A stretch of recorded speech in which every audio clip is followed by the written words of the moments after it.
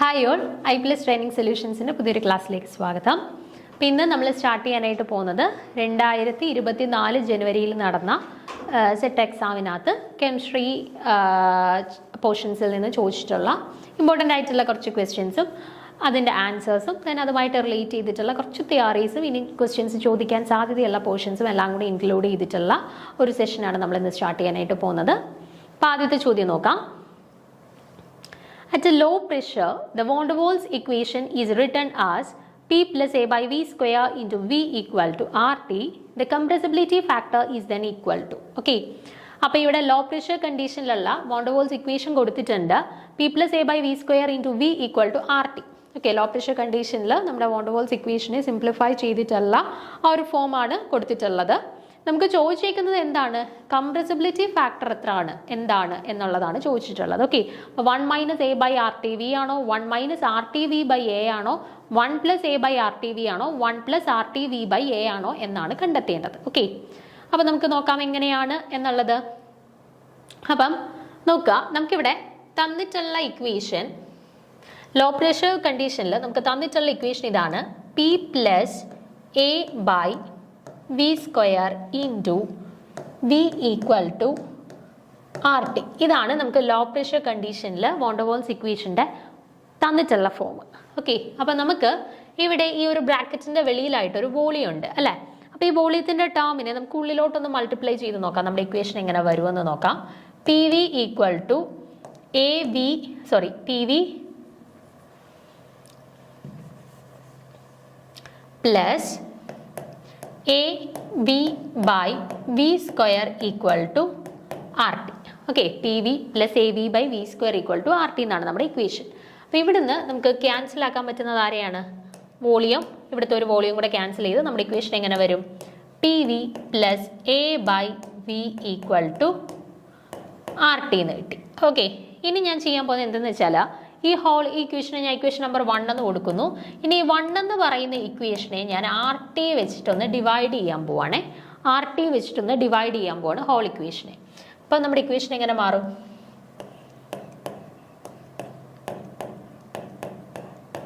എല്ലാ ടേമിനെയും R T വെച്ചിട്ട് ഡിവൈഡ് ചെയ്തു.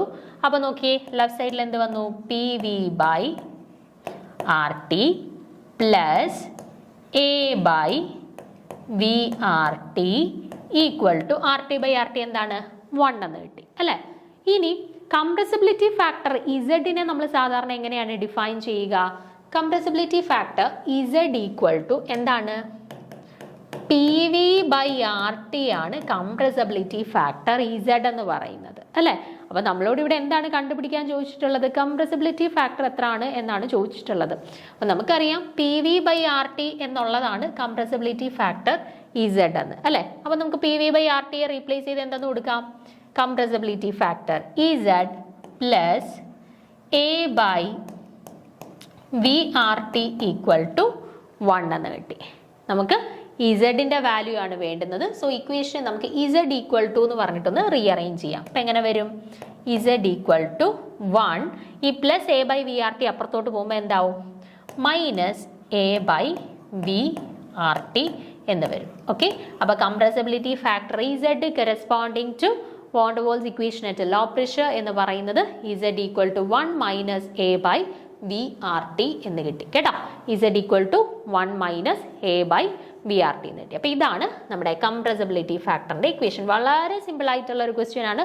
നമുക്ക് അവർ van der Waals equation at low pressure കണ്ടീഷനിൽ നിന്നും കംപ്രസിബിലിറ്റി ഫാക്ടർ കണ്ടുപിടിക്കുക എന്ന് പോലും അല്ല തന്നിട്ടുള്ളത്. ലോ പ്രഷർ കണ്ടീഷനിലുള്ള വാൻ ഡർ വാൾസ് ഇക്വേഷൻ അവർ ഡയറക്റ്റ് ആയിട്ട് നമ്മുടെ ചോദ്യത്തിൽ തന്നിട്ടുണ്ട്. P plus A by V square into V equal to R T എന്ന് പറഞ്ഞിട്ട് ക്വസ്റ്റ്യനിൽ തന്നിട്ടുണ്ട്. ദെൻ അതിൽ നിന്ന് നമ്മൾ ജസ്റ്റ് കംപ്രസിബിലിറ്റി ഫാക്ടർ കണ്ടുപിടിച്ചാൽ മതി. അപ്പോൾ കംപ്രസിബിലിറ്റി ഫാക്ടർ എന്ന് പറയുന്നത് P V by R T ആണ് എന്നുള്ളത് അറിഞ്ഞിരിക്കുകയാണ് എന്നുണ്ടെങ്കിൽ നമുക്ക് വളരെ സിമ്പിളായിട്ട് ചെയ്യാൻ പറ്റുന്ന ഒരു ക്വസ്റ്റ്യൻ ആണ് കേട്ടോ. അപ്പോൾ ഇവിടെ കറക്റ്റ് ആൻസർ ആയിട്ട് വരുന്നത് ഏതാണ്? ഓപ്ഷൻ എ ആണ്. 1 minus A by R T V. ഇതാണ് നമ്മുടെ കംപ്രസിബിലിറ്റി ഫാക്ടർ ഇസഡ് ആയിട്ട് വരുന്നത്. ഓക്കെ ആണല്ലോ. അടുത്ത ക്വസ്റ്റ്യനിലോട്ട് പോവാം. Which of the following is correct option for the free expansion of an ideal gas under adiabatic condition? ഇപ്പോൾ ഇവിടെ നോക്കിക്കേ, എന്താ ക്വസ്റ്റ്യനിൽ ചോദിച്ചിരിക്കുന്നത്? Which of the following is the correct option for the free expansion? അല്ലേ, ഫ്രീ എക്സ്പാൻഷൻ്റെ corresponding ആയിട്ടുള്ള free എക്സ്പാൻഷനും മറ്റൊരു കണ്ടീഷനോട് പറഞ്ഞിട്ടുണ്ട് of an ideal gas under adiabatic condition. Adiabatic കണ്ടീഷനിൽ ഫ്രീ എക്സ്പാൻഷൻ നടക്കുകയാണ്. അങ്ങനെയാണെന്നുണ്ടെങ്കിൽ ഈ അഡയബറ്റിക് കണ്ടീഷനെ നമ്മൾ കൺസിഡർ ചെയ്യേണ്ടതാണ്, ഫ്രീ എക്സ്പാൻഷൻ നമ്മൾ കൺസിഡർ ചെയ്യേണ്ടതാണ്. ഈ രണ്ട് കണ്ടീഷൻസും ഫോളോ ചെയ്യുന്ന ഒരു സിസ്റ്റത്തിൽ ഈ പറയുന്നതിൽ ഏത് കണ്ടീഷൻസ് ആണ് കൃത്യമായിട്ട് ഫോളോ ചെയ്യുന്നതെന്നാണ് ചോദിച്ചിട്ടുള്ളത്. Q = 0, delta T less than 0, W not equal to 0 ആണോ, അതോ Q = 0, delta T not equal to 0 and W equal to 0 ആണോ, or Q = 0, delta T equal to 0 and W equal to 0 ആണോ, and or Q not equal to 0 and delta T and W equal to 0 ആണോ. ഇതിൽ ഏതാണ് correct ആയിട്ട് ഒരു free expansion with an adiabatic condition follow ചെയ്യുന്നത് എന്നാണ് നമ്മളോട് ചോദിച്ചിട്ടുള്ളത്. ഓക്കെ, അപ്പോൾ നമുക്ക് നോക്കാം. നമുക്കറിയാം ഒരു ഫ്രീ എക്സ്പാൻഷൻ്റെ കേസിൽ ഫ്രീ എക്സ്പാൻഷനാണ്. അപ്പം നമ്മൾ അവിടെ പ്രത്യേകിച്ച് എക്സ്റ്റേണൽ പ്രഷർ വല്ലതും അപ്ലൈ ചെയ്യണോ? വേണ്ട. ഫ്രീ എക്സ്പാൻഷൻ്റെ കേസിൽ നമ്മൾ പ്രത്യേകിച്ച് അവിടെ എക്സ്റ്റേണൽ പ്രഷർ ഒന്നും അപ്ലൈ ചെയ്യേണ്ട. ഫ്രീ എക്സ്പാൻഷനാണ് നടക്കുന്നത്. സോ പി എക്സ്റ്റേണലിൻ്റെ വാല്യൂ 0 ആയിരിക്കും എന്നുള്ളത് നമുക്കറിയാം. ഓക്കെ, അപ്പോൾ ഒരു ഫ്രീ എക്സ്പാൻഷൻ്റെ കേസിൽ പി എക്സ്റ്റേണലിൻ്റെ വാല്യൂ നമ്മൾ അപ്ലൈ ചെയ്യേണ്ട പ്രഷറിൻ്റെ വാല്യൂ എന്ന് പറയുന്നത് ഫ്രീ എക്സ്പാൻഷനിൽ 0 ആണ്. ഓക്കെ, നമുക്കറിയാം വർക്ക് ഡൺ എന്ന് പറയുന്നത് -P ആണ്. ആണ്. പക്ഷേ നമ്മുടെ ഫ്രീ എനർജിയുടെ കേസിൽ ഫ്രീ എക്സ്പാൻഷൻ്റെ കേസിൽ പി എക്സ്റ്റേണൽ എന്ന് പറയുന്നത് ഓൾറെഡി എന്താണ്? 0 ആണ്. അപ്പം 0 × dV എന്ന് പറയുന്നത് എന്തേ വരുള്ളൂ? 0 വരുള്ളൂ അല്ലേ. അപ്പോൾ നമുക്ക് ഒരു കണ്ടീഷൻ കിട്ടി. ഡബ്ല്യൂയുടെ വാല്യൂ എന്തായിരിക്കും? ഒരു free expansion in an adiabatic കണ്ടീഷനിൽ ഡബ്ല്യൂൻ്റെ വാല്യൂ എന്തേ വരുള്ളൂ? 0 വരുള്ളൂ. അപ്പോൾ ഒന്നാമത്തെ ഒരു കണ്ടീഷൻ നമുക്ക് കിട്ടിക്കഴിഞ്ഞു. വർക്ക് എന്ന് പറയുന്നത് 0 ആയിരിക്കും. ഇനി അഡയബറ്റിക് പ്രോസസ് ആണ് എന്ന് നമുക്ക് ഓൾറെഡി ക്വസ്റ്റ്യനിൽ തന്നിട്ടുണ്ട്. ഫ്രീ എക്സ്പാൻഷൻ ആണ്, അത് അഡയബറ്റിക് കണ്ടീഷനിലാണ് നടക്കുന്നത് എന്നുള്ളത് ക്വസ്റ്റ്യനിൽ തന്നിട്ടുണ്ട്. അപ്പോൾ നമുക്കറിയാം അഡയബറ്റിക് കണ്ടീഷനിൽ there is no heat exchange between the system and surroundings അല്ലേ. സിസ്റ്റത്തിൻ്റെയും സറൗണ്ടിങ്സിൻ്റെയും ഇടയിൽ പ്രത്യേകിച്ച് ഹീറ്റ് എക്സ്ചേഞ്ച് നടക്കുന്നില്ല. സോ Q എന്ന് പറയുന്നത് അഡയബറ്റിക് പ്രോസസ്സിൽ എന്തായിരിക്കും? 0 ആയിരിക്കും അല്ലേ. അപ്പോൾ ഒരു അഡയബറ്റിക് പ്രോസസ്സിൻ്റെ കറസ്പോണ്ടിങ് ആയിട്ടുള്ള Qൻ്റെ വാല്യൂ എന്ന് പറയുന്നത് എന്തായിട്ട് നമുക്ക് സബ്സ്റ്റിറ്റ്യൂട്ട് ചെയ്യാം? 0 ആയിട്ട് നമുക്ക് സബ്സ്റ്റിറ്റ്യൂട്ട് ചെയ്യാം അല്ലേ. ഇനി നമുക്കറിയാം ഫസ്റ്റ് ലോ ഓഫ് തെർമോഡൈനാമിക്സ് പ്രകാരം ഡെൽറ്റ U ഈക്വൽ ടു എന്താണ്? Q + W ആണ് അല്ലേ. Delta U equal to Q + W ആണ്. അതായത് ഇന്റേണൽ എനർജി ചേഞ്ച് എന്ന് പറയുന്നത് sum of the quantity of heat and work done ആണ് അല്ലേ. അപ്പോൾ Q + W ആണ് U എന്ന് പറയുന്നത് നമുക്കറിയാം. പക്ഷേ അഡയബറ്റിക് പ്രോസസ്സ് ആയതുകൊണ്ട് തന്നെ എന്താണ് quantity of heat absorbed or revolved എന്ന് പറയുന്നത് എന്താണ്? 0 ആണ്. നമ്മൾ ഓൾറെഡി കണ്ടുപിടിച്ച് വെച്ചിട്ടുണ്ട് Qൻ്റെ വാല്യൂ 0 ആണെന്ന്. അപ്പം നമുക്ക് എന്ത് എഴുതാം? Delta U equal to 0 plus work done എന്താണ്? ഫ്രീ എക്സ്പാൻഷൻ്റെ കേസിൽ വർക്ക് ഡൺ എന്ന് പറയുന്നത് 0 ആണെന്ന് നമ്മൾ ഓൾറെഡി കണ്ടുപിടിച്ച് വെച്ചു. അപ്പോൾ 0 + 0 ഈക്വൽ ടു 0 എന്ന് കിട്ടി. അതായത് ഡെൽറ്റ U ഇന്റേണൽ എനർജി എന്ന് പറയുന്നത് 0 ആയിട്ട് നമുക്ക് കിട്ടി. ഓക്കെ, നമുക്കറിയാം internal energy is A function of pressure and temperature അല്ലേ. ഇന്റേണൽ എനർജി എന്ന് പറയുന്നത് പ്രഷറിൻ്റെയും ടെമ്പറേച്ചറിൻ്റെയും ഒരു ഫങ്ഷനാണ്. ഓക്കെ, അപ്പോൾ ഇന്റേണൽ എനർജി ചേഞ്ച് 0 ആണ് എന്നുണ്ടെങ്കിൽ അവിടുത്തെ ഡെൽറ്റ ടി എന്തായിരിക്കും? ടെമ്പറേച്ചർ ചേഞ്ചും എന്തായിരിക്കും? 0 ആയിരിക്കും. ഇന്റേണൽ എനർജി ചേഞ്ച് സെയിം ആണെന്ന് മീൻസ് രണ്ട് ഇന്റേണൽ എനർജീസും സെയിം ആണ് അല്ലേ. അപ്പോൾ ഇന്റേണൽ എനർജി എന്ന് പറയുന്നത് ഫംഗ്ഷൻ ഓഫ് ടെമ്പറേച്ചർ ആണ്. അപ്പോൾ രണ്ട് ടെമ്പറേച്ചേഴ്സും എന്ത് തന്നെയായിരിക്കും? സെയിം തന്നെയായിരിക്കും. അല്ലെങ്കിൽ ഡെൽറ്റ ടി എന്ന് പറയുന്ന രണ്ട് ടെമ്പറേച്ചേഴ്സിൻ്റെ ഡിഫറൻസ് എന്ന് പറയുന്നത് എന്തായിരിക്കും? 0 തന്നെയായിരിക്കും. ക്ലിയർ ആണോ? നമുക്കറിയാം ആദ്യത്തെ കണ്ടീഷൻ നമ്മൾ പറഞ്ഞു ഫ്രീ എക്സ്പാൻഷൻ്റെ കേസാണ്. അപ്പോൾ പി എക്സ്റ്റേണൽ എന്ന് പറയുന്നത് ജനറലി 0 ആയിരിക്കും. അപ്പോൾ വർക്ക് ഡൺ എന്ന് പറയുന്നത് -PdV ആണ്. അപ്പോൾ പി എന്ന് പറയുന്നത് 0 ആണെങ്കിൽ വർക്ക് ഡൺ 0 ആയിരിക്കും. അപ്പോൾ അതിനകത്ത് നമുക്ക് W = 0 എന്ന് പറയുന്നത് കിട്ടിക്കഴിയും. അതിനുശേഷം പിന്നെ നമ്മൾ നോക്കിയത് എന്താണ്? അഡയബറ്റിക് പ്രോസസ് ആണ്. അപ്പോൾ there is no heat exchange between system and surroundings. So Qൻ്റെ വാല്യൂ എന്ത് തന്നെയായിരിക്കും? 0 ആയിരിക്കും. ഇനി നമുക്കറിയാം ഫസ്റ്റ് ലോ ഓഫ് തെർമോഡൈനാമിക്സ് പ്രകാരം ഡെൽറ്റ U എന്ന് പറയുന്നത് Q + W ആണ്. അപ്പോൾ W ഓൾറെഡി 0 ആണെന്ന് കിട്ടി. അഡയബറ്റിക് പ്രോസസ് ആയതുകൊണ്ട് Qയും 0 ആണ്. അപ്പോൾ ഡെൽറ്റ Uൻ്റെ വാല്യൂ 0 ആയിരിക്കും ഇവിടെ. അഡയബറ്റിക് ഫ്രീ എക്സ്പാൻഷൻ്റെ കേസിൽ ഡെൽറ്റ Uൻ്റെ വാല്യൂ 0 ആയിരിക്കും. അപ്പോൾ U എന്ന് പറയുന്നത് ഇന്റേണൽ എനർജി എന്ന് പറയുന്നത് it is A function of temperature. Okay, അപ്പോൾ ഇന്റേണൽ എനർജി ചേഞ്ച് 0 ആണ് എന്നുണ്ടെങ്കിൽ അവിടുത്തെ ടെമ്പറേച്ചർ ചേഞ്ചും എന്ത് തന്നെയായിരിക്കും? 0 ആയിരിക്കും. അപ്പോൾ നമുക്ക് കിട്ടി ഡെൽറ്റ ടിയും എന്ത് തന്നെയാണെന്ന് കിട്ടി? 0 ആണെന്ന് കിട്ടി. അപ്പം നമ്മുടെ ഏത് കണ്ടീഷൻസ് ആണ് ഇവിടെ കറക്റ്റ് ആയിട്ട് വരുന്നത്? Adiabatic process and there is no heat exchange between system and surroundings. So Q = 0. Then for free expansion, the external pressure is 0. So minus PdV equal to 0 or work done equal to 0. അതിനുശേഷം delta T. Since delta U equal to 0 and U is a function of temperature, we can say that delta T is also 0. അപ്പോൾ നമുക്ക് ഒരു free expansion process in an adiabatic കണ്ടീഷൻ്റെ corresponding ആയിട്ട് ക്യൂവിൻ്റെ value 0 ആണ്, ഡബ്ല്യുവിൻ്റെ value 0 ആണ്, delta ടിൻ്റെ value 0 ആണെന്ന് കിട്ടി. സോ കറക്റ്റ് ആൻസർ എന്ന് പറയുന്നത് ഓപ്ഷൻ സി ആണ്. ഓക്കെ ആണോ? അപ്പോൾ അടുത്ത ചോദ്യത്തിലോട്ട് പോവാം. അപ്പോൾ മൂന്നാമത്തെ ക്വസ്റ്റ്യൻ നോക്കുക. In the melting of ice which one of the conditions will be more favourable? Okay, അപ്പോൾ ഇവിടെ 4 കണ്ടീഷൻസ് തന്നിട്ടുണ്ട്. ഇതിൽ മെൽറ്റിംഗ് ഓഫ് ഐസുമായിട്ട് റിലേറ്റ് ചെയ്തിട്ട് മോർ ഫേവറബിൾ ആയിട്ടുള്ള കണ്ടീഷൻ ഏതാണ് എന്നാണ് ചോദിച്ചിട്ടുള്ളത്. Low temperature and low pressure ആണോ, high temperature and high pressure ആണോ, high temperature and low pressure ആണോ, low temperature and high pressure ആണോ? ഇതിലേത് കണ്ടീഷനാണ് ഐസിൻ്റെ മെൽറ്റിങ്ങുമായിട്ട് റിലേറ്റ് ചെയ്തിട്ടുള്ള കണ്ടീഷൻ എന്നാണ് ചോദിച്ചിട്ടുള്ളത്. ഓക്കെ, അപ്പം നമുക്ക് നോക്കാം. ഇപ്പം നോർമലി നോക്കിക്കേ, ഐസ് മെൽറ്റ് ചെയ്യണം. ഐസ് മെൽറ്റ് ചെയ്യണം മീൻസ് ഐസ് ഹീറ്റിനെ അബ്സോർബ് ചെയ്യണം. എൻഡോതേർമിക് പ്രോസസ്സാണ് അല്ലേ? എൻഡോതേർമിക് പ്രോസസ്സാണ്. ഹീറ്റിനെ അബ്സോർബ് ചെയ്താൽ മാത്രമേ ഐസ് മെൽറ്റ് ചെയ്ത് വാട്ടർ ആവത്തുള്ളൂ അല്ലേ? അപ്പോൾ ടെമ്പറേച്ചർ ഏത് ലോ ടെമ്പറേച്ചർ ആയിരിക്കും നമ്മൾ അപ്ലൈ ചെയ്യേണ്ടി വരിക? ഹൈ ടെമ്പറേച്ചർ ആയിരിക്കുമോ?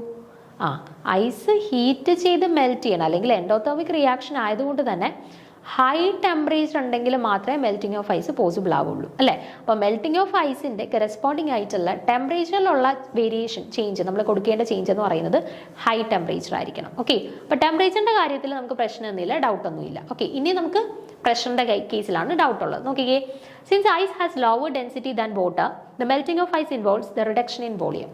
ഇവിടെ നിങ്ങൾ നോക്കിക്കേ, നമുക്കറിയാം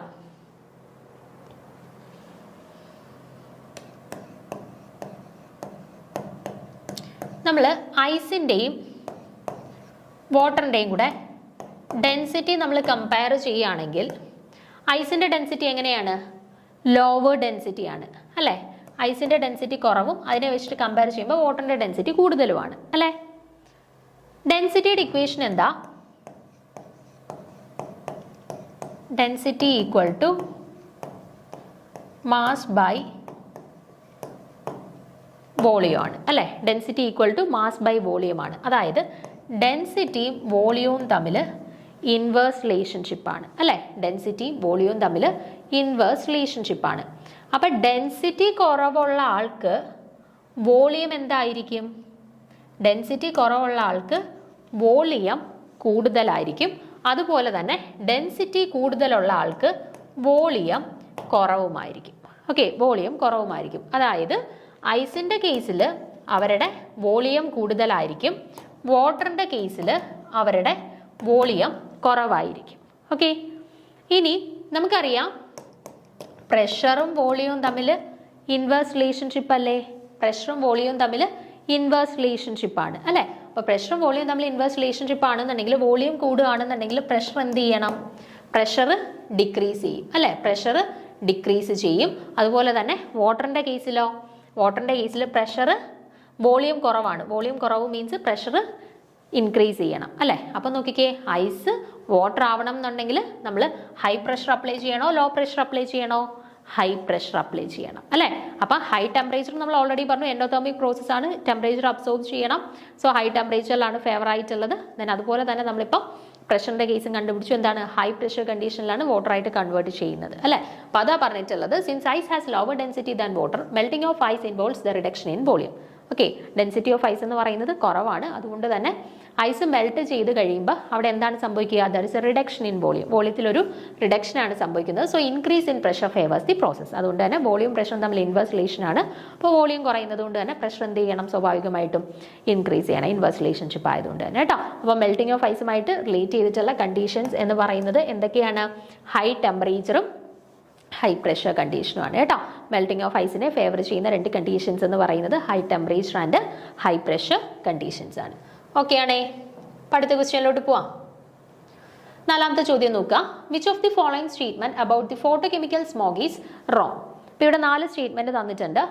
ഫോട്ടോകെമിക്കൽ സ്മോഗുമായിട്ട് റിലേറ്റ് ചെയ്തിട്ടുള്ള സ്റ്റേറ്റ്മെന്റ് ആണ്. അതിലൊരു സ്റ്റേറ്റ്മെന്റ് റോങ് ആണ്, 3 സ്റ്റേറ്റ്മെന്റ് കറക്റ്റ് ആണ്. ഓക്കെ, അപ്പോൾ റോങ് ആയിട്ടുള്ള സ്റ്റേറ്റ്മെന്റ് കണ്ടുപിടിക്കാനായിട്ടാണ് പറഞ്ഞിട്ടുള്ളത്. ഓക്കെ, അപ്പോൾ നമ്മുടെ എൻവയോൺമെൻറ്റൽ കെമിസ്ട്രി ആയിട്ട് റിലേറ്റ് ചെയ്തിട്ട് നമ്മൾ പ്രീവിയസ് ഇയർ ക്വസ്റ്റ്യൻസ് നിങ്ങൾ നോക്കിക്കഴിഞ്ഞാൽ 2-3 പ്രാവശ്യമായിട്ട് റിപ്പീറ്റ് ചെയ്തിട്ടുള്ള ഒരു പോർഷനാണ് ഫോട്ടോകെമിക്കൽ സ്മോഗ് അല്ലെങ്കിൽ സ്മോഗ് എന്ന് പറയുന്ന portion.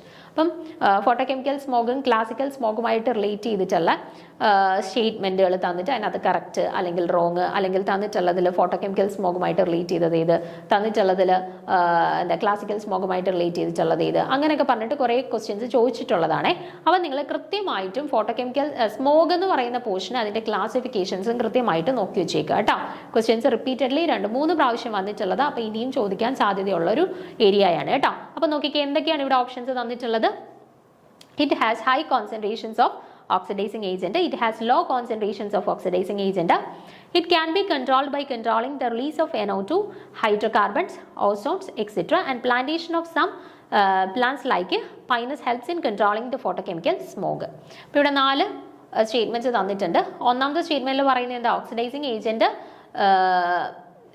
High concentration of oxidising agent, photochemical സ്മോഗുമായിട്ട് അസോസിയേറ്റ് ചെയ്തിട്ട് ഓക്സിഡൈസിങ് ഏജൻസിൻ്റെ കോൺസെൻട്രേഷൻ ഭയങ്കര കൂടുതലാണ്. രണ്ടാമത്തെ ഓപ്ഷനിൽ പറഞ്ഞേക്കുന്നു ഫോട്ടോകെമിക്കൽ സ്മോഗുമായിട്ട് റിലേറ്റ് ചെയ്ത് നോക്കുകയാണെന്നുണ്ടെങ്കിൽ ഓക്സിഡൈസിങ് ഏജൻസിൻ്റെ കോൺസെൻട്രേഷൻ തീരെ കുറവാണ്.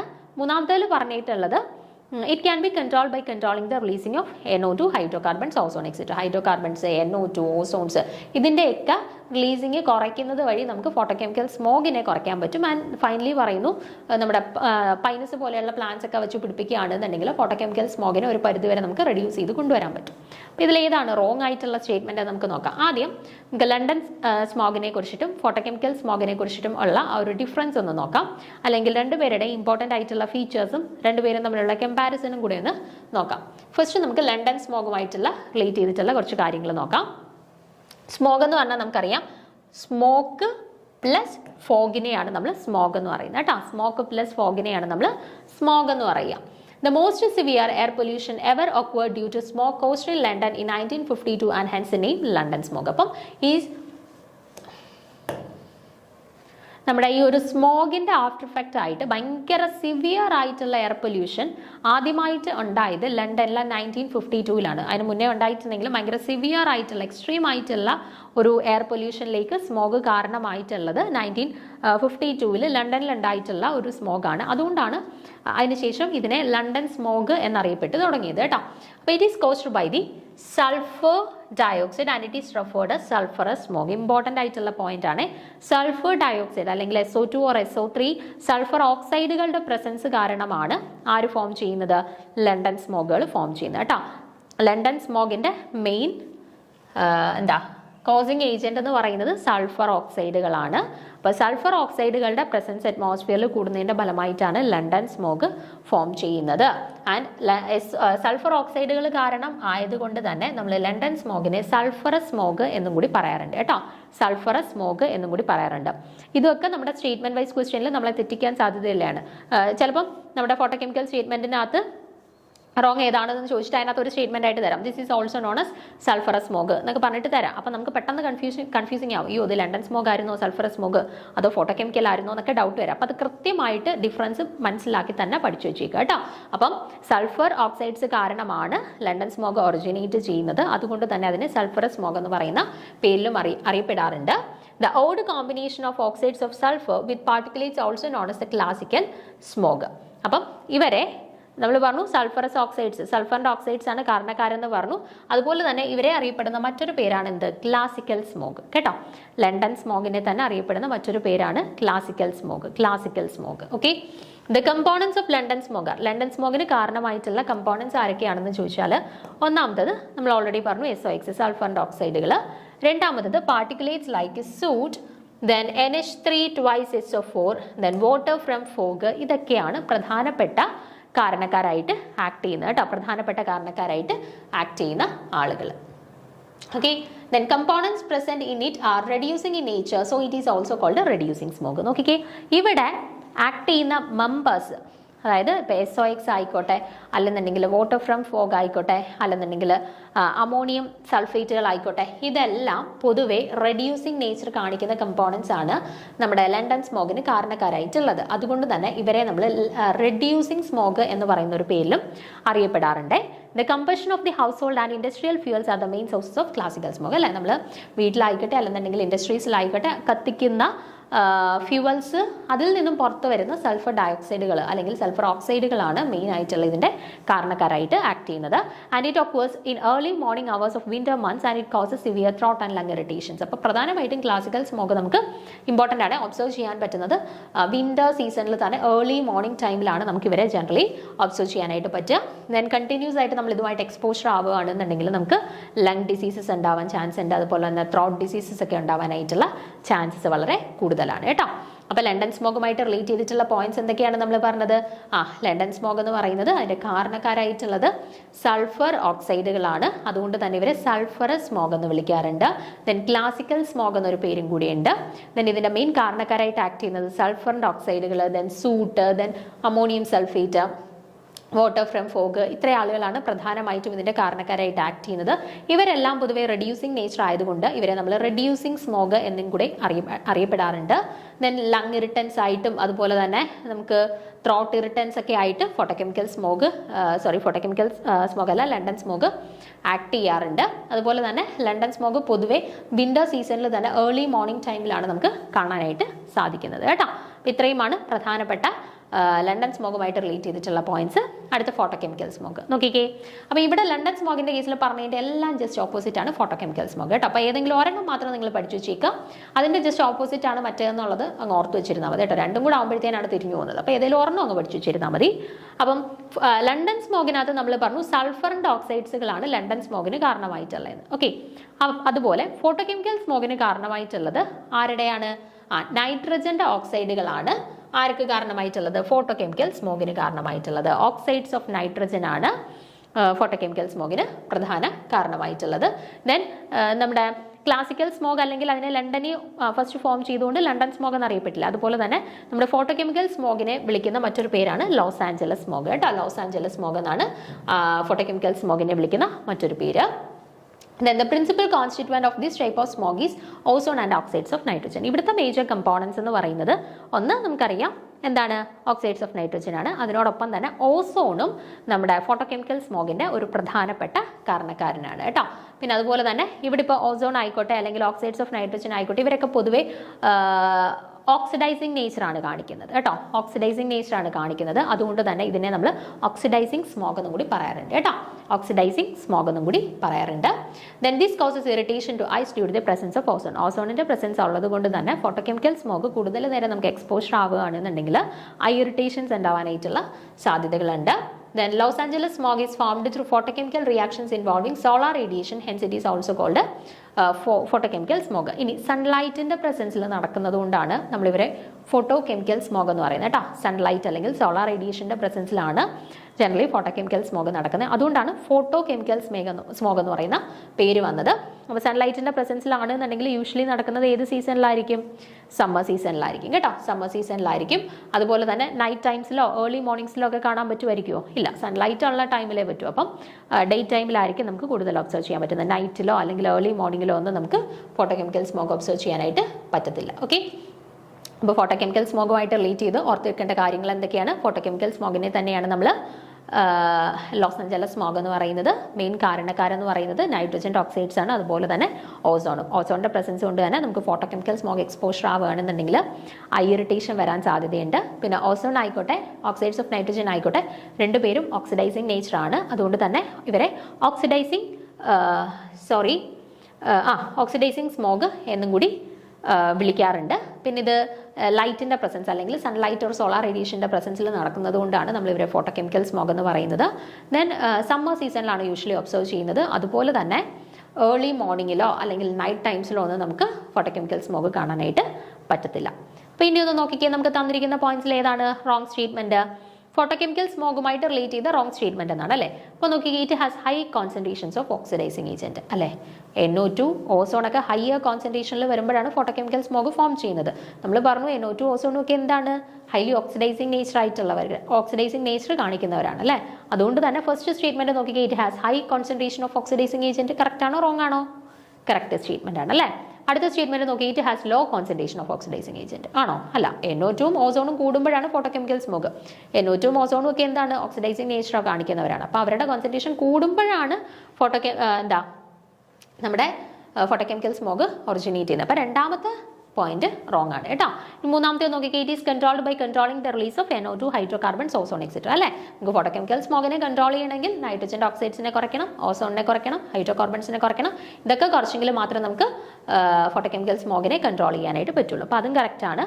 Then plantation of some plants like pinus helps in control photochemical smog. Pinus പോലെയുള്ള പ്ലാന്റ്സ് ഒക്കെ നമ്മൾ നട്ട് വളർത്തുകയാണെന്നുണ്ടെങ്കിൽ ഇത് അറ്റ്മോസ്ഫിയറിലുള്ള നൈട്രജൻ NOയെ നമ്മുടെ NO2 ആയിട്ട് കൺവേർട്ട് ചെയ്യുന്നത് മാക്സിമം തടയും, അവരുടെ ഡീകമ്പോസിഷൻ തടയുകയും അതുവഴി ഫോട്ടോകെമിക്കൽ സ്മോഗിനെ കുറച്ചൊന്ന് കൺട്രോൾ ചെയ്ത് നിർത്താനായിട്ട് സാധിക്കുകയും ചെയ്യും. അപ്പം രണ്ടാമത്തെയും സ്റ്റേറ്റ്മെൻറ്റ് മാത്രമേ ഉള്ളൂ ഇവിടെ റോങ് ആയിട്ടുള്ളത്. ഫസ്റ്റ് സ്റ്റേറ്റ്മെൻറ്റ് കറക്റ്റ് ആണെന്ന് നമ്മൾ കണ്ടു, C കറക്റ്റാണ്, D കറക്റ്റാണ് കേട്ടോ.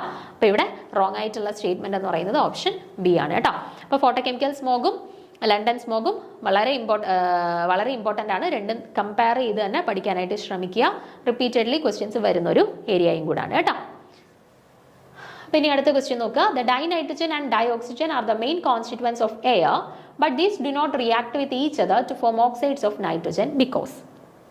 നോക്കിക്കേ, ഡൈനൈട്രജനും ഡൈഓക്സിജനും നമ്മുടെ എയറിൽ ഇമ്പോർട്ടൻ്റ് ആയിട്ടുള്ള രണ്ട് കമ്പോണൻസ് ആണ് അല്ലേ. ഓക്സിജനും നൈട്രജനും എയറിൽ ഇമ്പോർട്ടൻ്റ് ആയിട്ടുള്ള അല്ലെങ്കിൽ എയറിൽ മോസ്റ്റ് ആയിട്ട് പ്രസൻ്റ് ആയിട്ടുള്ള രണ്ട് കമ്പോണൻസ് ആണ്. പക്ഷേ ഇവർ തമ്മിൽ പരസ്പരം റിയാക്ട് ചെയ്തിട്ട് ഈ അറ്റ്മോസ്ഫിയറിലുള്ള നൈട്രജനും ഓക്സിജനും കൂടെ പരസ്പരം റിയാക്ട് ചെയ്തിട്ട് നൈട്രജൻ്റെ ഓക്സൈഡുകളായിട്ട് അത് മാറുന്നില്ല. എന്തുകൊണ്ട് എന്നാണ് ചോദിച്ചിരിക്കുന്നത്. ഓക്കെ, ഓപ്ഷൻസ് ഒന്ന് വായിച്ചു നോക്കിക്കേ. Oxides of nitrogen are unstable. ഒന്നാമത്തെ ഓപ്ഷനിൽ പറയുന്നു നൈട്രജൻ്റെ ഓക്സൈഡ്സ് ഒക്കെ ജനറലി അൺസ്റ്റേബിൾ ആയതുകൊണ്ടാണെന്ന്. രണ്ടാമത്തേൽ പറയുന്നു N2 and O2 are unreactive. Okay, മൂന്നാമത്തേൽ നോക്കി the reaction can be initiated only in the presence of a catalyst. ഒരു കാറ്റലിസ്റ്റ് ഉണ്ടെങ്കിൽ മാത്രമേ N2 O2 റിയാക്ട് ചെയ്ത് NO2 ഫോം ചെയ്യുള്ളൂ എന്നാണ് ഓപ്ഷൻ സിയിൽ പറയുന്നത്. ആൻഡ് ഓപ്ഷൻ ഡിയിൽ പറയുന്നു the reaction is endothermic and requires higher temperature. Endothermic reaction ആണ്, ഹൈ ടെമ്പറേച്ചർ ഉണ്ടെങ്കിൽ മാത്രമേ റിയാക്ഷൻ നടക്കുകയുള്ളൂ എന്ന് പറയുന്നു. ഓക്കെ, അപ്പോൾ ഇതിൽ ഏതായിരിക്കും കറക്റ്റ് റീസൺ എന്നുള്ളത് നമുക്കൊന്ന് നോക്കാം. The two main constituent gases of air are dinitrogen and dioxygen. Although being present in large amounts in air, they do not react with each other to form oxides of nitrogen. അല്ലേ, നമുക്കറിയാം nitrogen ആയിക്കോട്ടെ oxygen ആയിക്കോട്ടെ നമ്മുടെ അറ്റ്മോസ്ഫിയറിൽ നല്ല രീതിയിൽ abundant ആയിട്ട് present ആയിട്ടുള്ളവരാണ്. പക്ഷെ ഒരിക്കലും ഈ നൈട്രജനും ഓക്സിജനും ഡയറക്ട്ലി റിയാക്ട് ചെയ്തിട്ട് നമുക്ക് ഒരിക്കലും NO2 ഫോം ചെയ്യുന്നില്ല. എന്തുകൊണ്ടായിരിക്കും അപ്പം? This is because dinitrogen has a triple bond between them and two nitrogen atoms, and for dinitrogen and dioxygen to react, this triple bond need to be broken. അപ്പം നോക്കിക്കേ, ഇവിടെ നമ്മൾ ഡൈനൈട്രജനും ഡയോക്സിജൻ്റെയും കേസാണ് പറഞ്ഞത് അല്ലേ. അപ്പം ഡൈനൈട്രജൻ എന്ന് പറയുമ്പോൾ നൈട്രജൻ്റെ ഇടയിൽ ഏത് ബോൺസ് ആണ് പ്രസൻ്റ് ആയിട്ടുള്ളത്? ട്രിപ്പിൾ ബോൺസ് ആണ് അല്ലേ. ഓക്സിജൻ്റെ ഇടയിൽ ഡബിൾ ബോൺസും അല്ലേ. അപ്പോൾ ഈ ട്രിപ്പിൾ ബോണ്ടഡ് ആയിട്ടുള്ള നൈട്രജൻ ഓക്സിജനുമായിട്ട് റിയാക്ട് ചെയ്യണമെങ്കിൽ ഇവർക്കിടയിലുള്ള ഈ 3 ട്രിപ്പിൾ ബോണ്ടും ബ്രേക്ക് ചെയ്തെങ്കിൽ മാത്രമേ അവർക്ക് ആരുമായിട്ട് റിയാക്ട് ചെയ്യാൻ പറ്റൂ? ഓക്സിജനുമായിട്ട് റിയാക്ട് ചെയ്യാനായിട്ട് പറ്റുള്ളൂ അല്ലേ. അപ്പോൾ ട്രിപ്പിൾ ബോണ്ട് ബ്രേക്ക് ചെയ്യണമെങ്കിൽ നമുക്ക് കുറച്ച് എനർജി മതിയോ? ഇല്ല, കുറച്ച് കൂടുതൽ എനർജി അപ്ലൈ ചെയ്താൽ മാത്രമേ പ്രൊവൈഡ് ചെയ്താൽ മാത്രമേ എന്ത് ചെയ്യാൻ പറ്റുള്ളൂ? നമുക്ക് ട്രിപ്പിൾ ബോണ്ട് ബ്രേക്ക് ചെയ്യാനായിട്ട് പറ്റുള്ളൂ അല്ലേ. Therefore, for this reaction to take place, it would require high temperature to generate enough energy to break the triple bond in dinitrogen. അപ്പോൾ അതുകൊണ്ട് തന്നെ നമുക്ക് കൂടുതൽ എനർജി ആവശ്യമായിട്ട് വരുന്നത് കൊണ്ട് തന്നെ നമ്മളൊരു ഹയർ ടെമ്പറേച്ചർ അപ്ലൈ ചെയ്താൽ മാത്രമേ നമുക്ക് ഈ ഒരു ഡൈനൈട്രജൻ്റെ ഇടയിലുള്ള ആ ഒരു ട്രിപ്പിൾ ബോണ്ട് ബ്രേക്ക് ചെയ്തിട്ട് അവരെ ഓക്സിജനുമായിട്ട് റിയാക്ട് ചെയ്യിക്കാനായിട്ട് നമുക്ക് സാധ്യമാകത്തുള്ളൂ കേട്ടോ. അപ്പോൾ ഒരു ഹയർ ടെമ്പറേച്ചർ പ്രൊവൈഡ് ചെയ്തെങ്കിൽ മാത്രമേ ഈ ഒരു റിയാക്ഷൻ നമുക്ക് ക്യാരിഡ് ഔട്ട് ചെയ്യാൻ പറ്റുള്ളൂ. അപ്പോൾ എന്തായിരിക്കും നൈട്രജനും ഓക്സിജനും കൂടെ റിയാക്ട് ചെയ്ത് നൈട്രജൻ്റെ ഓക്സൈഡ്സ് ഫോം ചെയ്യാതിരിക്കാനുള്ള reason? Because the reaction is endothermic and requires very higher temperature. നമുക്ക് ഭയങ്കരമായിട്ടുള്ള ടെമ്പറേച്ചേഴ്സ് സപ്ലൈ ചെയ്ത് പ്രൊവൈഡ് ചെയ്തെങ്കിൽ മാത്രമേ റിയാക്ഷൻ നടക്കുകയുള്ളൂ. Because it is highly endothermic reaction കേട്ടോ. അപ്പോൾ ആ ഒരു റീസൺ കൊണ്ടിട്ടാണ് നൈട്രജനും ഓക്സിജനും പരസ്പരം റിയാക്ട് ചെയ്തിട്ട് NO2 അല്ലെങ്കിൽ നൈട്രജൻ്റെ ഓക്സൈഡുകൾ ഫോം ചെയ്യാത്തത്. ഓക്കെ ആണേ. ഓപ്ഷൻ ഡി ആണ് കറക്റ്റ് ആൻസർ. ആറാമത്തെ ചോദ്യത്തിലോട്ട് പോവാം. The gas leaked from a storage tank of a Union Carbide plant in the Bhopal gas tragedy is. അപ്പം ഇത് റിപ്പീറ്റഡ്ലി നമുക്കിപ്പോൾ കെമിസ്ട്രി ബേസ്ഡ് ആയിട്ടുള്ള ഒരു എക്സാം തന്നെ ആവണം എന്നില്ല. നോർമലി നടക്കുന്ന PSC എക്സാംസിന് പോലും റിപ്പീറ്റഡ്ലി ചോദിക്കുന്ന ഒരു ചോദ്യമാണ്. എല്ലാവർക്കും ഫെമിലിയർ ആയിട്ടുള്ള ഒരു ക്വസ്റ്റ്യൻ ആണ്. എന്താ ചോദിച്ചിരിക്കുന്നത്? നമ്മുടെ ഭോപ്പാൽ ഗ്യാസ് ട്രാജഡിയുമായിട്ട് അസോസിയേറ്റ് ചെയ്തിട്ട് അവിടെ ഏത് ഗ്യാസിൻ്റെ ലീക്കേജ് ആണ് ഉണ്ടായിട്ടുള്ളത്, അല്ല ഏത് ഗ്യാസിൻ്റെ ലീക്കേജ് കാരണമാണ് ഈ ഒരു ഭോപ്പാൽ ഗ്യാസ് ട്രാജഡി ഉണ്ടായിട്ടുള്ളതെന്നാണ് ചോദിച്ചിട്ടുള്ളത്. മീഥൈൽ ഐസോസൈനേറ്റ് ആണോ, മീഥൈൽ അമീൻ ആണോ, ഫോസ്ജീൻ ആണോ, അമോണിയ ആണോ? ഓക്കെ, എല്ലാവർക്കും അറിയാവുന്ന ആൻസർ തന്നെയാണ്. ഏതാണ്? methyl isocyanate ആണ് അല്ലേ.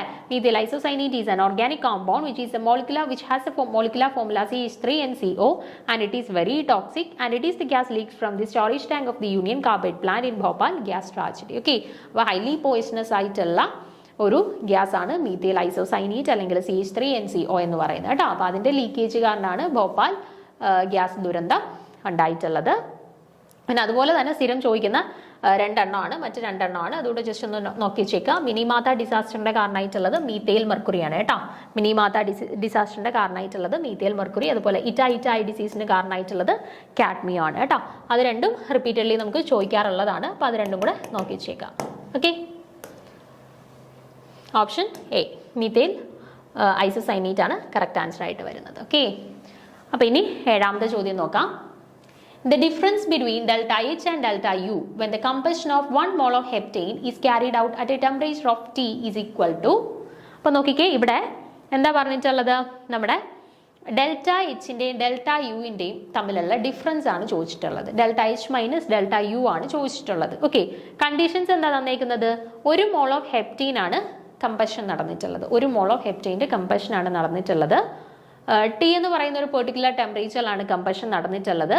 അങ്ങനെയാണെന്നുണ്ടെങ്കിൽ delta H minus delta U എത്ര വരും, എത്രയാണ് വാല്യൂ? -4RT ആണോ, +4RT ആണോ, +3RT ആണോ, -3RT ആണോ എന്നാണ് ക്വസ്റ്റ്യൻ. നമുക്ക് നോക്കാം. ദ കമ്പഷൻ റിയാക്ഷൻ നമുക്ക് നോക്കിക്കേ. ഹെപ്റ്റൈൻ്റെ കേസിലെ കമ്പഷൻ റിയാക്ഷൻ നമുക്ക് എങ്ങനെ എഴുതാം? ഹെപ്റ്റൈൻ എന്ന് പറയുമ്പം C7H16 ആണ് അല്ലേ. ഹെപ്റ്റൈൻ എന്ന് പറയുമ്പോൾ C7H16 ആണ്. അപ്പം ഹെപ്റ്റൈൻ കമ്പഷൻ നടന്നു മീൻസ് ആരുമായിട്ടാണ് റിയാക്ട് ചെയ്തത്?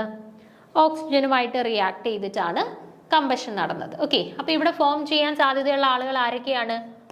എന്തായാലും H2Oയും CO2വുമാണ് ഫോം ചെയ്യുന്നത്. ഇനി നമുക്കിതിനെ എന്ത് ചെയ്യണം?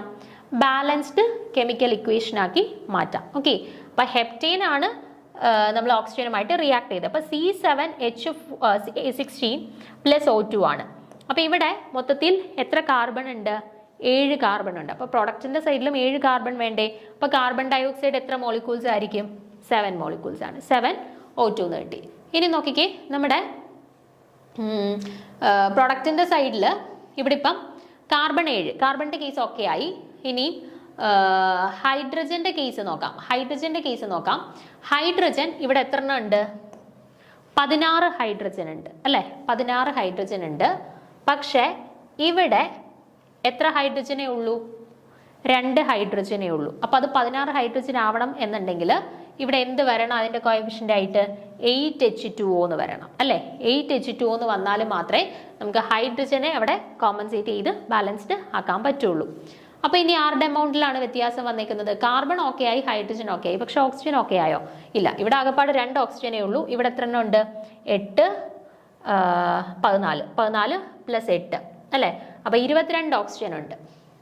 22 ഓക്സിജൻ ഉണ്ട്. അപ്പോൾ 22 ഓക്സിജൻ ഉണ്ടെന്നുണ്ടെങ്കിൽ ഇവിടെ ബാലൻസ് ചെയ്യുന്ന സമയത്ത് നമ്മൾ ഇവിടെ എത്ര എണ്ണം ഇട്ട് കൊടുക്കണം? 11 O2 ഇട്ട് കൊടുക്കണം. ഇപ്പോൾ ബാലൻസ്ഡ് ആയില്ലേ നോക്കിക്കേ. 7 carbon 7 carbon, 16 hydrogen 16 hydrogen, 22 oxygen, 8 + 14 22 oxygen. Okay ആണേ. അപ്പോൾ നമ്മുടെ ബാലൻസ്ഡ് കെമിക്കൽ ഇക്വേഷൻ കിട്ടിക്കഴിഞ്ഞു. ഇനി നമുക്ക് എന്താ കണ്ടുപിടിക്കാനായിട്ട് അവർ ചോദിച്ചിട്ടുള്ളത്? ഡെൽറ്റ എച്ചിൻ്റെയും ഡെൽറ്റ യുവിൻ്റെയും കൂടെ ഡിഫറൻസ് ആണ്. അതായത് delta H minus delta U എത്രയാണ് എന്ന് കണ്ടുപിടിക്കാൻ വേണ്ടിയിട്ടാണ് നമ്മളോട് ചോദിച്ചിട്ടുള്ളത്. അപ്പം നമുക്ക് ഡെൽറ്റ എച്ചിനെയും ഡെൽറ്റ യുവിനെയും കൂടെ കണക്ട് ചെയ്തിട്ടുള്ള ഒരു റിലേഷൻഷിപ്പ് നമുക്കറിയാം. എന്താണ്? H = U + PV അല്ലെങ്കിൽ H = E + PV, internal energy + PV. അല്ലെന്നുണ്ടെങ്കിൽ delta H = delta U + P delta V അല്ലേ. Delta H = delta U + P delta V എന്ന് പറയുന്ന ഒരു റിലേഷൻ നമുക്കറിയാം. അവിടുന്ന് ഡെൽറ്റ H മൈനസ് ഡെൽറ്റ യുവിനെ നമുക്ക് എങ്ങനെ എഴുതാം? Delta H minus delta U = എന്താ? P ഡെൽറ്റ വി എന്ന് എഴുതാം. ഓക്കെ, ഐഡിയൽ ഗ്യാസ് ആവുമ്പോഴത്തേന് P ഡെൽറ്റ വി = എന്താണ്? NRT അല്ലേ. P delta V = delta NRT അല്ലേ. P delta V = delta NRT അല്ലേ ഐഡിയൽ ഗ്യാസിൻ്റെ കേസിൽ. അപ്പോൾ നമുക്കിവിടെ P ഡെൽറ്റ വിയെ റീപ്ലേസ് ചെയ്ത് എന്ത് കൊടുക്കാം? Delta H minus delta U = delta NRT എന്ന് കൊടുക്കാം. Okay, delta N R T എന്ന് കൊടുക്കുക. ഇനി ഡെൽറ്റ എൻ എന്ന് പറയുന്നത് എന്താണ്? ഡെൽറ്റ എൻ എന്ന് പറയുന്നത് എന്താണ്? Number of gas molecules in the product side minus number of gas molecules at the reactant side കേട്ടോ. Number of gas molecules at the product side minus number of gas molecules at the reactant side. അപ്പോൾ ഇവിടെ നിങ്ങൾ നോക്കിക്കേ, gas ആയിട്ടുള്ള ആളുകൾ ആരൊക്കെയാണ്? Heptane എന്ന് പറയുന്നത് ലിക്വിഡ് സ്റ്റേറ്റിലാണ് അല്ലേ, ഓക്സിജൻ എന്ന് പറയുന്നത് ഗേഷ്യസ് സ്റ്റേറ്റിലാണ്, വാട്ടർ എന്ന് പറയുന്നത് ലിക്വിഡ് സ്റ്റേറ്റിലാണ്, ആൻഡ് CO2 കാർബൺ ഡയോക്സൈഡ് എന്ന് പറയുന്നത് ഗേഷ്യസ് സ്റ്റേറ്റിലാണ് അല്ലേ.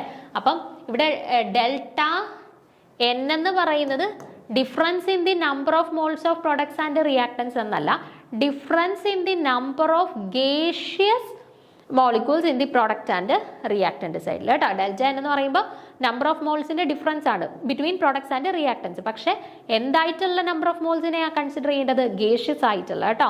ഗ്യാസസിന്റെ മാത്രം നമ്മൾ ഡിഫറൻസ് ഡെൽറ്റ എനിൽ കണക്കാക്കാറുള്ളൂ. ഇവിടെ ഡെൽറ്റ എൻ ജി എന്നാണ് ഇക്വേഷൻ വരുന്നത്, number of moles of gaseous reactants and പ്രോഡക്ട്സിന്റെ ഡിഫറൻസ്. അപ്പോൾ ഇവിടെ നോക്കിക്കേ, പ്രോഡക്റ്റിന്റെ സൈഡിൽ എത്ര ഗ്യാസ് മോളിക്യൂൾസ് ഉണ്ട്? 7 എണ്ണം ഉണ്ട്. റിയാക്ടന്റെ സൈഡിൽ എത്ര ഗ്യാസ് മോളിക്യൂൾസ് ഉണ്ട്? 11 എണ്ണം ഉണ്ട് അല്ലേ. അപ്പം delta N G equal to N of product minus N of reactant equal to 7 minus 11 equal to എന്താണ്? -4 എന്ന് കിട്ടി. അപ്പൊ ഡെൽറ്റ എന്നിന്റെ വാല്യൂ എന്ത് കിട്ടി? -4 എന്ന് കിട്ടി. അപ്പൊ നമുക്ക് സബ്സ്റ്റിറ്റ്യൂട്ട് ചെയ്യാമല്ലോ.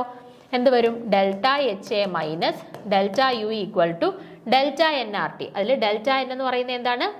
-4 ആർ ടി എന്ന് വന്നു. ഓക്കെ, അപ്പൊ delta H A minus delta U equal to -4 R T എന്ന് വന്നു. ഓക്കെ, -4 ആർ ടി എന്ന് വന്നു. അപ്പം ഇവിടെ എന്താണ് ആൻസർ ആയിട്ട് വരിക?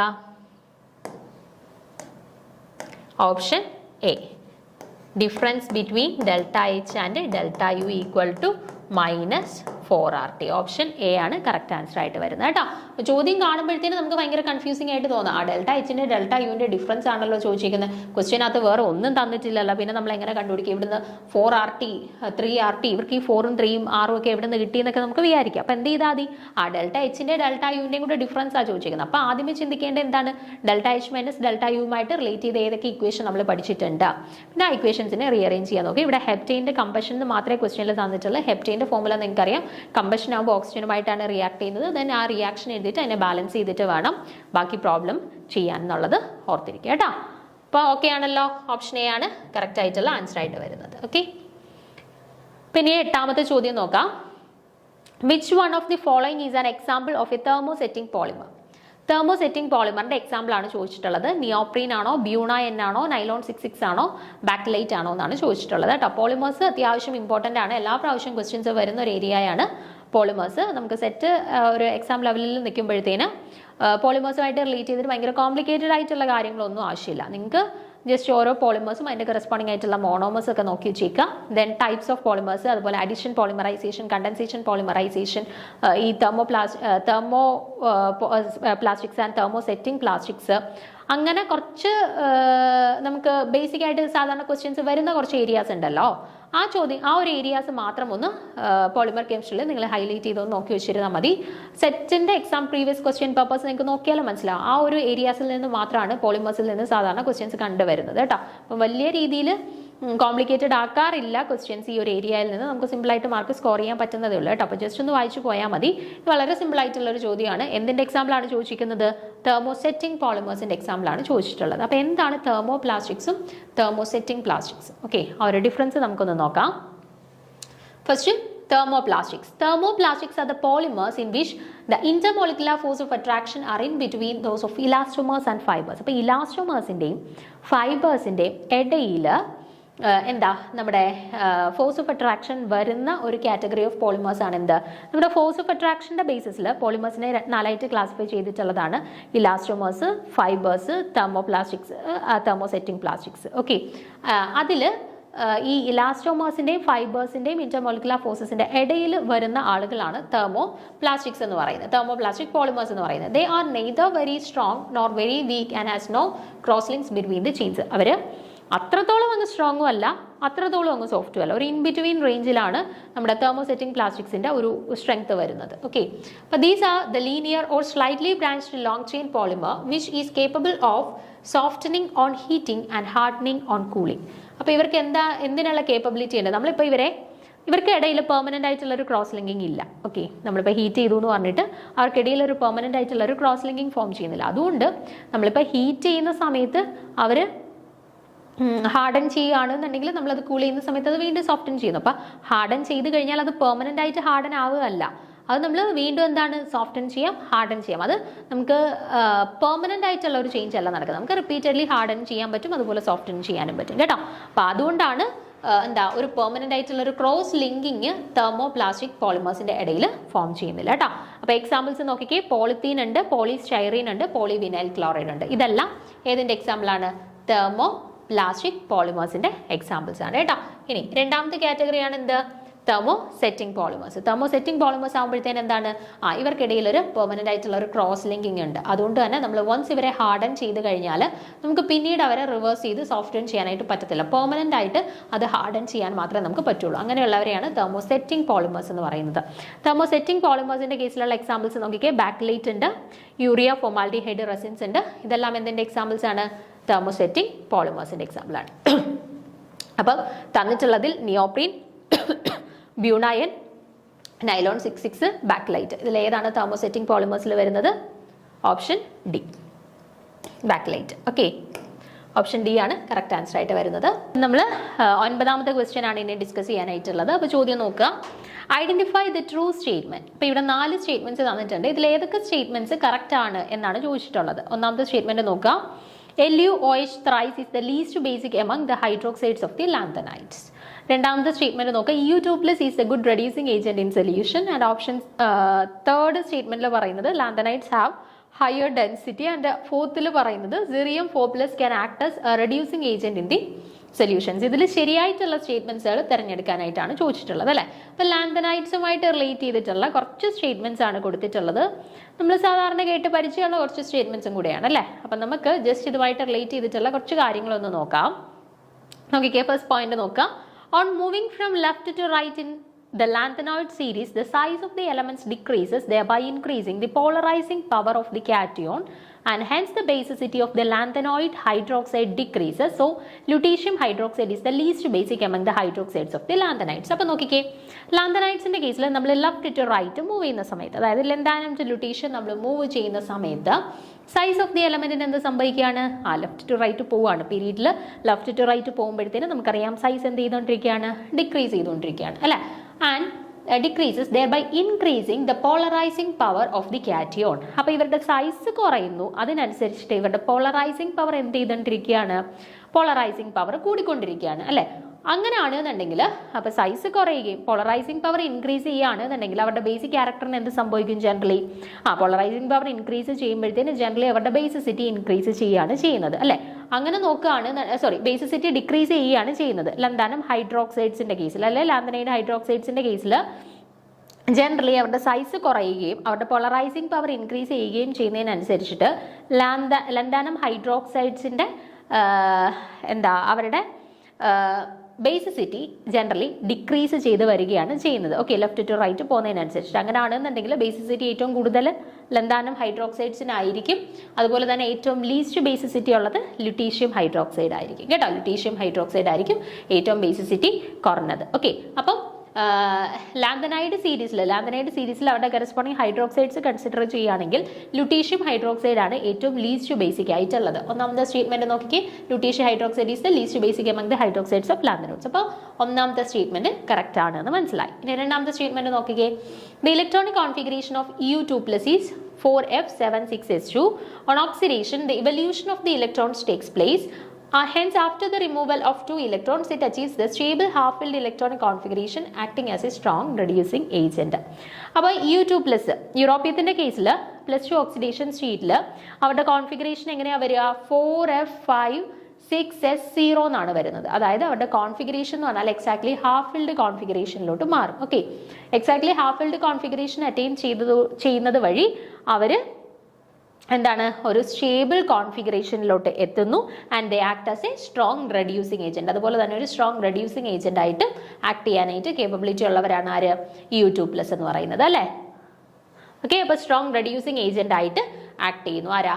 EU2+ എന്ന് പറയുന്നത്. അപ്പോൾ അതും കറക്റ്റ് ആയിട്ടുള്ള സ്റ്റേറ്റ്മെൻ്റ് ആണ്. U2+ is a good reducing agent in solution. അതും കറക്റ്റ് ആയിട്ടുള്ള സ്റ്റേറ്റ്മെൻ്റ് ആണ്. Then the lanthanides have a high atomic number as well as atomic mass. The lutetium, the last member of the lanthanide series, is the densest lanthanide with the highest melting point. Lanthanides ന് പൊതുവേ നമുക്കറിയാം atomic number കൂടുതലാണ്, അതുപോലെ തന്നെ എന്താണ് atomic മാസും അത്യാവശ്യം കൂടുതലുള്ള ആളുകളാണ് ലാന്തനൈഡ്സിനകത്ത് ഇൻവോൾവ് ചെയ്യുന്നത് അല്ലേ. അപ്പോൾ ലുട്ടീഷ്യം ലാന്തനൈഡ് സീരീസിലെ ഏറ്റവും ലാസ്റ്റ് മെമ്പർ ആയിട്ടുള്ള ലുട്ടീഷ്യം എന്ന് പറയുന്നത് ഏറ്റവും ഡെൻസസ്റ്റ് ആയിട്ടുള്ള ലാന്തനൈഡ് ഏതാണെന്ന് ചോദിച്ചാൽ അത് ലുട്ടീഷ്യം ആണ്. അതുപോലെ തന്നെ മെൽറ്റിംഗ് പോയിന്റും ഏറ്റവും കൂടുതലുള്ള ലാന്തനൈഡിന്റെ കാറ്റഗറിയിൽ വരുന്നതാണ് ലുട്ടീഷ്യം കേട്ടോ. അപ്പോൾ ജനറലി അറ്റോമിക് നമ്പർ കൂടുതലാണ്, അറ്റോമിക് മാസ് കൂടുതലാണ്, ഡെൻസിറ്റീസും നല്ല കൂടുതലായിട്ടുള്ള ആളുകളാണ് ആര് ലാന്തനൈഡ്സ് എന്ന് പറയുന്നത്. ഓക്കെ, ദെൻ സീറിയം 4+ എന്ന് പറഞ്ഞാൽ ഗുഡ് റെഡ്യൂസിങ് ഏജന്റ് എന്നാണ് നമ്മുടെ ഓപ്ഷനിൽ തന്നിട്ടുള്ളത് അല്ലേ. ഗുഡ് റെഡ്യൂസിങ് ഏജന്റ് എന്നാണ് നമുക്ക് തന്നിട്ടുള്ളത്. പക്ഷേ cerium 4+ is not a good reducing agent but it is a good oxidising agent കേട്ടോ. സീറിയം 4+ എന്ന് പറയുന്നത് ഒരു ഗുഡ് ഓക്സിഡൈസിങ് ഏജന്റ് ആണ്. സെമേറിയം 2+ ആണ് ഒരു ഗുഡ് റെഡ്യൂസിങ് ഏജന്റ് ആയിട്ട് ആക്ട് ചെയ്യുന്നത്. അപ്പോൾ തന്നിട്ടുള്ളതിൽ നമ്മൾ നോക്കിയപ്പോഴത്തേനും ഒന്നാമത്തെ സ്റ്റേറ്റ്മെന്റ് കറക്റ്റ് ആണ്.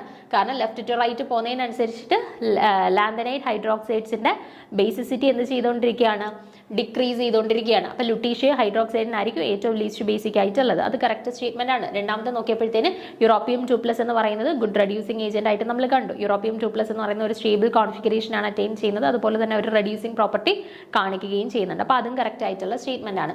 ദെൻ ലാന്തനൈഡ്സിന് പൊതുവേ ഹയർ അറ്റോമിക് നമ്പർ, അറ്റോമിക് മാസുമാണ്, അതുപോലെ തന്നെ ഹയർ ഡെൻസിറ്റീസും ഫോളോ ചെയ്യുന്ന ആളുകളാണ്. അതും ശരിയാണ്. ദെൻ സീറിയം 4+ വന്നപ്പോഴത്തേന് cerium 4+ is not a good reducing agent. പക്ഷേ അവരാരാണ് ഗുഡ് ഓക്സിഡൈസിങ് ഏജന്റ് ആയിട്ട് ആക്ട് ചെയ്യുന്നവരാണ് സീറിയം 4+. ഗുഡ് റെഡ്യൂസിങ് ഏജന്റ് ആയിട്ട് ആക്ട് ചെയ്യുന്നവർ സെമേറിയം 2+ ആണ് കേട്ടോ. അപ്പോൾ കറക്റ്റ് സ്റ്റേറ്റ്മെന്റ്സ് എന്ന് പറയുന്നത് ഏതൊക്കെയാണ്? 1, 2 and 3 അല്ലേ. 1, 2, 3 ആണ് കറക്റ്റ് ആയിട്ടുള്ള സ്റ്റേറ്റ്മെന്റ്സ്. നാലാമത്തെ റോങ് ആയിട്ടുള്ള സ്റ്റേറ്റ്മെന്റ് ആണ്. സോ ഓപ്ഷൻ ബി ആണ് ഇവിടെ കറക്റ്റ് ആയിട്ടുള്ള ആൻസർ ആയിട്ട് വരുന്നത് കേട്ടോ. Option B is the correct answer. Okay, അടുത്ത ചോദ്യത്തിലോട്ട് പോവാം. അപ്പോൾ 10ാമത്തെ ചോദ്യം നോക്കുക. Which of the following is A lunar caustic. അപ്പോൾ ലൂണാർ കാസ്റ്റിക് എന്നറിയപ്പെടുന്നത് ഈ തന്നിട്ടുള്ളതിൽ ഏത് കോമ്പൗണ്ടിനെയാണ് എന്നാണ് ചോദിച്ചിട്ടുള്ളത്. CuCl2 ആണോ, Cu2 I2 ആണോ, Hg2Cl2 ആണോ, അതുപോലെ AgNO3 ആണോ എന്നാണ് ചോദിച്ചിട്ടുള്ളത് കേട്ടോ. CuCl2, Cu2 I2 ആണേ, Cu2 I2, Hg2Cl2 and AgNO3. ഇതിൽ ഏതിനെയാണ് ലൂണാർ കാസ്റ്റിക് എന്നറിയപ്പെടുന്നത് എന്നാണ് ചോദിച്ചിട്ടുള്ളത്. നോക്കിക്കേ, AgNO3 is known as the lunar caustic. The silver nitrate, especially when fused and molded into sticks or small cones for the use as caustic, is known as the lunar caustic. അപ്പോൾ generally AgNO3നെ നമ്മൾ fuse ചെയ്ത് അതിനെ mould ചെയ്ത് sticks രൂപത്തിലാക്കി എടുക്കുന്നതിനെയാണ് എന്തെന്ന് പറയുക, lunar കാസ്റ്റിക്സ് എന്ന് പറയുന്നത് കേട്ടോ. ഓർത്ത് വെച്ചിക്ക, AgNO3 ആണ് ലൂണാർ കാസ്റ്റിക്സ് എന്നറിയപ്പെടുന്നത്. ദെൻ അതുപോലെ തന്നെ ജസ്റ്റ് കുറച്ച് നമ്മൾ കോമൺ ആയിട്ട് കേൾക്കുന്ന കുറച്ച് പേരുകൾ അതും കൂടെ ജസ്റ്റ് കോമൺ ആണ്, ഫെമിലിയർ ആയിട്ടുള്ള പേരുകൾ തന്നെയാണ്. സോഡിയം ഹൈഡ്രോക്സൈഡ് എന്ന് പറയുന്നത് എന്താണ്, കാസ്റ്റിക് സോഡയാണ്. അതുപോലെ HCl അറിയപ്പെടുന്ന വേറൊരു പേരാണ് മ്യൂറിയാറ്റിക് ആസിഡ്. അതുപോലെ തന്നെ കാൽഷ്യം ഓക്സൈഡിനെ അറിയപ്പെടുന്ന വേറൊരു പേരാണ് ലൈം ഓക്സൈഡ് അല്ലെ, ലൈം. ഓക്കെ, അപ്പോൾ അതൊക്കെ കോമൺ ആയിട്ട് നമ്മൾ എപ്പോഴും കേൾക്കുന്ന കുറച്ച് ഫെമിലിയർ ആയിട്ടുള്ള പേരുകളാണ്. ജസ്റ്റ് ഒന്ന് ആഡ് ചെയ്തു എന്നേ ഉള്ളൂ കേട്ടോ, എല്ലാവർക്കും അറിയാവുന്നത് തന്നെയാണ്. അപ്പോൾ ഇത് ഓർത്ത് വെച്ചിരിക്കുക, ലൂണാർ കാസ്റ്റിക് എന്നറിയപ്പെടുന്നത് AgNO3 ആണ് കേട്ടോ. ഓക്കെ, അപ്പോൾ ഓപ്ഷൻ ഡി ആണ് കറക്റ്റ് ആൻസർ ആയിട്ട് വരുന്നത്. ഓക്കെ, അപ്പോൾ 11ാമത്തെ ചോദ്യം നോക്കുക. The complex showing A സ്പിനോളി magnetic moment of 2.82 bore magneton is. അപ്പോൾ ഇവിടെ 4 കോംപ്ലക്സ് തന്നിട്ടുണ്ട്. NiCO4, NiCl4 2-, NiPPH3 4 times, NiCN4 2-. അപ്പോൾ 4 പേര് തന്നിട്ടുണ്ട്.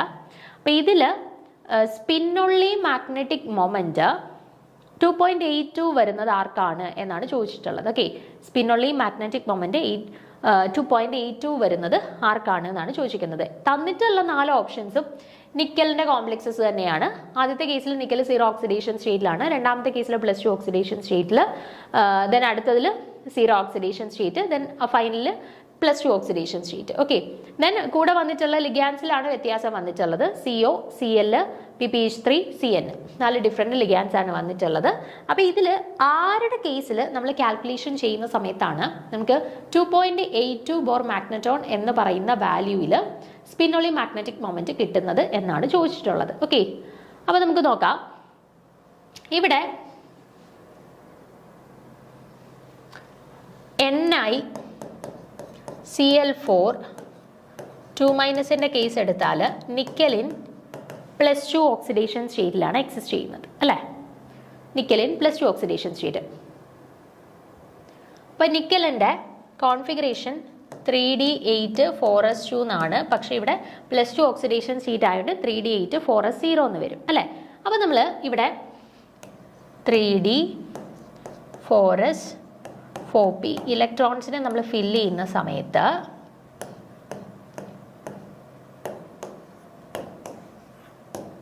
നോക്കിക്കേ, 3Dയിൽ ടോട്ടലി എത്ര ഇലക്ട്രോൺസ് ഉണ്ട്? 8 ഇലക്ട്രോൺസ് ഉണ്ട് അല്ലേ? അപ്പോൾ 8 ഇലക്ട്രോൺസിനെ നമുക്ക് എങ്ങനെ ഫില്ല് ചെയ്യാം? 1 2 3 4 5 6 7 8 ഇങ്ങനെ ഫില്ല് ചെയ്യാം അല്ലേ? ഇനി നമുക്ക് ഡൗട്ട് വരാം, ഇവിടെ ഈ ഇലക്ട്രോൺസ് പെയറിങ് നടക്കുമോ പെയറിങ് നടക്കത്തില്ലയോ എന്നുള്ളതാണ് അല്ലേ? അപ്പോൾ ഇവിടെ കൂടെ നിൽക്കുന്ന ആരെ കൺസിഡർ ചെയ്യണം? ലിഗാൻഡിനെ കൺസിഡർ ചെയ്യണം. ലിഗാൻഡ് എന്ന് പറയുന്നത് ക്ലോറിൻ ആണ്. ക്ലോറിൻ എന്ന് പറയുന്നത് ഒരു വീക്ക് ഫീൽഡ് ലിഗാൻഡ് ആണ്. വീക്ക് ഫീൽഡ് ലിഗാൻഡ് പെയറിങ് സാധ്യമാക്കുമോ? ഇല്ല. അപ്പോൾ വീക്ക് ഫീൽഡ് ലിഗാൻഡ് ആയതുകൊണ്ട് തന്നെ ഇവിടെ നോ പെയറിങ് നടക്കത്തില്ല. ഓക്കെ, അപ്പോൾ പെയറിങ് നടക്കാത്തത് കൊണ്ട് തന്നെ ഇവിടുത്തെ നമ്പർ ഓഫ് അൺപെയർഡ് ഇലക്ട്രോൺസ് എത്രയാണ്? 2 ആണ്. നമ്പർ ഓഫ് അൺപെയർഡ് ഇലക്ട്രോൺസ് എന്ന് പറയുന്നത് 2 ആണ്. പക്ഷേ ബാക്കി കേസസിൽ നോക്കിക്കേ, CO ആയിക്കോട്ടെ, PPH3 ആയിക്കോട്ടെ, CN ആയിക്കോട്ടെ, ഇവിടെ എല്ലായിടത്തും സ്ട്രോങ് ഫീൽഡ് ലിഗാൻഡ്സ് ആയതുകൊണ്ട് തന്നെ അവിടെ എല്ലായിടും എന്ത് നടക്കും? പെയറിങ് നടക്കും. പെയറിങ് നടന്നു കഴിഞ്ഞാൽ നമ്പർ ഓഫ് അൺപെയർഡ് ഇലക്ട്രോൺസ് എത്രയായി പോവും? ബാക്കിയുള്ളവരുടെ കേസിൽ നമ്പർ ഓഫ് അൺപെയർഡ് ഇലക്ട്രോൺസ് 0 ആയിട്ട് പോകും. കാരണം അവർ സ്ട്രോങ് ഫീൽഡ് ലിഗാൻഡ് ആണ്. സോ അവർ പെയറിങ്ങിന് കാരണമാവുന്നുണ്ട്. അങ്ങനെ പെയറിങ് നടക്കുമ്പോഴത്തേന് ഈ 2 ഇലക്ട്രോൺസൂടെ പെയർ ചെയ്ത് കഴിയുമ്പോഴത്തേന് അൺപെയർഡ് ഇലക്ട്രോൺസിൻ്റെ എണ്ണം 0 ആയിട്ട് മാറും. പക്ഷേ നമ്മുടെ ക്ലോറിൻ എന്ന് പറയുന്നത് ഒരു വീക്ക് ഫീൽഡ് ലിഗാൻഡ് ആയതുകൊണ്ട് തന്നെ അവരുടെ കേസിൽ പെയറിങ് നടക്കത്തില്ല. അൺപെയർഡ് ആയിട്ട് ഇലക്ട്രോൺസ് റിമൈൻ ചെയ്യത്തുള്ളൂ. ഓക്കെ, അപ്പോൾ നമ്പർ ഓഫ് അൺപെയർഡ് ഇലക്ട്രോൺസ് = 2 എന്ന് കിട്ടി. ഇനി നമുക്കറിയാം സ്പിന്നുള്ളി മാഗ്നറ്റിക് മൊമെന്റ് കണ്ടുപിടിക്കാനായിട്ടുള്ള ഇക്വേഷൻ √n × n+2 ആണ് അല്ലേ? √n × n+2 ആണ്. അപ്പോൾ ചെയ്തു നോക്കാം. ഇവിടെ n-ന്റെ വാല്യൂ എന്ന് പറയുന്നത് എത്രയാണ്? 2 × n+2 എന്ന് പറയുന്നത് എത്രയാണ്? 4 അല്ലേ? അപ്പോൾ 2 × 4 എന്ന് വന്നു, വിച്ച് ഈസ് ഈക്വൽ ടു എത്രയാണ്? √8. √8 എന്ന് പറയുമ്പോഴത്തേന് നമ്മൾ ചെയ്യുമ്പോൾ ഏകദേശം 2.82 റേഞ്ചിൽ ആൻസർ വരുന്നുണ്ട് അല്ലേ? അപ്പോൾ ആരുടെ കേസിൽ നമ്മൾ സ്പിന്നോളി മാഗ്നറ്റിക് മൊമെന്റ് കാൽക്കുലേറ്റ് ചെയ്തപ്പോഴാണ് നമുക്ക് 2.82 ബോർ മാഗ്നറ്റോണിന്റെ റേഞ്ചിൽ വാല്യൂ വന്നിട്ടുള്ളത്? ഓപ്ഷൻ ബി NiCl4 മൈനസിന്റെ കേസിൽ നമ്മൾ മാഗ്നറ്റിക് മൊമെന്റ് കണ്ടുപിടിച്ച സമയത്താണ് ചോദ്യത്തിൽ തന്നിരിക്കുന്നത് പോലെ 2.82 ബോർ മാഗ്നറ്റോൺ നമുക്ക് ആൻസർ ആയിട്ട് വന്നിട്ടുള്ളത്. സോ ഇവിടെ കറക്റ്റ് ആൻസർ എന്ന് പറയുന്നത് ഏതാണ്? ഓപ്ഷൻ ബി ആണ് കേട്ടോ. ഓപ്ഷൻ ബി ആണ് ഇവിടെ കറക്റ്റ് ആൻസർ ആയിട്ട് വരുന്നത്. ഓക്കെ ആണല്ലോ. അടുത്ത 12ാമത്തെ ചോദ്യം നോക്കാം. Which of the following statement is not correct? അപ്പോൾ ഇവിടെ 4 സ്റ്റേറ്റ്മെന്റ്സ് തന്നിട്ടുണ്ട്. ഇതിൽ കറക്റ്റ് അല്ലാത്ത സ്റ്റേറ്റ്മെന്റ് ഏത്, റോങ് സ്റ്റേറ്റ്മെന്റ് ഏത് എന്നാണ് ചോദിച്ചിട്ടുള്ളത്. അപ്പം ഓപ്ഷൻസ് നോക്കുക. The higher the charge density on the central ion the greater is the stability of the complex. ഒന്നാമത്തെ ഓപ്ഷനിൽ പറയുന്നത് എന്താണ്? ചാർജ് ഡെൻസിറ്റി കൂടുന്നതിനനുസരിച്ചിട്ട് കോംപ്ലെക്സിന്റെ സ്റ്റെബിലിറ്റിക്ക് എന്ത് സംഭവിക്കുന്നു എന്നാണ് പറഞ്ഞേക്കുന്നത്? കൂടും. ഗ്രേറ്റർ ദ സ്റ്റെബിലിറ്റി എന്നാണ് പറഞ്ഞിട്ടുള്ളത്. രണ്ടാമത് നോക്കുക. Chelating ligands form more stable complexes as compare to the monodentate ligands. എന്താ? മോണോഡൈനേറ്റ് ലിഗാൻഡ്സിനെ കമ്പയർ ചെയ്യുമ്പോഴത്തേന് കീലേറ്റിംഗ് ലിഗാൻഡ്സിനാണ് കുറച്ചും കൂടെ സ്റ്റെബിലിറ്റി പ്രൊവൈഡ് ചെയ്യാനായിട്ട് കേപ്പബിലിറ്റി ഉള്ളത്. അടുത്ത നോക്കുക. The higher the oxidation state of the metal the more stable is the complex. മെറ്റലിന്റെ oxidation state കൂടുന്നതിനനുസരിച്ചിട്ട് അവിടെ സ്റ്റെബിലിറ്റി എന്ത് ചെയ്യും എന്നാണ് പറഞ്ഞേക്കുന്നത്? ഇൻക്രീസ് ചെയ്യും. And finally the cyano and amine complexes are less stable than those formed by halide ions.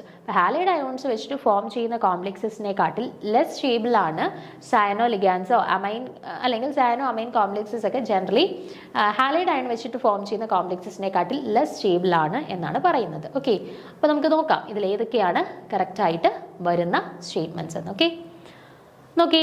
When the metal cations and the metals are present in their higher oxidation state, then they form complexes which are stable as compared to that when they are present in the lower oxidation state. അപ്പം ഒരു കോംപ്ലെക്സിൻ്റെ stability effect ചെയ്യുന്ന ഒന്നാമത്തെ ഫാക്ടറാണ് എന്ത്? Oxidation state. Higher the oxidation state of the metal, higher will be the stability of the complex. ഇപ്പം iron ഒരു കോംപ്ലക്സിനകത്ത് +2 oxidation സ്റ്റേറ്റിലാണ് നിൽക്കുന്നത്, മറ്റൊരു കോംപ്ലക്സിനകത്ത് അയൺ +3 ഓക്സിഡേഷൻ സ്റ്റേറ്റിലാണ് എക്സിസ്റ്റ് ചെയ്യുന്നതെന്ന് കരുതുക. ഓക്കെ, അപ്പോൾ ഈ രണ്ട് കോംപ്ലക്സിനെയും കമ്പയർ ചെയ്യുമ്പോഴത്തേന് +3 ഓക്സിഡേഷൻ സ്റ്റേറ്റിൽ അയൺ ഏത് കോംപ്ലക്സിലാണോ എക്സിസ്റ്റ് ചെയ്യുന്നത് അതായിരിക്കും കമ്പാരിറ്റീവ്ലി +2 ഓക്സിഡേഷൻ സ്റ്റേറ്റിൽ എക്സിസ്റ്റ് ചെയ്യുന്നതിനെക്കാട്ടിൽ സ്റ്റേബിൾ ആയിട്ടുള്ളത്. ഓക്കെ, അപ്പോൾ generally oxidation state of the metal increase ചെയ്യുന്നതിനനുസരിച്ചിട്ട് stability of the complex also increases. Okay, അപ്പോൾ സ്റ്റെബിലിറ്റി എഫക്ട് ചെയ്യുന്ന ഒന്നാമത്തെ ഫാക്ടർ ഓക്സിഡേഷൻ സ്റ്റേറ്റ് ആണ് എന്നുള്ളത് ക്ലിയർ ആണ്. ഇനി higher the charge density on the central metal ion the greater is the stability of the complex. In other words, the greater the charge and smaller the size of the ion, the greater is the stability of the complex. രണ്ടാമത്തെ point എന്താ പറയുന്നത്? Higher the charge density of the central metal ion. Central metal ion-ന്റെ charge density കൂടുതലാണ് എന്നുണ്ടെങ്കിൽ സ്റ്റെബിലിറ്റിയും കൂടുതലായിരിക്കും. ഇനി എന്താണ് charge density? Charge density എന്ന് പറഞ്ഞാൽ ചാർജ് ബൈ റേഡിയസ് റേഷ്യോ ആണ് ചാർജ് ഡെൻസിറ്റി. ഓക്കെ, അപ്പൊ ചാർജ് ഡെൻസിറ്റി കൂടണമെന്നുണ്ടെങ്കിൽ ആരുടെ വാല്യൂ കൂടണം? ചാർജ് കൂടി നിൽക്കണം, റേഡിയസ് കുറഞ്ഞു നിൽക്കണം, അല്ലേ? അപ്പൊ ഡിനോമിനേറ്റർ കുറഞ്ഞാലും ന്യൂമറേറ്റർ കൂടിയാലും അല്ലേ ആ വാല്യൂ കൂടത്തുള്ളൂ. അപ്പൊ ചാർജ് ഡെൻസിറ്റി എന്ന് പറയുന്നത് ചാർജ് ബൈ റേഡിയസ് ആണ്. അപ്പൊ ചാർജ് കൂടി നിൽക്കുകയും റേഡിയസ് കുറഞ്ഞു നിൽക്കുകയും ചെയ്യുന്ന സമയത്ത് മാത്രമേ എന്ത് ചെയ്യുള്ളൂ? ചാർജ് ഡെൻസിറ്റിയുടെ വാല്യൂ കൂടുതലായിട്ട് വരുള്ളൂ കേട്ടോ. അപ്പോൾ ഗ്രേറ്റർ ചാർജ് ഡെൻസിറ്റിയുടെ വാല്യൂ കൂടുന്നതിനനുസരിച്ചിട്ട് സ്റ്റെബിലിറ്റി എങ്ങനെയായിരിക്കും? കൂടുതലായിരിക്കും കേട്ടോ. Greater is the stability of the complex. അപ്പം oxidation state of the central metal atom increase ചെയ്യുന്നതിനനുസരിച്ചിട്ട് കോംപ്ലക്സിന്റെ സ്റ്റെബിലിറ്റി കൂടുന്നുണ്ട്. അതുപോലെ തന്നെ രണ്ടാമത്തെ ഫാക്ടറാണ് ചാർജ് ഡെൻസിറ്റി കൂടുന്നതിനനുസരിച്ചിട്ട് stability of the complex increase ചെയ്യുന്നു. ചാർജ് ഡെൻസിറ്റിയിൽ തന്നെ നമുക്ക് വേറെ രീതിയിൽ പറയാം, ചാർജ് ഇൻക്രീസ് ചെയ്യുകയും radius of the metal ion decrease ചെയ്യുകയും ചെയ്യുന്നതിനനുസരിച്ചിട്ട് stability of the complex increase ചെയ്യുന്നു പറയാം. ഓക്കെ, അപ്പോൾ the chelating ligands for more stable complexes as compared to the monodentate ligands. മൂന്നാമത് നമ്മുടെ സ്റ്റെബിലിറ്റി ഓഫ് ദി കോംപ്ലക്സിനെ അഫക്ട് ചെയ്യുന്ന ഫാക്ടറാണ് കീലേറ്റിംഗ് ലിഗാൻസ്. കീലേറ്റിംഗ് ലിഗാൻസ് കൂടുന്നതിനനുസരിച്ചിട്ട് കോംപ്ലക്സിന്റെ സ്റ്റെബിലിറ്റി ഇൻക്രീസ് ചെയ്യും. ഓക്കെ, നമ്മുടെ മോണോഡെൻഡേറ്റ് ലിഗാൻസും ഒരു അയണിന്റെ കോംപ്ലക്സ്, രണ്ട് അയണിന്റെ കോംപ്ലക്സ് നമ്മൾ കൺസിഡർ ചെയ്യുന്നു. ഒരെണ്ണത്തിനകത്ത് അയണിനെ സറൗണ്ട് ചെയ്തിട്ടുള്ളതെല്ലാം മോണോഡെൻഡേറ്റ് ലിഗാൻസ് ആണ്. മറ്റേ കോംപ്ലക്സിനകത്ത് അയണിനെ സറൗണ്ട് ചെയ്തിരിക്കുന്നത് കീലേറ്റിംഗ് ലിഗാൻസ് ആണെന്നുണ്ടെങ്കിൽ സ്റ്റെബിലിറ്റി വൈസ് രണ്ടുപേരെയും കമ്പയർ ചെയ്യുമ്പോൾ എപ്പോഴും കൂടുതലായിട്ടുള്ളത് ആർക്കായിരിക്കും? കീലേറ്റിംഗ് ലിഗാൻസ് വെച്ചിട്ട് സറൗണ്ട് ചെയ്തിട്ടുള്ള കോംപ്ലക്സിനായിരിക്കും സ്റ്റെബിലിറ്റി കമ്പാരിറ്റീവ്ലി കൂടുതലായിട്ട് വരുന്നത് കേട്ടോ. അപ്പം chelating ligands help to increase the stability of the complex. അപ്പം മൂന്നാമതായിട്ട് അഫക്ട് ചെയ്യുന്ന ഫാക്ടർ നമുക്ക് കിട്ടിക്കഴിഞ്ഞു. എന്താണ്? Chelating ligands. കീലേറ്റിംഗ് ലിഗാൻസ് വരുമ്പോഴത്തേനും stability of the complex increase ചെയ്യുന്നുണ്ട്. Okay, the cyano and amine complexes are less stable than those formed by the halide ions. ഇനി നോക്കിക്കേ, the cyano and amine complexes are less stable than the stability of the complex depend upon the base of the basic strength.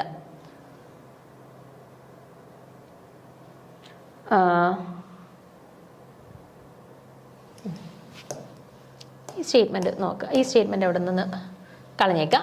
ഇത് നോക്കുക, the stability of the complex depend upon the basic strength of the ligand. അടുത്ത stability of the കോംപ്ലക്സിനെ affect ചെയ്യുന്ന മറ്റൊരു ഫാക്ടറാണ് എന്ത്? Stability of the complex depend upon the basic strength of the ligand. ലിഗാൻഡിന്റെ basic സ്ട്രെങ്ത്തിനെ ഡിപ്പെൻഡ് ചെയ്യുന്നുണ്ട് അല്ലേ? അപ്പൊ greater the basic strength of the ligand greater is the stability of the complex. എന്താ പറഞ്ഞിട്ടുള്ളത്? ലിഗാൻഡിന്റെ ബേസിക് സ്ട്രെങ്ത് ഇൻക്രീസ് ചെയ്യുകയാണെന്നുണ്ടെങ്കിൽ stability of the കോംപ്ലക്സിന് എന്ത് സംഭവിക്കുന്നുണ്ട്? Stability of the complex also increases. Okay, അപ്പോൾ അടുത്ത ഫാക്ടറാണ് എന്താ? ബേസിക് നേച്ചർ അല്ലെങ്കിൽ basic strength of the ligand എന്ന് പറയുന്നത്. ലിഗാൻസിന്റെ ബേസിക് സ്ട്രെങ്ത് കൂടുന്നതിനനുസരിച്ചിട്ട് stability of the complex also increases. അടുത്തത്, the cyanide ion and ammonia are more basic than halide ions as HCN and NH3 are much weaker acids than HCl. ഇനി അടുത്തത് നമ്മുടെ cyanide അയോൺസും അമോണിയയും ഒക്കെ consider ചെയ്യുകയാണെന്നുണ്ടെങ്കിൽ നമ്മുടെ ഹാലജൻസിനെ അല്ലെങ്കിൽ halide അയോൺസിനെക്കാട്ടിലും more basic ആയിട്ടുള്ള ആളുകളാണ് ആര്? സയനൈഡ് അയോൺസും അതുപോലെ തന്നെ അമോണിയ ഒക്കെ ലിഗാൻസ് ആയിട്ട് വരികയാണെന്നുണ്ടെങ്കിൽ ക്ലോറിനെക്കാട്ടിൽ അല്ലെങ്കിൽ ഹാലജൻസിനെക്കാട്ടിൽ കുറച്ചും കൂടെ ബേസിക് ആയിട്ടുള്ള ആളുകളാണ് ഇവർ. ഓക്കെ, അപ്പം എന്തുകൊണ്ടാണ് NH3യും HCN ഒക്കെ നമ്മുടെ വീക്കർ ആസിഡ്സ് ആയിട്ടുള്ള അല്ലെങ്കിൽ HCl വെച്ചിട്ട് കമ്പയർ ചെയ്യുന്ന സമയത്ത് മച്ച് വീക്കർ ആസിഡ്സ് ആയിട്ടാണ് ആക്ട് ചെയ്യുന്നത് അല്ലേ? അപ്പോൾ HCl എന്ന് പറയുമ്പോഴത്തേനും അവിടെ ക്ലോറിൻ ഹാലജൻസ് ആണ് വന്നിട്ടുള്ളത്. HCN-നകത്തും NH3-കകത്തും ആരാണ്? നൈട്രജൻ ആണ്, നൈട്രജനും സയനോ ഗ്രൂപ്പും ആണ് വന്നിട്ടുള്ളത് അല്ലേ?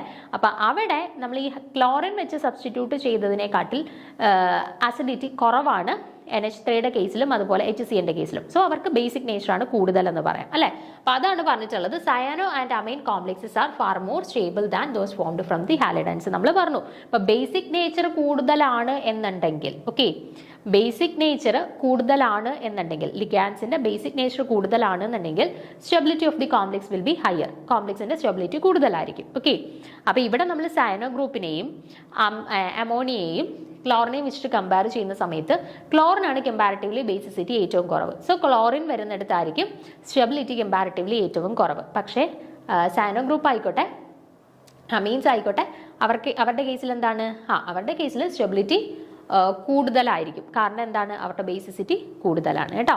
അപ്പം ഈ തന്നിട്ടുള്ള സ്റ്റേറ്റ്മെന്റുകളെല്ലാം നിങ്ങളൊന്ന് നോക്കിക്കേ.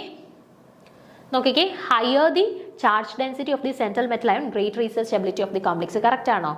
ആണ്. നമ്മൾ കണ്ടു ചാർജ് ഡെൻസിറ്റി കൂടുന്ന സമയത്ത് എന്താണ്, കോംപ്ലക്സിന്റെ സ്റ്റെബിലിറ്റി കൂടും. ചാർജ് ഡെൻസിറ്റി കൂടുക അല്ലെന്നുണ്ടെങ്കിൽ ചാർജ് കൂടുകയും റേഡിയസ് കുറയുകയും ചെയ്യുന്ന സമയത്ത് നമുക്ക് പറയാം അവരുടെ stability of the complex increase ചെയ്യും എന്ന് പറയാം. അതുപോലെ തന്നെ chelating ligands form more stable complexes as compared to the monodentate ligands. അത് നമ്മൾ പറഞ്ഞ കാര്യമാണ് അല്ലേ. മോണോഡെൻഡിറ്റി ലിഗാൻസിനെ വെച്ചിട്ട് കമ്പയർ ചെയ്യുമ്പോഴത്തേന് കീലേറ്റിംഗ് ലിഗാൻസ് വരുന്ന സമയത്ത് അവരുടെ സ്റ്റെബിലിറ്റി കുറച്ചും കൂടെ ഇൻക്രീസ് ചെയ്യും. അതുപോലെ തന്നെ higher the oxidation state of the metal more stable is the complex. അത് നമ്മൾ പറഞ്ഞതാണ്.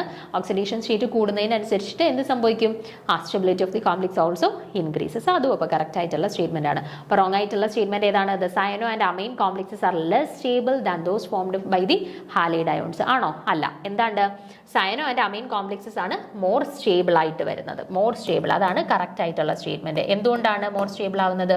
കാരണം സയനോ ഗ്രൂപ്പും അമൈൻ ഗ്രൂപ്പിനും എന്ത് നേച്ചർ കൂടുതലാണ്, ബേസിക് നേച്ചർ കൂടുതലാണ്. അല്ലെങ്കിൽ അവരുടെ ബേസിക് സ്ട്രെങ്ത് എന്ന് പറയുന്നത് കൂടുതലാണ്. പക്ഷേ അതിനെ വെച്ചിട്ട് കമ്പയർ ചെയ്യുമ്പോൾ ഹാലൈഡ് അയോൺസിന്റെ കേസിൽ അവരുടെ ബേസിക് സ്ട്രെങ്ത് എന്താണ്, ബേസിക് സ്ട്രെങ്ത് കുറവാണ്. Generally basic strength of ligands increase ചെയ്യുന്നതിനനുസരിച്ചിട്ട് അവരുടെ സ്റ്റെബിലിറ്റി എന്ത് ചെയ്യുകയാണ് ചെയ്യുന്നത്, ഇൻക്രീസ് ചെയ്യുകയാണ് ചെയ്യുന്നത്. അല്ലെങ്കിൽ കോംപ്ലക്സ് മോർ സ്റ്റേബിൾ ആവുകയാണ് ചെയ്യുന്നത്. ഓക്കെ, അപ്പം സയനോ ഗ്രൂപ്പിന്റെ അമീൻ ഗ്രൂപ്പിന്റെ ബേസിക് സ്ട്രെങ്ത് കൂടുതലായതുകൊണ്ട് തന്നെ കോംപ്ലക്സസ് മോർ സ്റ്റേബിൾ ആയിരിക്കും. പക്ഷേ ഇവിടെ തന്നിട്ടുള്ളത് ലെസ് സ്റ്റേബിൾ എന്നാണ് തന്നിട്ടുള്ളത്. അതുകൊണ്ട് നാലാമത്തെ സ്റ്റേറ്റ്മെന്റ് ആണ് എന്ത്, റോങ് ആയിട്ടുള്ള സ്റ്റേറ്റ്മെന്റ് കേട്ടോ. അപ്പോൾ ഇവിടെ കറക്റ്റ് ആൻസർ ആയിട്ട് വരുന്നത് ഓപ്ഷൻ ഡി ആണ്. ഓക്കെ ആണല്ലോ. അപ്പം കോംപ്ലക്സിന്റെ സ്റ്റെബിലിറ്റി അഫക്ട് ചെയ്യുന്ന ഫാക്ടേഴ്സ് ഏതൊക്കെയാണ് എന്നുള്ളത് നോക്കി വെച്ചേക്കുക. ഓക്കെ, അടുത്തത് 13ാമത്തെ ചോദ്യം നോക്കുക. The number of angular, radial and total nodes for a 4f orbital respectively. ഇപ്പോൾ ഒരു 4f ഓർബിറ്റലിന്റെ കറസ്പോണ്ടിങ് ആയിട്ടുള്ള angular nodes, radial nodes and total nodes എത്രയാണ് എന്നാണ് ചോദിച്ചിട്ടുള്ളത്. ഓക്കെ, അപ്പോൾ ഇത് റിപ്പീറ്റഡ്ലി നമ്മുടെ ലാസ്റ്റ് 2-3 സെറ്റ് എക്സാംസിന് നമ്മുടെ റേഡിയൽ നോട്ട്സ് കണ്ടുപിടിക്കാനായിട്ടുള്ള ക്വസ്റ്റ്യൻ കണ്ടിട്ടുണ്ട്. ഇതിപ്പം മൂന്നും കൂടെ ഒരുമിച്ചാണ് ചോദിച്ചിരിക്കുന്നത്. Angular nodes, radial nodes and total notes ഒരുമിച്ചാണ് ചോദിച്ചിരിക്കുന്നത്. പ്രീവിയസ് ഇയറിൽ റേഡിയൽ നോട്ട്സ് കണ്ടുപിടിക്കാനെന്ന് പറഞ്ഞുകൊണ്ടായിരുന്നു ചോദിച്ചിരുന്നത് കേട്ടോ. അപ്പോൾ ഇതും ഒരു റിപ്പീറ്റഡ് ക്വസ്റ്റ്യൻ ആണ്. പഴയ ക്വസ്റ്റ്യൻ പേപ്പേഴ്സ് നോക്കിയാലും നിങ്ങൾക്ക് കാണാം റിപ്പീറ്റഡ് ക്വസ്റ്റ്യൻ ആണ് കേട്ടോ. അപ്പം റിപ്പീറ്റഡ് ക്വസ്റ്റ്യൻസ് വീണ്ടും ചോദിക്കാൻ സാധ്യതയുള്ളതാണ്. അപ്പം ചില ചോദ്യങ്ങൾ നോക്കിയാലും നിങ്ങൾക്ക് കാണാൻ പറ്റും 2-3 പ്രാവശ്യം അല്ലെ 3-4 പ്രാവശ്യത്തെയൊക്കെ എക്സാംസിന് റിപ്പീറ്റഡ് ആയിട്ട് ചോദിച്ചുകൊണ്ടിരിക്കുന്ന ക്വസ്റ്റ്യൻസ് ആണ്. ഇപ്പം 4f ആണ് ചോദിച്ചിട്ടുണ്ടെങ്കിൽ വേറെ പ്രാവശ്യം 3Dയുടെ ആയിരിക്കും ചോദിച്ചത്. അങ്ങനത്തെ വ്യത്യാസങ്ങളെ കാണുള്ളൂ. കോമ്പൗണ്ടോ അല്ലെങ്കിൽ ആ തന്നിട്ടുള്ള ഓർബിറ്റലിൽ ചില വ്യത്യാസങ്ങൾ മാത്രമേ തരത്തുള്ളൂ. അല്ലാണ്ട് സെയിം പാറ്റേണിലുള്ള ക്വസ്റ്റ്യൻസ് ചിലത് റിപ്പീറ്റ് ചെയ്യും. അങ്ങനത്തെ ക്വസ്റ്റ്യൻസ് നല്ല വൃത്തിക്ക് തന്നെ പഠിച്ചു വെച്ചേക്കുക. അത് കാരണം അത് വീണ്ടും ചോദിക്കാം. നമ്മുടെ അടുത്ത എക്സാംസിനും ചോദിക്കാൻ സാധ്യതയുള്ള ക്വസ്റ്റ്യൻസ് ആണ് കേട്ടോ. അത്തരത്തിലുള്ള ഒരു ചോദ്യമാണ് ഇത്. അപ്പോൾ ഇവിടെ നമുക്ക് ടോട്ടൽ നോട്ട്സ് കണ്ടുപിടിക്കണം, ആംഗുലാർ നോട്ട്സ് കണ്ടുപിടിക്കണം, റേഡിയൽ നോട്ട്സ് കണ്ടുപിടിക്കണം. ഓക്കെ, അപ്പോൾ എങ്ങനെയാണ് കണ്ടുപിടിക്കുന്നത് നോക്കിക്കേ. അപ്പോൾ ഇവിടെ നമ്മുടെ ഓർബിറ്റൽ എന്ന് പറയുന്നത് 4f ഓർബിറ്റൽ ആണ് അല്ലേ. അപ്പോൾ 4f ഓർബിറ്റൽ ആവുമ്പോഴത്തേന് ഇവരുടെ പ്രിൻസിപ്പൽ ക്വാണ്ടം നമ്പർ n എന്ന് പറയുന്നത് 4 ആണ്. f ഓർബിറ്റൽ ആയതുകൊണ്ട് തന്നെ അസിമുത്തൽ ക്വാണ്ടം നമ്പർ l എന്ന് പറയുന്നത് എന്താണ്, 3 ആണ് വരുന്നത് അല്ലേ. എല്ലിൻ്റെ വാല്യൂ എന്ന് പറയുന്നത് 3 ആണ് വരുന്നത്. ഇവിടെ നമുക്ക് ആംഗുലാർ നോട്ട്സും കണ്ടുപിടിക്കാനുണ്ട്, റേഡിയൽ നോട്ട്സും കണ്ടുപിടിക്കാനുണ്ട്. ഈ ആംഗുലാർ നോട്ട്സും റേഡിയൽ നോട്ട്സും കൂടെ ആഡ് ചെയ്യുമ്പോഴാണ് നമുക്ക് എന്ത് കിട്ടുക, ടോട്ടൽ നോട്ട്സ് കിട്ടുക. ഓക്കെ, ഇതിൽ എല്ലിൻ്റെ വാല്യൂ ആണ് എന്തെന്ന് പറയുന്നത്, ആംഗുലാർ നോട്ട്സ് എന്ന് പറയുന്നത് കേട്ടോ. എല്ലിൻ്റെ വാല്യൂ എന്താണോ അതാണ് ആംഗുലാർ നോട്ട്സ് എന്ന് പറയുന്നത്. അപ്പോൾ ഇവിടെ എല്ലിൻ്റെ വാല്യൂ എന്താണ്, 3 ആണ് അല്ലേ. എഫ് ഓർബിറ്റലിന്റെ കറസ്പോണ്ടിങ് ആയിട്ട് എല്ലിന്റെ വാല്യൂ വരുന്നത് 3 ആണ്. അപ്പം നമ്പർ ഓഫ് ആംഗുലാർ നോട്ട്സ് എന്ന് പറയുന്നത് എത്രയാണെന്ന് നമുക്ക് കിട്ടിക്കഴിഞ്ഞു, 3 ആണെന്ന് കിട്ടിക്കഴിഞ്ഞു. ഇനി നമുക്ക് കണ്ടുപിടിക്കാനായിട്ടുള്ളത് റേഡിയൽ നോട്ട്സ് ആണ്. അപ്പം റേഡിയൽ നോട്ട്സ് കണ്ടുപിടിക്കാനായിട്ടുള്ള ഇക്വേഷൻ എന്ന് പറഞ്ഞാൽ n മൈനസ് എൽ മൈനസ് 1. കണ്ടോ, n മൈനസ് എൽ മൈനസ് 1. ഈ ഇക്വേഷൻ യൂസ് ചെയ്തിട്ടാണ് നമ്മൾ റേഡിയൽ നോട്ട്സ് കണ്ടുപിടിക്കുക. ഓക്കെ, അപ്പം n എന്ന് പറയുന്നത് എന്താണ്? നമ്മൾ ഓൾറെഡി എഴുതിയിട്ടുണ്ട്. പ്രിൻസിപ്പൽ ക്വാണ്ടം നമ്പർ എത്രയാണ്? 4 ആണ്. എൽ എന്ന് പറയുന്നത് എന്താണ്? ആസിമുത്തൽ ക്വാണ്ടം നമ്പർ 3 ആണ്. n മൈനസ് എൽ മൈനസ് 1 അല്ലേ, ഒരു -1. അപ്പോൾ ടോട്ടൽ വാല്യൂ എത്ര വരും? 4 മൈനസ് 3 എന്ന് പറയുന്നത് 1, 1 മൈനസ് 1 ഈക്വൽ ടു 0 എന്ന് വന്നു. ഓക്കെ, അപ്പം total number of radial notes എന്ന് പറയുന്നത് എത്ര നമുക്ക് കിട്ടി? 0 എന്ന് കിട്ടി. Okay, total number of radial notes എന്ന് പറയുന്നത് നമുക്ക് 0 എന്ന് കിട്ടി. ഓക്കെ, അപ്പം ഇനി എന്താ വേണം? ടോട്ടൽ നോട്ട്സ് വേണം. ടോട്ടൽ നോട്ട്സ് എന്ന് പറയുന്നത് നമുക്കറിയാം എന്താണ്? ടോട്ടൽ നോട്ട്സ് എന്ന് പറയുന്നത് angular notes plus radial notes ആണ്. ആംഗുലാർ നോട്ട്സിൻ്റെയും റേഡിയൽ നോട്ട്സിൻ്റെയും കൂടെ സമ്മാണ് ടോട്ടൽ നോട്ട്സ് എന്ന് പറയുന്നത്. അപ്പോൾ ആംഗുലാർ നോട്ട്സ് നമുക്ക് കിട്ടിക്കഴിഞ്ഞു 3, റേഡിയൽ നോട്ട്സ് നമുക്ക് കിട്ടിക്കഴിഞ്ഞു 0. അപ്പോൾ ടോട്ടൽ നോട്ട്സ് എന്ന് പറയുന്നത് എത്രയാണ്? 3 + 0 വിച്ച് ഈസ് ഈക്വൽ ടു 3.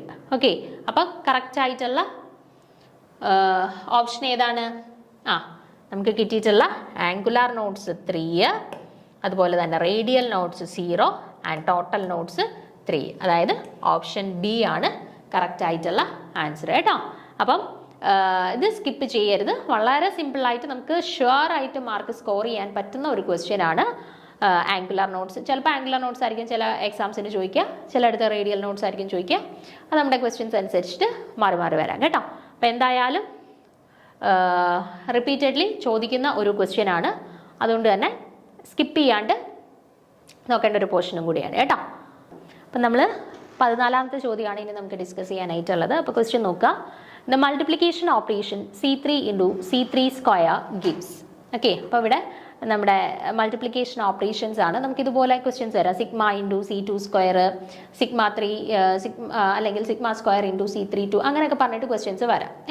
അപ്പോൾ അത് കുറച്ച് പാറ്റേൺസ്, കുറച്ച് കാര്യങ്ങൾ നമ്മളൊന്ന് മനസ്സിലാക്കി വെച്ചിരിക്കുകയാണെങ്കിൽ ഇതുപോലെയുള്ള നമുക്ക് മൾട്ടിപ്ലിക്കേഷൻ ഓപ്പറേഷൻസ് ചോദിച്ചു കഴിഞ്ഞാൽ ഏതാണെന്നുണ്ടെങ്കിൽ നമുക്ക് ചെയ്യാൻ പറ്റും. ഇവിടെ ചോദിച്ചിരിക്കുന്നത് നോക്കിക്കേ, C3 × C3² വാല്യൂ കണ്ടുപിടിക്കാനാണ് ചോദിച്ചിട്ടുള്ളത്. ആണോ C32 ആണോ C3 ആണോ C6 ആണോ എന്നാണ് നമ്മൾ കണ്ടുപിടിക്കേണ്ടത്. ഓക്കെ, അപ്പോൾ നമുക്ക് നോക്കാം.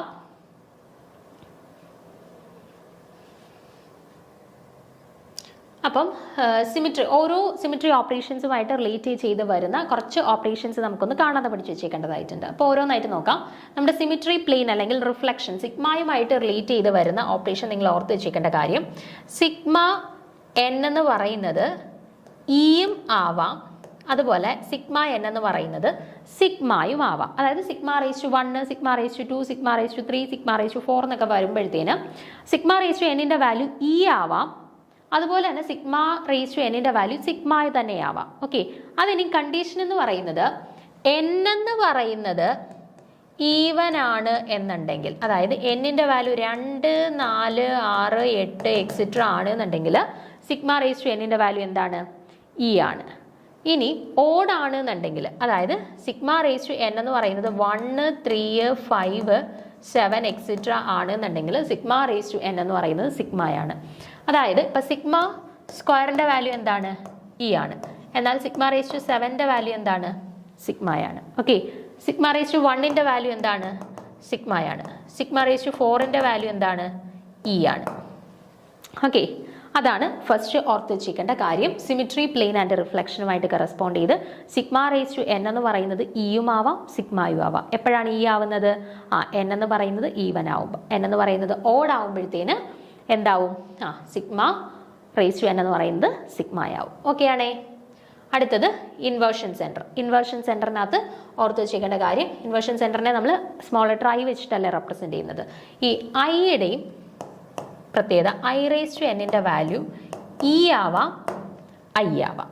ഓക്കെ, ഇനി എപ്പോഴാണ് ഇ ആവുന്നത്, എപ്പോഴാണ് ഐ ആവുന്നത്? i⁻n എന്ന് പറയുന്നത് n ഈവൻ ആവുന്ന സമയത്ത്, ഓക്കെ, n ഈവൻ ആവുന്ന സമയത്ത് i⁻n എന്ന് പറയുന്നത് ഇ ആയിരിക്കും. ഇനി അഥവാ i⁻n n എന്ന് പറയുന്നത് ഓഡ് ആണ് എന്നുണ്ടെങ്കിൽ i⁻n വാല്യൂ ഐ ആയിരിക്കും.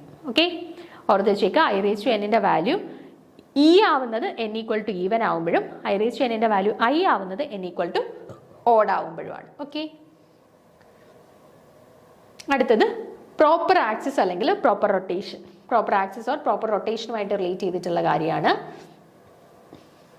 അപ്പോൾ നമുക്കൊരു ഓപ്പറേഷനകത്ത് C4 ഇൻറ്റു C4 എന്ന് വരുവാണെങ്കിൽ നമുക്കതിനെ C4 സ്ക്വയർ എന്ന് റെപ്രസെൻറ്റ് ചെയ്യാം. ഓക്കെ, C4 ഇൻറ്റു C4 എന്ന് വരുവാണെന്നുണ്ടെങ്കിൽ നമുക്കതിനെ C4 സ്ക്വയർ എന്ന് റെപ്രസെൻറ്റ് ചെയ്യാം. ഓക്കെ, ഇനി C4 സ്ക്വയറിനെ നമുക്ക് മറ്റൊരു രീതിയിൽ റെപ്രസെൻറ്റ് ചെയ്യാനായിട്ട് പറ്റും. അതായത് ഇപ്പം ഇവിടെ വരുന്ന നമ്പറിൻ്റെ ഹാഫോ ഹാഫിനെക്കാട്ടിൽ ഹാഫായിട്ടാണ്, താഴെ വരുന്ന നമ്പറിൻ്റെ ഹാഫാണ് മുകളിൽ വരുന്നതെന്നുണ്ടെങ്കിൽ നമുക്ക് ഇതിനെ C4/2 എന്ന് റെപ്രസെൻറ്റ് ചെയ്യാം. അതായത് C2 എന്ന് റെപ്രസെൻറ്റ് ചെയ്യാം. ഓക്കെ, താഴെ വരുന്ന നമ്പർ അതിൻ്റെ ഹാഫായിട്ടാണ് മുകളിൽ വരുന്നതെന്നുണ്ടെങ്കിൽ നമുക്കതിനെ സിംപ്ലിഫൈ ചെയ്ത് C4/2 അല്ലെങ്കിൽ C2 എന്ന് റെപ്രസെൻറ്റ് ചെയ്യാം. അതാണ് ഈ കൊടുത്തിട്ടുള്ളത്. C4 ഇൻറ്റു C4നെ നമുക്ക് C4 സ്ക്വയർ എന്ന് റെപ്രസെൻറ്റ് ചെയ്യാം. C4 സ്ക്വയറിനെ നമുക്ക് C4/2 അല്ലെങ്കിൽ C2 എന്ന് റെപ്രസെൻറ്റ് ചെയ്യാം. ഓക്കെ ആണേ. ഇനി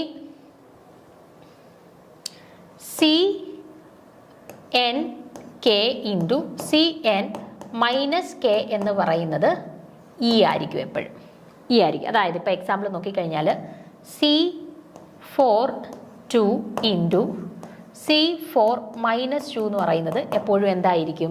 E ആയിരിക്കും. ഈ ഓപ്പറേഷൻസ് നിങ്ങൾ കൃത്യമായിട്ട് പഠിച്ചു വെച്ചേക്കണം. ഇത് ഏതെങ്കിലും ഒക്കെ അങ്ങോട്ടും ഇങ്ങോട്ടും ഒക്കെ ആയിരിക്കും നമുക്ക് ഓപ്പറേഷൻസിൻ്റെ മൾട്ടിപ്ലിക്കേഷനായിട്ട് റിലേറ്റ് ചെയ്തിട്ട് ക്വസ്റ്റ്യൻ വരുന്നത് കേട്ടോ. അപ്പോൾ ഓർത്ത് വെച്ചേക്കുക, CNK ഇൻറ്റു CN-K എന്ന് പറയുന്നത് എപ്പോഴും E ആയിരിക്കും. അതായത് ഇപ്പോൾ C4(2) ഇൻറ്റു C4-2 എന്ന് പറയുന്നത് എപ്പോഴും എന്തായിരിക്കും? E ആയിരിക്കും. ഓക്കെ, അത് ഓർത്ത് വെച്ചേക്കുക. അടുത്ത CNKയുടെ ഇൻവേഴ്സ് എന്താണെന്ന് ചോദിച്ചാൽ എന്താണ്? CN-K ആയിരിക്കും കേട്ടോ. CNKയുടെ ഇൻവേഴ്സ് എന്ന് പറയുന്നത് CN-K ആയിരിക്കും. ഇനി ഇവിടെ നോക്കിക്കേ, C6(2)നെ നമുക്ക് എങ്ങനെ റെപ്രസെൻറ്റ് ചെയ്യാം? C6(2)നെ നമുക്ക് എങ്ങനെ റെപ്രസെൻറ്റ് ചെയ്യാം? C6(2)നെ നമുക്ക് C6/2 which is equal to C3 എന്ന് റെപ്രസെൻറ്റ് ചെയ്യാം. ഓക്കെ, C6 സ്ക്വയറിനെ നമുക്ക് C6/2 which is equal to C3 എന്നും റെപ്രസെൻറ്റ് ചെയ്യാം. അതുപോലെ C6(3)നെ നമുക്ക് എങ്ങനെ റെപ്രസെൻറ്റ് ചെയ്യാം? C6/3 ഈക്വൽ ടു C2 എന്ന് റെപ്രസെൻറ്റ് ചെയ്യാം. ഓക്കെ, അപ്പോൾ C6 സ്ക്വയർ എന്ന് വന്നാൽ അതിനെ നമുക്ക് C3 എന്ന് റെപ്രസെൻറ്റ് ചെയ്യാം. അത് C3ക്ക് തുല്യമാണ്. അതുപോലെ C6⁵3 എന്ന് പറയുന്നതിനെ നമുക്ക് എങ്ങനെ റെപ്രസെൻറ്റ് ചെയ്യാം? C2 എന്ന് റെപ്രസെൻറ്റ് ചെയ്യാം. ഓക്കെ, അതിന് തുല്യമാണ്. ഇനി C6(4) എന്ന് വരുന്നതിന് C6(4) എന്ന് വരുന്നതിനെ നമുക്ക് യൂഷ്വലി റെപ്രസെൻറ്റ് ചെയ്യാൻ പറ്റുന്നത് C6. പിന്നെ എന്താ ചെയ്യുന്നതെന്ന് വെച്ചാൽ നമ്മുടെ മുകളിൽ വരുന്ന നമ്പേഴ്സ് ഹാഫ്, ഈ താഴെ വരുന്നതിൻ്റെ ഹാഫിനെക്കാട്ടിൽ കൂടുതലാണ് എന്നുണ്ടെങ്കിൽ, ഓക്കെ, ഇപ്പോൾ ഈ രണ്ട് കേസിലാണെന്നുണ്ടെങ്കിൽ ഇത് ഹാഫിനെക്കാട്ടിൽ കുറവായിരുന്നു, ഇത് ജസ്റ്റ് ഹാഫ് ആണ്. ഓക്കെ, അങ്ങനെ വരുന്ന കേസിൽ നമുക്ക് 6/3 6/2 എന്ന് എഴുതിയിട്ട് അതിനെ സിംപ്ലിഫൈ ചെയ്യാമായിരുന്നു. എന്നാൽ ഇനി ഈ താഴെ വരുന്നതിൻ്റെ ഹാഫിനെക്കാട്ടിൽ കൂടുതലാണ് മുകളിൽ വരുന്നതെന്നുണ്ടെങ്കിൽ അതിനെ നമുക്ക് എങ്ങനെ റെപ്രസെൻറ്റ് ചെയ്യാന്ന് വെച്ചാൽ 4-6, അതായത് C6-2 എന്ന് റെപ്രസെൻറ്റ് ചെയ്യാം. ഓക്കെ, C6(4) എന്ന് വരുന്നത് ഇവിടെ താഴെയുള്ളതിൻ്റെ പകുതിയെക്കാട്ടിൽ കൂടുതലാണ് മുകളിൽ വന്നേക്കുന്നത്. സോ അതിനെ നമുക്ക് ജസ്റ്റ് സിംപ്ലിഫൈ ചെയ്യാനായിട്ട് എന്ത് ചെയ്താൽ മതി? C6(4-6), അതായത് C6-2ന് തുല്യമാണ്. ഓക്കെ, ഈ C6-2നെ നമുക്ക് സിംപ്ലിഫൈ ചെയ്യാമല്ലോ. നോക്കിക്കേ, 6ഉം 3യും കൂടെ വെട്ടിപ്പോയാൽ C3-1 എന്ന് വരും അല്ലേ. അപ്പോൾ C6-2 എന്ന് പറയുന്നത് C3-1ന് തുല്യമാണ്. ഓക്കെ ആണേ. അടുത്തത് അതൊന്നുകൊണ്ട് പറയാം, നമ്മുടെ C6(4) ആണ് നമ്മൾ സിംപ്ലിഫൈ ചെയ്യാനായിട്ട് പോകുന്നത്. അപ്പോൾ C6(4)നകത്ത് നമുക്കറിയാം C6 ഇവിടെ മുകളിൽ വന്നേക്കുന്നത് താഴത്തെ സംഖ്യയുടെ പകുതിയെക്കാട്ടിൽ കൂടുതലാണ്. സോ നമ്മൾ എന്ത് ചെയ്യണം? 4 മുകളിലത്തത് മൈനസ് താഴത്തത്. സോ എന്ത് കിട്ടും? C6-2 എന്ന് കിട്ടും. ഈ C6-2നെ തന്നെ നമുക്ക് വീണ്ടും സിംപ്ലിഫൈ ചെയ്യാമല്ലോ. 2ൻ്റെ ടേബിളിലുള്ളതാണ് 2ഉം 6ഉം. അപ്പോൾ സിംപ്ലിഫൈ ചെയ്യുമ്പോൾ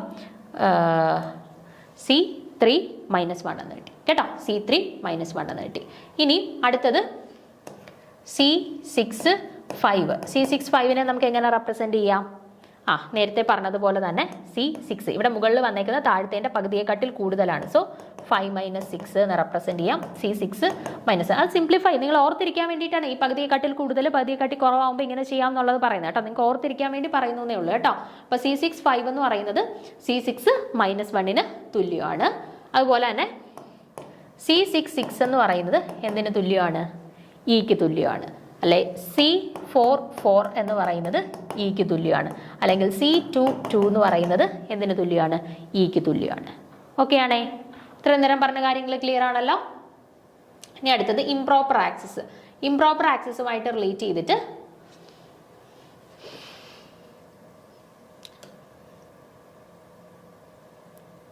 ഇംപ്രോപ്പർ ആക്സിസ് എന്ന് പറയുമ്പോൾ റൊട്ടേഷന്റെയും റിഫ്ലക്ഷന്റെയും കൂടെ പ്രൊഡക്റ്റ് ആയിട്ടാണ് നമ്മൾ റെപ്രസെന്റ് ചെയ്യാറുള്ളത് കേട്ടോ. റൊട്ടേഷന്റെയും റിഫ്ലക്ഷന്റെയും കൂടെ പ്രൊഡക്റ്റ് ആയിട്ടാണ് നമ്മൾ റെപ്രസെന്റ് ചെയ്യാറുള്ളത്. ഇവിടെ നമ്മുടെ S62നെ നമുക്ക് എങ്ങനെ റെപ്രസെന്റ് ചെയ്യാം? S62നെ നമുക്ക് എങ്ങനെ റെപ്രസെന്റ് ചെയ്യാം? ഇവിടെ നോക്കിക്കേ, നമുക്കറിയാം sigma raise to even number എന്ന് പറയുന്നത് എന്താണ്? ഇക്ക് തുല്യമാണ് അല്ലെ? സിഗ്മ റേസ് ടു ഒരു ഈവൻ നമ്പർ എന്ന് പറയുന്നത് എന്തിന് തുല്യമാണ്? ഇക്ക് തുല്യമാണ്. അപ്പൊ ഇവിടെ S62നെ നമുക്ക് എങ്ങനെ റെപ്രസെന്റ് ചെയ്യാം? C62 ഇൻറ്റു സിഗ്മ സ്ക്വയർ എന്ന് റെപ്രസെന്റ് ചെയ്യാം. അതായത് റൊട്ടേഷൻ ഇൻറ്റു റിഫ്ലക്ഷൻ ആണ് എന്ത്? ഈ ഇംപ്രോപ്പർ ആക്സിസ് എസ് എന്ന് പറയുന്നത്. ഓക്കെ, അതിൽ C62 ഇൻറ്റു സിഗ്മ സ്ക്വയർ എന്ന് പറയുന്നത് എന്താണ്? ഇ ആണ് അല്ലെ? അപ്പൊ C26 ഇൻറ്റു ഇ എന്ന് പറയുന്നത് എന്ത് തന്നെയാണ്? C62ന് തുല്യമാണ് അല്ലെ? അതിനെ നമുക്ക് സിംപ്ലിഫൈ ചെയ്താൽ എങ്ങനെ എഴുതാം?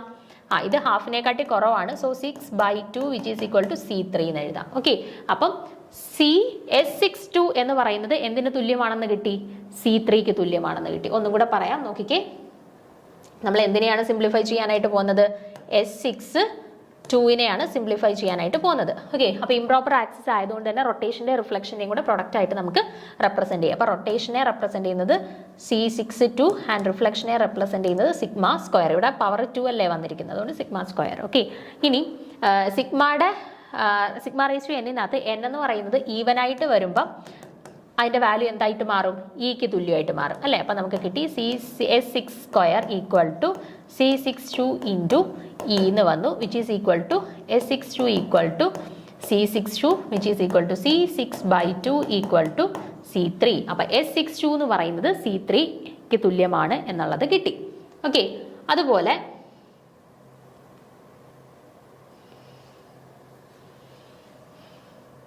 S64ന്റെ കേസ് നോക്കിക്കേ.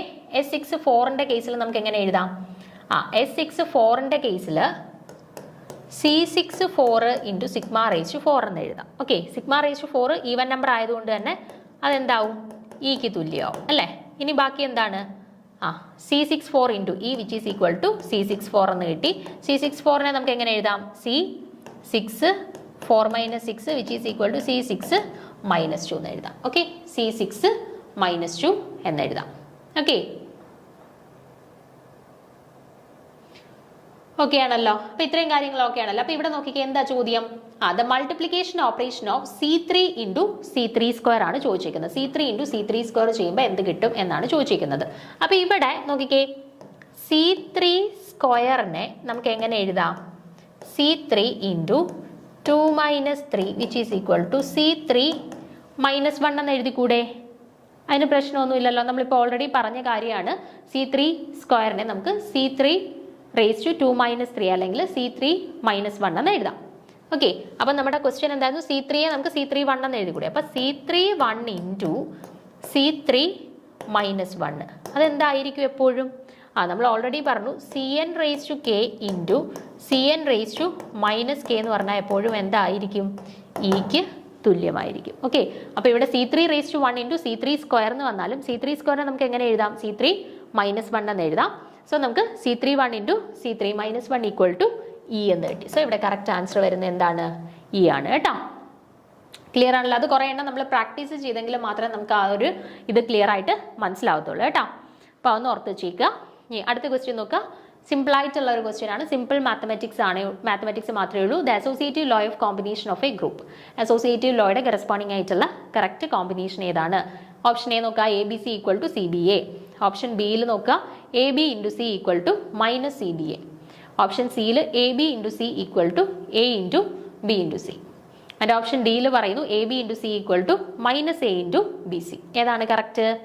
അസോസിയേറ്റീവ് ലോയുമായിട്ട് റിലേറ്റ് ചെയ്തിട്ട് കറക്റ്റ് ആയിട്ടുള്ള റെപ്രസെൻറ്റേഷൻ എന്ന് പറഞ്ഞാൽ ഓപ്ഷൻ സി ആണല്ലേ?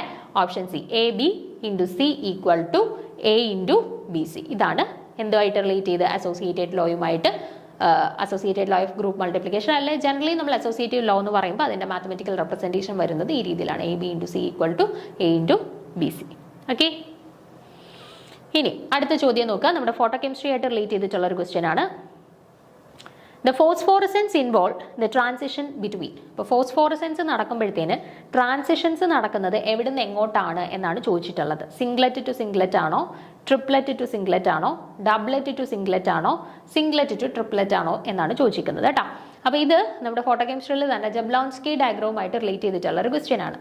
ജബ്ലോൺസ്കി ഡയഗ്രാം വളരെ ഇമ്പോർട്ടൻ്റ് ആണ്. നമുക്ക് പല രീതിയിൽ ജസ്റ്റ് ആ കാര്യം ഒന്ന് പഠിച്ചു വെച്ചാൽ നമുക്ക് ഏത് രീതിയിൽ ക്വസ്റ്റ്യൻസ് വന്നാലും അറ്റംപ്റ്റ് ചെയ്യാൻ പറ്റും കേട്ടോ. സ്റ്റേറ്റ്മെന്റ് വൈസ് ആയിട്ട് ക്വസ്റ്റ്യൻസ് വരാറുണ്ട്. ഇതുപോലെ ഇപ്പോൾ ഫോസ്ഫോറസെൻസ് അല്ലെങ്കിൽ ഫ്ലൂറസെൻസ് അല്ലെങ്കിൽ ഇന്റർസിസ്റ്റം ക്രോസിംഗ് അങ്ങനെ ഓരോന്ന് തന്നിട്ട് അതിൻ്റെ കേസിൽ ട്രാൻസിഷൻസ് എവിടെ നിന്ന് എങ്ങോട്ടാണ് എന്ന് ചോദിക്കാറുണ്ട്. പിന്നെ റേഡിയേറ്റീവ് ട്രാൻസിഷൻസ് ചെയ്ത് അല്ലെങ്കിൽ നോൺ റേഡിയേറ്റീവ് ട്രാൻസിഷൻസ് ചെയ്ത് ആ രീതിയിൽ ക്വസ്റ്റ്യൻസ് ചോദിക്കാറുണ്ട്. അങ്ങനെ പല രീതിയിൽ ജബ്ലോൺസ്കി ഡയഗ്രവുമായിട്ട് റിലേറ്റ് ചെയ്തിട്ട് ക്വസ്റ്റ്യൻസ് വരാറുണ്ട്. അപ്പോൾ അത് കൃത്യമായിട്ട് നിങ്ങൾ അങ്ങ് പഠിച്ചു വെച്ചേക്കുക. അതിനെക്കുറിച്ചിട്ട് ഒരു ഓവറോൾ ഐഡിയ നമുക്ക് ഉണ്ടെന്നുണ്ടെങ്കിൽ നമുക്ക് ജബ്ലോൺസ്കി ഡയഗ്രവുമായിട്ട് റിലേറ്റ് ചെയ്ത് എന്ത് ക്വസ്റ്റ്യൻ വന്നാലും നമുക്ക് അറ്റംപ്റ്റ് ചെയ്യാവുന്നതേ ഉള്ളൂ. അപ്പോൾ ഇവിടെ നോക്കിക്കേ, നമുക്ക് ഫോസ്ഫോറസെൻസ് ആണ് ചോദിച്ചിരിക്കുന്നത്. എവിടെ നിന്ന് എങ്ങോട്ടാണ് ഫോസ്ഫോറസെൻസ് നടക്കുമ്പോൾ ട്രാൻസിഷൻസ് നടക്കുന്നത് എന്നാണ് ചോദിച്ചിട്ടുള്ളത്. അപ്പോൾ ആദ്യം നമുക്ക് ജബ്ലോൺസ്കി ഡയഗ്രവുമായിട്ട് റിലേറ്റ് ചെയ്തിട്ട് കുറച്ച് കാര്യങ്ങളൊന്ന് നോക്കാം. A Jablonski diagram is the simplest way to show the radiative and non-radiative energy transitions between the electronic and vibrational states of a molecule. അപ്പോൾ നമുക്കറിയാം ജബ്ലോൺസ്കി ഡയഗ്രാം എന്ന് പറയുന്നത് നമ്മൾ റേഡിയേറ്റീവ് ട്രാൻസിഷൻസിനെയും അതുപോലെ തന്നെ നോൺ റേഡിയേറ്റീവ് ട്രാൻസിഷൻസിനെയും റെപ്രസെൻറ്റ് ചെയ്യാൻ വേണ്ടിയിട്ട് യൂസ് ചെയ്യുന്ന ഒരു കൺസെപ്റ്റ് അല്ലെങ്കിൽ ഒരു ഡയഗ്രമാണ് ജബ്ലോൺസ്കി ഡയഗ്രാം എന്ന് പറയുന്നത്. The energy transitions are shown on Jablonski diagram using either straight lines or wavy lines. അപ്പം ഇവിടെ നിങ്ങൾക്ക് ജബ്ലോൺസ്കി ഡയഗ്രാം നോക്കിയാൽ തന്നെ കാണാം, ചില ട്രാൻസിഷൻസിനെ നമ്മൾ സ്ട്രെയിറ്റ് ലൈൻസ് യൂസ് ചെയ്തിട്ടും ചില ട്രാൻസിഷൻസിനെ നമ്മൾ വേവി ലൈൻസ് യൂസ് ചെയ്തിട്ടുമാണ് റെപ്രസെൻറ്റ് ചെയ്തിട്ടുള്ളത് അല്ലേ. അപ്പോൾ എന്തുകൊണ്ടാണ് ചിലർ സ്ട്രെയിറ്റ് ലൈൻസും ചിലർ വേവി ലൈൻസും ആയിട്ട് മാറിയത് നോക്കിക്കേ. The radiative transitions such as absorption and fluorescence are shown with straight lines and non-radiative transitions such as internal conversion and intersystem crossing are tend to depicted by wavy arrows. അപ്പം നമ്മൾ പറഞ്ഞു ഇപ്പോൾ ട്രാൻസിഷൻസിനകത്ത് radiative ട്രാൻസിഷൻസും ഉണ്ട്, non radiative ട്രാൻസിഷൻസും ഉണ്ടെന്ന് പറഞ്ഞു അല്ലേ. അപ്പോൾ അതിൽ റേഡിയേറ്റീവ് ട്രാൻസിഷൻസിനെയാണ് നമ്മൾ ജനറലി സ്ട്രെയിറ്റ് ലൈൻ യൂസ് ചെയ്തിട്ട് റെപ്രസെൻറ്റ് ചെയ്യാറുള്ളത്. നോൺ റേഡിയേറ്റീവ് ട്രാൻസിഷൻസിനെയാണ് വേവി ലൈൻസ് യൂസ് ചെയ്തിട്ട് റെപ്രസെൻറ്റ് ചെയ്യാറുള്ളത്. ഇനി റേഡിയേറ്റീവ് ട്രാൻസിഷൻസിൻ്റെ കേസിൽ വരുന്ന എക്സാമ്പിൾസ് ആണ് ആരൊക്കെ? റേഡിയേറ്റീവ് ട്രാൻസിഷൻസിൻ്റെ കേസിൽ എക്സാമ്പിളായിട്ട് വരുന്നവരാണ് നമ്മുടെ ഫ്ലൂറസെൻസും അതുപോലെ തന്നെ ഫോസ്ഫോറസെൻസും അബ്സോർപ്ഷൻസും ഒക്കെ. ഓക്കെ, അതുപോലെ തന്നെ നോൺ റേഡിയേറ്റീവ് ട്രാൻസിഷൻസിന് കറസ്പോണ്ടിങ് ആയിട്ട് വരുന്ന എക്സാമ്പിൾസ് ആണ് ഇന്റർസിസ്റ്റം ക്രോസിങ്ങും അതുപോലെ തന്നെ ഇന്റേണൽ കൺവേർഷൻസ്. ഓക്കെ, അത് ഓർത്ത് വെച്ചേക്കണേ. നമ്മുടെ റേഡിയേറ്റീവ് ട്രാൻസിഷനെ സ്ട്രെയിറ്റ് ലൈൻ വെച്ചിട്ടും നോൺ റേഡിയേറ്റീവ് ട്രാൻസിഷനെ വേവി ലൈൻസ് വെച്ചിട്ട് റെപ്രസെൻറ്റ് ചെയ്യുന്നുണ്ട്. അതുപോലെ തന്നെ റേഡിയേറ്റീവ് ട്രാൻസിഷൻസിനകത്ത് വരുന്ന എക്സാമ്പിൾസ് ആണ് ആരൊക്കെ? റേഡിയേറ്റീവ് ട്രാൻസിഷൻസിനകത്ത് വരുന്നതാണ് ഫ്ലൂറസെൻസും ഫോസ്ഫോറസെൻസും. അതുപോലെ തന്നെ നോൺ റേഡിയേറ്റീവ് ട്രാൻസിഷൻസിനകത്ത് വരുന്നതാണ് ആരൊക്കെയാണ്? നോൺ റേഡിയേറ്റീവ് ട്രാൻസിഷൻസിനകത്ത് വരുന്നതാണ് ഇന്റേണൽ കൺവേർഷനും ഇന്റർസിസ്റ്റം ക്രോസിങ്ങും. ഓക്കെയാണേ. ഇനി നമ്മുടെ ഫിഗർ നോക്കിക്കഴിഞ്ഞാൽ നിങ്ങൾക്ക് കാണാൻ പറ്റും. ഇവിടെ ഈ ഒരു ഫിഗറിൽ vibrational relaxation, fluorescence, internal conversion, intersystem crossing, phosphorescence ഇത്രയും കാര്യങ്ങൾ ഇവിടെ റെപ്രസെൻറ്റ് ചെയ്തിട്ടുണ്ട്. ചിലത് വേവി ലൈൻസ് വെച്ചിട്ട് റെപ്രസെൻറ്റ് ചെയ്തിട്ടുണ്ട്, ചിലത് സ്ട്രെയിറ്റ് ലൈൻസ് വെച്ചിട്ട് റെപ്രസെൻറ്റ് ചെയ്ത് ഓരോന്നും എവിടെ നിന്ന് എങ്ങോട്ടാണ് ട്രാൻസിഷൻസ് നടക്കുന്നത് എന്നും കൊടുത്തിട്ടുണ്ട്. ഓക്കെ, അപ്പോൾ ജസ്റ്റ് നമുക്ക് ഓരോന്ന് എന്താണ് എന്ന് പഠിച്ചിട്ട് തിരിച്ച് ആ ഫിഗറിലോട്ട് വരാം. അപ്പോൾ നോക്കിക്കേ, ആദ്യം നോൺ റേഡിയേറ്റീവ് ട്രാൻസിഷൻസിനെ കുറിച്ചിട്ട് പറയാം. നോൺ റേഡിയേറ്റീവ് ട്രാൻസിഷൻസിൽ നമ്മൾ രണ്ടുപേരെ കുറിച്ചിട്ട് പറഞ്ഞു. ആരാ? ഇന്റർസിസ്റ്റം ക്രോസിങ്ങിനെ കുറിച്ചിട്ടും പറഞ്ഞു, ഇന്റേണൽ കൺവേർഷനെ കുറിച്ചിട്ടും പറഞ്ഞു അല്ലേ. അപ്പോൾ നോക്കിക്കേ, non radiative transition do not involve the emission of any radiation, so these are also called non radiative transition or radiationless transitions അല്ലേ. നോൺ റേഡിയേറ്റീവ് ട്രാൻസിഷൻസിനകത്ത് പ്രത്യേകിച്ച് റേഡിയേഷൻസിനെ ഒന്നും എമിറ്റ് ചെയ്യുന്നില്ല. അതുകൊണ്ട് ഇതിനെ നമ്മൾ നോൺ റേഡിയേറ്റീവ് ട്രാൻസിഷൻ അല്ലെങ്കിൽ റേഡിയേഷൻലെസ് ട്രാൻസിഷൻസ് എന്ന് പറയുന്നു. Non-radiative transitions involves the following two transitions: the internal conversion and intersystem crossing. രണ്ട് ടൈപ്സ് ഉണ്ട് നമ്മൾ പറഞ്ഞു, ഇന്റർണൽ കൺവേർഷനും ഇന്റർസിസ്റ്റം ക്രോസിംഗ്. അതിൽ ഇന്റർണൽ കൺവേർഷൻ നിങ്ങൾ നോക്കിക്കേ. These transitions involve the return of the activated molecule from the higher excited state to the first excited state. അപ്പം നമ്മുടെ internal കൺവേർഷനകത്ത് എന്താ സംഭവിക്കുന്നത് വെച്ചാൽ ഹയർ എക്സൈറ്റഡ് സ്റ്റേറ്റിൽ നിന്നും ലോവർ എക്സൈറ്റഡ് സ്റ്റേറ്റിലോട്ട് തിരിച്ചു വരികയാണ് ചെയ്യുന്നത്. ഓക്കെ, അതായത് ഇപ്പം S3 എന്ന് പറയുന്ന സിംഗ്ലറ്റ് എക്സൈറ്റഡ് സ്റ്റേറ്റിൽ ഇരിക്കുന്നവർ എങ്ങോട്ട് തിരിച്ചു വരും? S1 എന്ന് പറയുന്ന സിംഗ്ലറ്റ് ഗ്രൗണ്ട് സ്റ്റേറ്റിലോട്ട് തിരിച്ചു വരും. ഇപ്പം S2 എന്ന് പറയുന്ന സിംഗ്ലറ്റ് എക്സൈറ്റഡ് സ്റ്റേറ്റിൽ ഇരിക്കുന്നവർ S1 എന്ന് പറയുന്ന സിംഗ്ലറ്റ് ഗ്രൗണ്ട് സ്റ്റേറ്റിലോട്ട് തിരിച്ചു വരും. അതുപോലെ തന്നെ T3 എന്ന് പറയുന്ന ട്രിപ്ലറ്റ് എക്സൈറ്റഡ് സ്റ്റേറ്റിൽ ഇരിക്കുന്നവർ T1 എന്ന് പറയുന്ന ട്രിപ്ലറ്റ് ഗ്രൗണ്ട് സ്റ്റേറ്റിലോട്ട് തിരിച്ചു വരുന്നു. അതുപോലെ T2 എന്ന് പറയുന്ന ട്രിപ്ലറ്റ് എക്സൈറ്റഡ് സ്റ്റേറ്റിൽ ഇരിക്കുന്നവർ T1 എന്ന് പറയുന്ന ട്രിപ്ലറ്റ് ഗ്രൗണ്ട് സ്റ്റേറ്റിലോട്ട് തിരിച്ചു വരുന്നു. അപ്പോൾ ഇതാണ് എവിടെ നടക്കുക? ഇന്റേണൽ കൺവേർഷനകത്ത് നടക്കുക. അപ്പോൾ ഇന്റേണൽ കൺവേർഷനകത്ത് എവിടെ നിന്ന് എങ്ങോട്ടാണ് ട്രാൻസിഷൻ നടക്കുക? ഹയർ എക്സൈറ്റഡ് സ്റ്റേറ്റിൽ നിന്നും ഫസ്റ്റ് എക്സൈറ്റഡ് സ്റ്റേറ്റിലോട്ട്. ഓക്കെ, ഗ്രൗണ്ട് സ്റ്റേറ്റ് എന്നാണോ ഞാൻ പറഞ്ഞത്? അല്ല, ഗ്രൗണ്ട് സ്റ്റേറ്റ് അല്ല, സോറി, ഫസ്റ്റ് എക്സൈറ്റഡ് സ്റ്റേറ്റിലോട്ട്. സിംഗ്ലറ്റ് എക്സൈറ്റഡ് സ്റ്റേറ്റിൽ നിന്നും സിംഗ്ലറ്റ് ഫസ്റ്റ് എക്സൈറ്റഡ് സ്റ്റേറ്റിലോട്ട്, സിംഗ്ലറ്റ് ഹയർ എക്സൈറ്റഡ് സ്റ്റേറ്റിൽ നിന്നും സിംഗ്ലറ്റ് ഫസ്റ്റ് എക്സൈറ്റഡ് സ്റ്റേറ്റിലോട്ട്. S0യും T0യും ഒന്നും അല്ലല്ലോ, S1 അല്ലേ, അപ്പോൾ ഫസ്റ്റ് എക്സൈറ്റഡ് സ്റ്റേറ്റ് കേട്ടോ. അപ്പം ഹയർ എക്സൈറ്റഡ് സ്റ്റേറ്റിൽ നിന്നും ഫസ്റ്റ് എക്സൈറ്റഡ് സ്റ്റേറ്റിലോട്ട് തിരിച്ചു വരുന്ന ട്രാൻസിഷൻസ് ആണ് എന്ത്? നമ്മുടെ ഇന്റേണൽ കൺവേർഷൻ എന്ന് പറയുന്നത്. അത് റേഡിയേറ്റീവ് ട്രാൻസിഷൻ ആണോ? അല്ല, നോൺ റേഡിയേറ്റീവ് ട്രാൻസിഷൻ ആണ്. റേഡിയേഷൻസിനെ ഒന്നും എമിറ്റ് ചെയ്യുന്നില്ല. Okay, the energy of the activated molecule is given out in the form of heat through molecular collisions and this process is called internal conversion. Okay, ഇനി രണ്ടാമത്തേതാണ് Inter system crossing. ഇവിടെ എന്താ നടക്കുക? The molecule may also lose energy by another process called intersystem crossing, and these transitions involve the return of the activated molecules from the state of different spins, that is the different multiplicity. അതായത് Inter system crossing എന്ന് പറയുമ്പോഴത്തേന് അവിടെ transitions നടക്കുന്നത് different spin മൾട്ടിപ്ലിസിറ്റിയുടെ ഇടയിലായിരിക്കും. അതായത് ഇപ്പം S2വിൽ നിന്ന് ഒരു transition നടക്കുകയാണെന്നുണ്ടെങ്കിൽ അത് T2വിലോട്ടായിരിക്കും നടക്കുക. അല്ലെന്നുണ്ടെങ്കിൽ S1ൽ നിന്ന് ട്രാൻസിഷൻ നടക്കുകയാണെന്നുണ്ടെങ്കിൽ T1, അല്ലെങ്കിൽ S2വിൽ നിന്ന് ട്രാൻസിഷൻ നടക്കുകയാണെങ്കിൽ T1. ഇവിടെ രണ്ടിടത്തും നോക്ക്, സ്പിൻ മൾട്ടിപ്ലിസിറ്റി സെയിം. ഇപ്പോൾ S2വിൽ നിന്ന് S1 അല്ലെങ്കിൽ S3യിൽ നിന്ന് S2 ഒക്കെ ആകുമ്പോഴത്തേന് സെയിം മൾട്ടിപ്ലിസിറ്റി ഉള്ളിടത്തോട്ടാണ് ട്രാൻസിഷൻസ് നടക്കുന്നത്. പക്ഷേ ഇവിടെ അങ്ങനെയല്ല, ഡിഫറെൻറ്റ് സ്പിൻ മൾട്ടിപ്ലിസിറ്റി ഉള്ളവർക്കിടയിലോട്ടാണ് ട്രാൻസിഷൻസ് നടക്കുന്നത്. അതായത് S2 to T2 അല്ലെങ്കിൽ S1 to T1, അങ്ങനെ ഡിഫറെൻറ്റ് സ്പിൻ മൾട്ടിപ്ലിസിറ്റി ഉള്ളവരുടെ ഇടയിലാണ് ട്രാൻസിഷൻ നടക്കുന്നുണ്ടെങ്കിൽ അതിനെയാണ് നമ്മൾ ഇന്റർ സിസ്റ്റം ക്രോസിംഗ് എന്ന് പറയുന്നത് കേട്ടോ. അപ്പോൾ these transitions are forbidden and relatively slow rate. അപ്പോൾ ഇവിടെ നോക്കിക്കേ, നമ്മൾ സ്പിൻ സെലക്ഷൻ റൂളും ലപ്പോട്ടെ സെലക്ഷൻ റൂൾസും ഒക്കെ പഠിച്ചിട്ടുണ്ടായിരുന്നു. അവിടെ നമ്മൾ പറഞ്ഞായിരുന്നു, നമ്മുടെ സ്പിൻ സെലക്ഷൻ റൂൾ പ്രകാരം അലൗഡ് ട്രാൻസിഷൻസ് എന്ന് പറയുന്നത് സെയിം സ്പിൻ മൾട്ടിപ്ലിസിറ്റി ഉള്ളവരുടെ ഇടയിലോട്ടുള്ള ട്രാൻസിഷൻസ് ആണ് അലൗഡ് ആയിട്ടുള്ള ട്രാൻസിഷൻസ് അല്ലേ. പക്ഷേ ഇവിടെ നോക്കിക്കേ, ഇവിടെ ട്രാൻസിഷൻ നടക്കുന്നത് ഒരു സിംഗ്ലറ്റ് സ്റ്റേറ്റിൽ നിന്നും ഒരു ട്രിപ്ലറ്റ് സ്റ്റേറ്റിലോട്ടാണ്. ഓക്കെ, അപ്പം നമ്മുടെ സെലക്ഷൻ റൂൾസ് ഫോളോ ചെയ്യുന്നുണ്ടോ ഇവിടെ? ഇല്ല, സെലക്ഷൻ റൂൾസ് ഫോളോ ചെയ്യുന്നില്ല. അതുകൊണ്ട് തന്നെ നമുക്ക് പറയാം ഈ ട്രാൻസിഷൻസ് എന്ന് പറഞ്ഞാൽ അലൗഡ് ട്രാൻസിഷൻസ് ആണോ? അല്ല, ഫോർബിഡൻ ട്രാൻസിഷൻസ് ആണ്. അതുപോലെ തന്നെ റിലേറ്റീവ്ലി സ്ലോ റേറ്റിൽ മാത്രമേ നടക്കത്തുള്ളൂ എന്ന് പറയാം. ഓക്കെ, ഇനി അടുത്തതിലോട്ട് വരാം, റേഡിയേറ്റീവ് ട്രാൻസിഷൻസ്. റേഡിയേറ്റീവ് ട്രാൻസിഷൻസ് ആകുമ്പോൾ എന്താ? റേഡിയേഷൻസിനെ എമിറ്റ് ചെയ്യുന്ന ടൈപ്പ് ഓഫ് ട്രാൻസിഷൻസ് ആണ് റേഡിയേറ്റീവ് ട്രാൻസിഷൻസ് എന്ന് പറയുന്നത്. It involve the return of the activated molecule from the singlet excited state S1 and triplet excited state T1 to the ground state S0. These transitions are accompanied by the emission of radiations, thus radiative transitions involving the following two radiations. അപ്പോൾ radiative transitions എന്ന് പറയുന്നത് രണ്ട് കാറ്റഗറിയാണുള്ളത്, ഫ്ലൂറസെൻസും ഉണ്ട്, ഫോസ്ഫോറസെൻസും ഉണ്ട്. ഇവിടെ രണ്ടിടത്തും റേഡിയേഷൻസിനെ emit ചെയ്തുകൊണ്ടാണ് transitions നടക്കുക. ഇനി ഫ്ലൂറസെൻസിന്റെ കേസ് നോക്കിക്കേ, the emission of radiation is due to the transition from the singlet excited state S1 to the ground state S0 is called fluorescence, and this transition is allowed transition and occurs in 10⁻⁻8 second. അപ്പം നോക്കിക്കേ, ഫ്ലൂറസെൻസിനകത്ത് എവിടെ നിന്ന് എങ്ങോട്ടാണ് transition നടക്കുന്നത്? ഫ്ലൂറസെൻസിനകത്ത് transition നടക്കുന്നത് S1 to S0, അതായത് singlet excited സ്റ്റേറ്റിൽ നിന്നും സിംഗ്ലറ്റ് ഗ്രൗണ്ട് സ്റ്റേറ്റിലോട്ട് ട്രാൻസിഷൻ നടക്കുകയാണെന്നുണ്ടെങ്കിൽ അതിനെയാണ് നമ്മൾ എന്തെന്ന് പറയുക? ഫ്ലൂറസെൻസ് എന്ന് പറയുക കേട്ടോ. ഫ്ലൂറസെൻസിനകത്ത് സിംഗ്ലറ്റ് എക്സൈറ്റഡ് സ്റ്റേറ്റിൽ നിന്നും സിംഗ്ലറ്റ് ഗ്രൗണ്ട് സ്റ്റേറ്റ് അല്ലെങ്കിൽ S1 to S0 ട്രാൻസിഷനാണ് ഫ്ലൂറസെൻസിനകത്ത് നടക്കുക.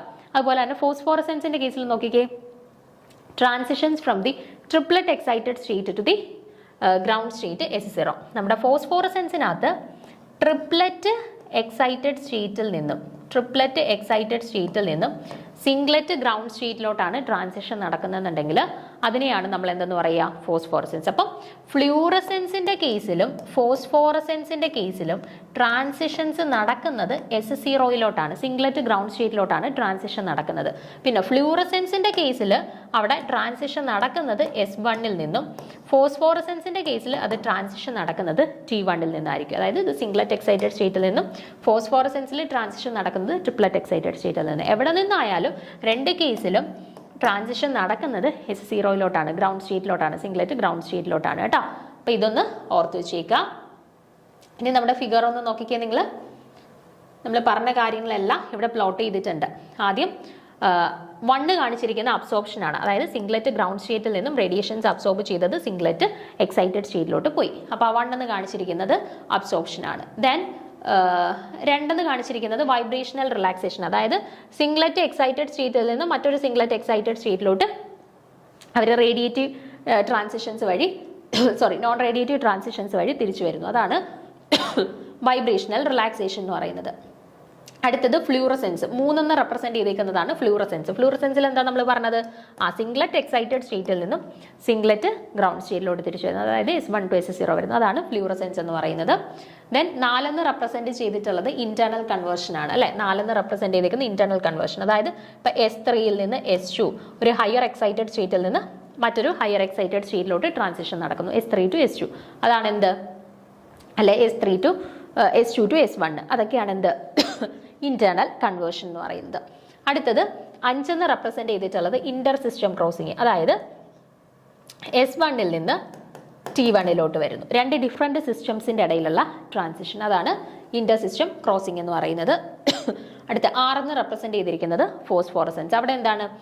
ട്രിപ്ലറ്റ് എക്സൈറ്റഡ് സ്റ്റേറ്റിൽ നിന്നും സിംഗ്ലറ്റ് ഗ്രൗണ്ട് സ്റ്റേറ്റിലോട്ട് വന്നേക്കുന്നു. ഓക്കെ, ക്ലിയർ ആണല്ലോ? ഓരോന്നിന്റെ കേസിലും ട്രാൻസിഷൻസ് എവിടെ നിന്നും എങ്ങോട്ടാണ് നടന്നതെന്നുള്ളത് കൃത്യമായിട്ടും നോക്കി വെച്ചേക്കണം കേട്ടോ. ഇപ്പൊ ഇവിടെ കൊടുത്തിട്ടുണ്ട്. എക്സൈറ്റേഷന്റെ കേസിൽ എന്താണ്? S0 ഗ്രൗണ്ട് സ്റ്റേറ്റിൽ ഇരിക്കുന്ന ആള് റേഡിയേഷൻസിനെ അബ്സോർബ് ചെയ്തിട്ട് സിംഗ്ലറ്റ് എക്സൈറ്റഡ് സ്റ്റേറ്റിലോട്ട് പോകുന്നു. ഓക്കെ, ഇനി വൈബ്രേഷണൽ റിലാക്സേഷൻ എന്ന് പറഞ്ഞാൽ ഒരു ഹയർ വൈബ്രേഷണൽ ലെവലിൽ ഇരിക്കുന്ന ആള് എന്ത് ചെയ്യുന്നു? ഹീറ്റിനെ റിലീസ് ചെയ്തിട്ട് ഒരു ലോവർ വൈബ്രേഷണൽ ലെവലിലോട്ട് ട്രാൻസിഷൻ നടത്തുകയാണ്. അതിനെയാണ് നമ്മൾ വൈബ്രേഷണൽ റിലാക്സേഷൻ എന്ന് പറയുക. ഓക്കെ, പിന്നെ സിംഗ്ലറ്റ് എക്സൈറ്റഡ് സ്റ്റേറ്റിൽ നിന്നും സിംഗ്ലറ്റ് ഗ്രൗണ്ട് സ്റ്റേറ്റിലോട്ട് വരികയാണെന്നുണ്ടെങ്കിൽ അതിനെ വിളിക്കുന്നതാണ് ഫ്ലൂറസെൻസ്. പിന്നെ ഫ്ലൂറസെൻസ് അതുപോലെ തന്നെ ഇത് കൺസിഡർ ചെയ്യേണ്ട. ഹീറ്റിനെ റിലീസ് ചെയ്തുകൊണ്ടാണെങ്കിൽ അതും ഇന്റർണൽ കൺവേർഷൻ, അത് അവിടെ കിടക്കട്ടെ തൽക്കാലം. ഇനി അടുത്തത് S1ൽ നിന്ന് T1, അതായത് 2 ഡിഫറെന്റ് സിസ്റ്റംസിന്റെ ഇടയിലുള്ള ട്രാൻസിഷൻസ് ആണെങ്കിൽ അത് ഇന്റർ സിസ്റ്റം ക്രോസിംഗ് ആണ്. ദെൻ ഇവിടെ ട്രിപ്ലറ്റ് ഒരു ഹയർ വൈബ്രേഷണൽ ലെവലിൽ നിന്നും ലോവർ ലെവലിലോട്ട് വരികയാണെന്നുണ്ടെങ്കിൽ അതിനെ വൈബ്രേഷണൽ റിലാക്സേഷൻ എന്ന് പറയും. അതുപോലെ തന്നെ ട്രിപ്ലറ്റ് എക്സൈറ്റഡ് സ്റ്റേറ്റിൽ നിന്നും സിംഗ്ലറ്റ് ഗ്രൗണ്ട് സ്റ്റേറ്റിലോട്ട് വരികയാണെന്നുണ്ടെങ്കിൽ നമ്മൾ അതിനെ ഫോസ്ഫോറസെൻസ് എന്ന് പറയുന്നു. ദെൻ ഇവിടെ നോക്കിക്കേ, ട്രിപ്ലറ്റ് എക്സൈറ്റഡ് സ്റ്റേറ്റിൽ നിന്നും സിംഗ്ലറ്റ് സ്റ്റേറ്റിലോട്ട് വരികയാണ്. 2 ഡിഫറെന്റ് സ്റ്റേറ്റ്സ് ആണ്, അതുകൊണ്ട് തന്നെ നമുക്ക് അതിനെ ഇന്റർ സിസ്റ്റം ക്രോസിംഗ് ആയിട്ട് കൺസിഡർ ചെയ്യാം. ബാക്കി 2 നമുക്ക് ആവശ്യമില്ല. ഓക്കെ, അപ്പം ഓൾറെഡി നമ്മൾ പറഞ്ഞ ഈ 6 കാര്യങ്ങൾ, അബ്സോർപ്ഷന്റെ കേസിൽ ട്രാൻസിഷൻ എവിടെ നിന്ന് എങ്ങോട്ടാണ്, ഇന്റർ സിസ്റ്റം ക്രോസിംഗിൽ എവിടെയാണ്, ഇന്റർണൽ കൺവേർഷനിൽ എവിടെയാണ്, ഫ്ലൂറസെൻസിൽ എവിടെയാണ്, ഫോസ്ഫോറസെൻസിൽ എവിടെയാണ്, ഇത്രയും കേസിൽ ട്രാൻസിഷൻസ് എവിടെ നിന്ന് എങ്ങോട്ടാണ് എന്നുള്ളത് നോക്കി വെച്ചേക്കാം. ഇനി നമ്മുടെ ക്വസ്റ്റ്യനിൽ ഇവിടെ ചോദിച്ചിരുന്നത് എന്തായിരുന്നു? ഫോസ്ഫോറസെൻസ് ആയിരുന്നു അല്ലെ. ഫോസ്ഫോറസെൻസിൽ എവിടെ ആയിരുന്നു ട്രാൻസിഷൻ നടക്കുക? ട്രിപ്ലറ്റ് എക്സൈറ്റഡ് സ്റ്റേറ്റിൽ നിന്നും സിംഗ്ലറ്റ് ഗ്രൗണ്ട് സ്റ്റേറ്റിലോട്ടാണ് ട്രാൻസിഷൻ നടക്കുക അല്ലെ. അപ്പം എന്ത് പറയാം? ട്രിപ്ലറ്റ് എക്സൈറ്റഡ് സ്റ്റേറ്റിൽ നിന്നും സിംഗ്ലറ്റ് ഗ്രൗണ്ട് സ്റ്റേറ്റ്, അല്ലെന്നുണ്ടെങ്കിൽ T1ൽ നിന്നും S0യിലോട്ട് നടക്കുന്ന ട്രാൻസിഷൻസ് ആണ് എന്ത്? ഫോസ്ഫോറസെൻസ് എന്ന് പറയുന്നത് അല്ലേ. അപ്പൊ ഇവിടെ കറക്റ്റ് ആയിട്ടുള്ള ഓപ്ഷൻ എന്ന് പറയുന്നത് ഓപ്ഷൻ ബി ആണ്, ട്രിപ്ലറ്റ് ടു സിംഗ്ലറ്റ് കേട്ടോ. അതാണ് കറക്റ്റ് ആയിട്ടുള്ള ആൻസർ. ക്ലിയർ ആണല്ലോ? അപ്പോൾ ഈ ജബ്ലോൺസ്കി ഡയഗ്രാം എന്ന് പറയുന്നത് വളരെ ഇമ്പോർട്ടൻ്റ് ആണ്. നമുക്ക് സ്ഥിരമായിട്ട് ക്വസ്റ്റ്യൻസ് വരുന്നതാണ്. സ്റ്റേറ്റ്മെന്റ് വൈസ് ക്വസ്റ്റ്യൻസ് വരാറുണ്ട്. ഇതുപോലെ ട്രാൻസിഷൻസ് ഏതെങ്കിലും തന്നിട്ട് അത് ഏതിന്റെ കറസ്പോണ്ടിങ് ആയിട്ടുള്ളതാണ് എന്ന് പറഞ്ഞിട്ട് ചോദിക്കാറുണ്ട്. അപ്പോൾ സ്ഥിരമായിട്ട് ക്വസ്റ്റ്യൻ പേപ്പേഴ്സ് നോക്കിക്കഴിഞ്ഞാൽ നിങ്ങൾക്ക് കാണാൻ സാധിക്കുന്ന ഒരു ക്വസ്റ്റ്യൻ ആണ്, അല്ലെങ്കിൽ ഒരു ഏരിയയാണ് ജബ്ലോൺസ്കി ഡയഗ്രാം അല്ലെങ്കിൽ ഫോട്ടോ കെമിസ്ട്രിയിലെ ഈ ഒരു പോർഷൻ എന്ന് പറയുന്നത് കേട്ടോ. അപ്പോൾ അത് കൃത്യമായിട്ട് തന്നെ നോക്കി വെച്ചേക്കുക. അപ്പോൾ ഇനി നമുക്ക് ഡിസ്കസ് ചെയ്യാനായിട്ടുള്ളത് 17ാമത്തെ ചോദ്യമാണ്. നോക്കുക. The vibrational frequency of a homonuclear diatomic molecule is nu. The temperature at which the population of the first excited state will be half of that of the ground state is given by. ഇവിടെ എന്താ ചോദിച്ചിട്ടുള്ളത്? Vibrational frequency of a homonuclear diatomic molecule nu ആണെന്ന് തന്നിട്ടുണ്ട്. Vibrational frequency. Okay. The temperature at which the population of the first excited state will be half of the ground state.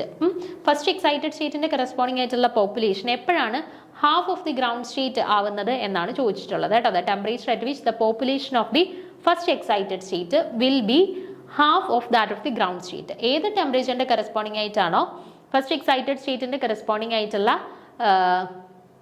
Population half of that of the ground state ആയിട്ട് മാറുന്നത് എന്നാണ് ചോദിച്ചിട്ടുള്ളത്. hν into ln2/kb ആണോ, hν/ln2kb ആണോ, ln2/hν/kb ആണോ, hν log 2/kb ആണോ എന്നാണ് കണ്ടുപിടിക്കേണ്ടത്. അപ്പോൾ നമുക്ക് നോക്കാം. The population of energy levels in a molecule at a thermal equilibrium can be described by the Boltzmann equation, and according to the equation the ratio of the population n1/n0 equal to e raised to minus ei by kt.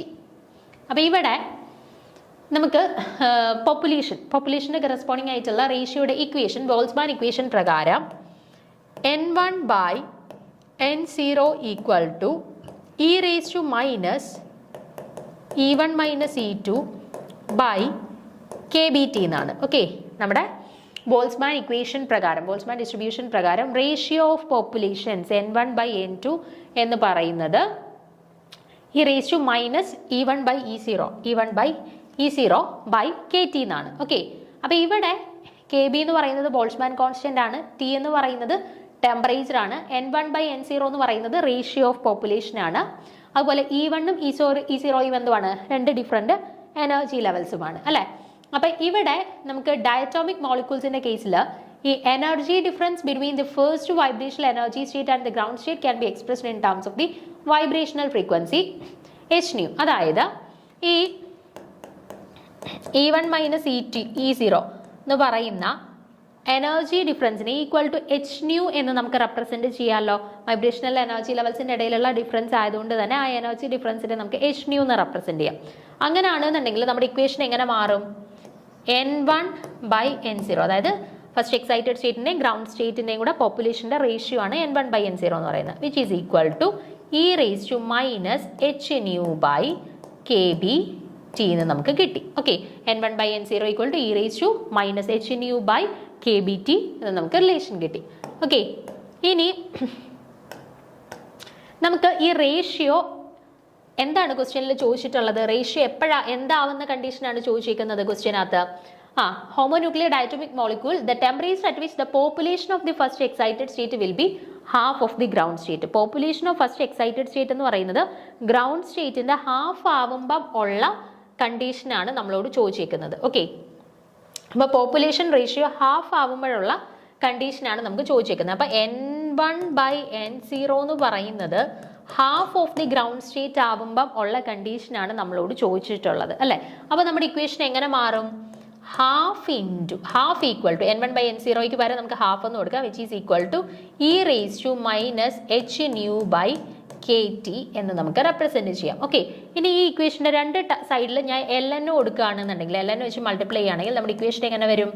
ln 1/2 equal to ln e raise to minus h nu by kt എന്ന് കിട്ടും അല്ലേ.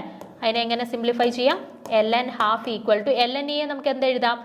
ln ഇയുടെ cancel ആയിട്ട് ബാക്കിയുള്ളവരെ അതുപോലെ എഴുതാം, minus h nu by kt എന്ന് കിട്ടും, minus h nu by kt എന്ന് കിട്ടി. ഓക്കെ, ഇനി ln 1/2നെ നമുക്ക് മൈനസ് ln2 എന്ന് റെപ്രസെന്റ് ചെയ്തൂടെ? ln 1/2നെ നമുക്ക് മൈനസ് ln2 എന്ന് റെപ്രസെന്റ് ചെയ്യാം അല്ലേ. അപ്പോൾ നമ്മുടെ ഇക്വേഷൻ എങ്ങനെ മാറും? Minus ln2 equal to minus h nu by kt എന്ന് കിട്ടി. Okay, minus ln2 equal to minus h nu by kt. ഈ മൈനസും മൈനസും ക്യാൻസൽ ചെയ്യാം. ക്യാൻസൽ ചെയ്തിട്ട് ഈ ടെമ്പറേച്ചറിന്റെ ടേമിനെ ഇങ്ങോട്ട് കൊണ്ടുവരാം. അപ്പോൾ എന്ത് വരും? Temperature equal to h nu by kb into ln2നെ ഇങ്ങോട്ട് കൊണ്ടുവന്നു. അപ്പോൾ എന്ത് വന്നു? Temperature equal to h nu by kb ln2. അപ്പോൾ ഏത് ടെമ്പറേച്ചറിലാണ് നമ്മുടെ പോപ്പുലേഷൻ എന്ന് പറയുന്നത് half of the population of the ground state ആയിട്ട് മാറുന്നതെന്ന് കിട്ടി? h nu by kb into ln2 എന്ന് പറയുന്ന ടെമ്പറേച്ചറിന്റെ കറസ്പോണ്ടിങ് ആയിട്ടാണ് ഈ ഒരു ചേഞ്ച് പോസിബിൾ ആവുന്നത് എന്ന് മനസ്സിലായി. ഓക്കെ, അപ്പോൾ ഒന്നും കൂടെ പറയാൻ നോക്കിക്കേ. എന്തായിരുന്നു നമ്മുടെ കണ്ടീഷൻ പറഞ്ഞിരുന്നത്? നമ്മുടെ ബോൾസ്മാൻ ഇക്വേഷൻ നമുക്കറിയാം. എന്താണ്? n1/n0 equal to e raise to minus e1 minus e0 by kt എന്നാണ് ഇക്വേഷൻ. ഓക്കെ, kt എന്നാണ് ഇക്വേഷൻ വരുന്നത്. ഇതിൽ e1 മൈനസ് e0നെ, ആ എനർജി ഡിഫറൻസിനെ നമുക്ക് എന്തായിട്ട് റെപ്രസെന്റ് ചെയ്യാം? e1 മൈനസ് e0 എന്ന് പറയുന്ന ആ ഒരു എനർജി ഡിഫറൻസിനെ നമുക്ക് h nu എന്ന് റെപ്രസെന്റ് ചെയ്യാം അല്ലേ. h nu എന്ന് റെപ്രസെന്റ് ചെയ്യാം, പ്രശ്നമില്ലല്ലോ.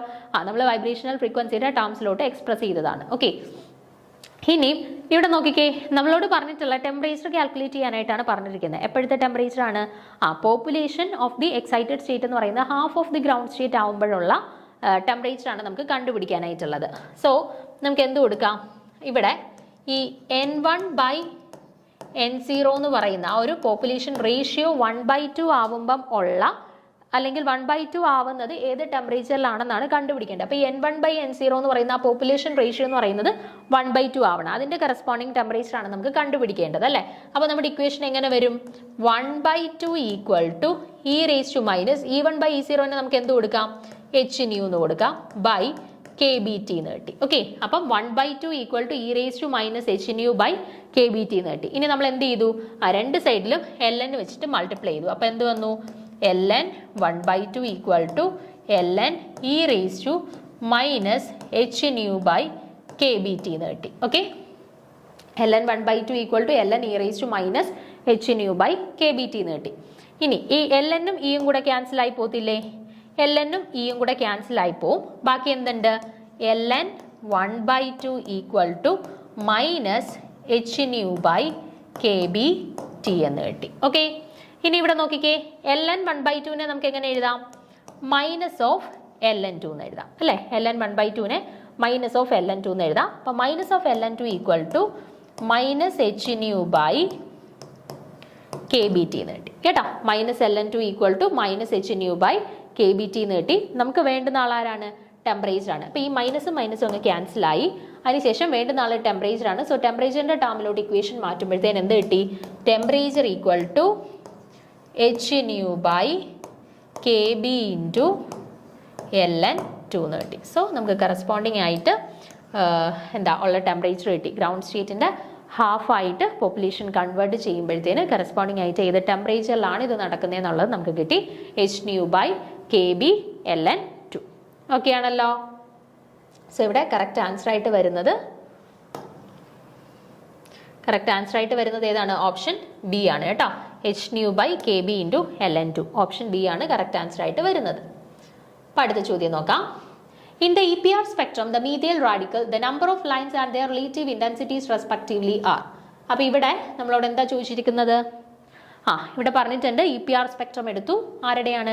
മീഥൈൽ റാഡിക്കൽ CH3 റാഡിക്കലിന്റെ EPR സ്പെക്ട്രം എടുത്തു. അപ്പോൾ കറസ്പോണ്ടിങ് ആയിട്ട് അവിടെ എത്ര നമ്പർ ഓഫ് ലൈൻസ് നമുക്ക് കിട്ടുമെന്ന് കണ്ടുപിടിക്കണം. ഈ ലൈൻസിന്റെ ഇന്റൻസിറ്റീസിന്റെ റേഷ്യോയും എഴുതണം. ലൈൻസിന്റെ ഇന്റൻസിറ്റീസിന്റെ റേഷ്യോ ഇത് രണ്ടും കൂടെയാണ് ചോദിച്ചിട്ടുള്ളത്. ഓക്കെ, അപ്പം ഇവിടെ നോക്കിക്കേ,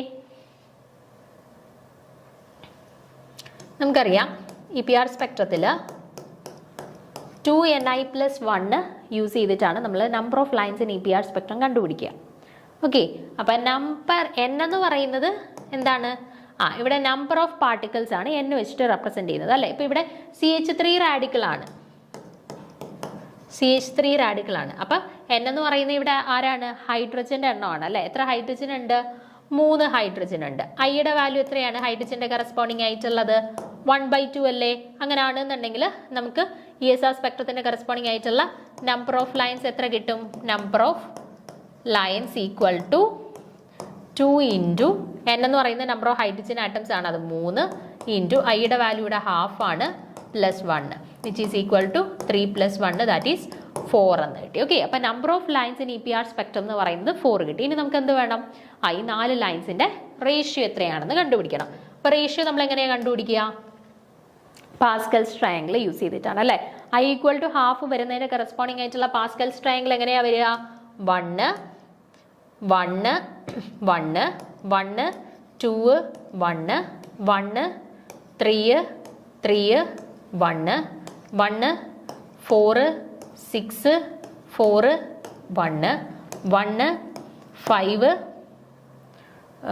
10 10 5 1. ഈ രീതിയിലാണ് നമ്മുടെ പാസ്കൽസ് ട്രയാങ്കിൾ I = ½ വരുന്ന കേസിൽ കറസ്പോണ്ടിങ് ആയിട്ടുള്ള പാസ്കൽസ് ട്രയാങ്കിൾ വരുന്നത്. അതായത് ഇപ്പം 2 ലൈൻസ് ആണ് കിട്ടുന്നുണ്ടെങ്കിൽ 2 ലൈൻസിന്റെ റേഷ്യോ വരുന്നത് 1:1 എന്ന് പറയുന്ന റേഷ്യോയിലായിരിക്കും ആ 2 ലൈൻസ് കിട്ടുന്നത്.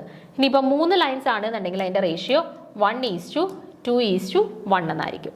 4 ലൈൻസ് ഉണ്ടെങ്കിൽ അതിന്റെ റേഷ്യോ 1:3:3:1 എന്നായിരിക്കും. ഓക്കെ, 5 ലൈൻസ് ഉണ്ടെന്നുണ്ടെങ്കിൽ 1:4:6:4:1 എന്നായിരിക്കും. ഈ രീതിയിലാണ് നമ്മൾ ratio corresponding to the number of lines in EPR spectrum കണ്ടുപിടിക്കുന്നത്. അപ്പോൾ ഇവിടെ നമുക്ക് കിട്ടിക്കഴിഞ്ഞു 4 ലൈൻസ് ആണ് കിട്ടുന്നത് അല്ലേ. അപ്പം 4 ലൈൻസ് ആകുമ്പോഴത്തേന് കറസ്പോണ്ടിങ് ആയിട്ടുള്ള ആ ഒരു റേഷ്യോ എങ്ങനെ വരും?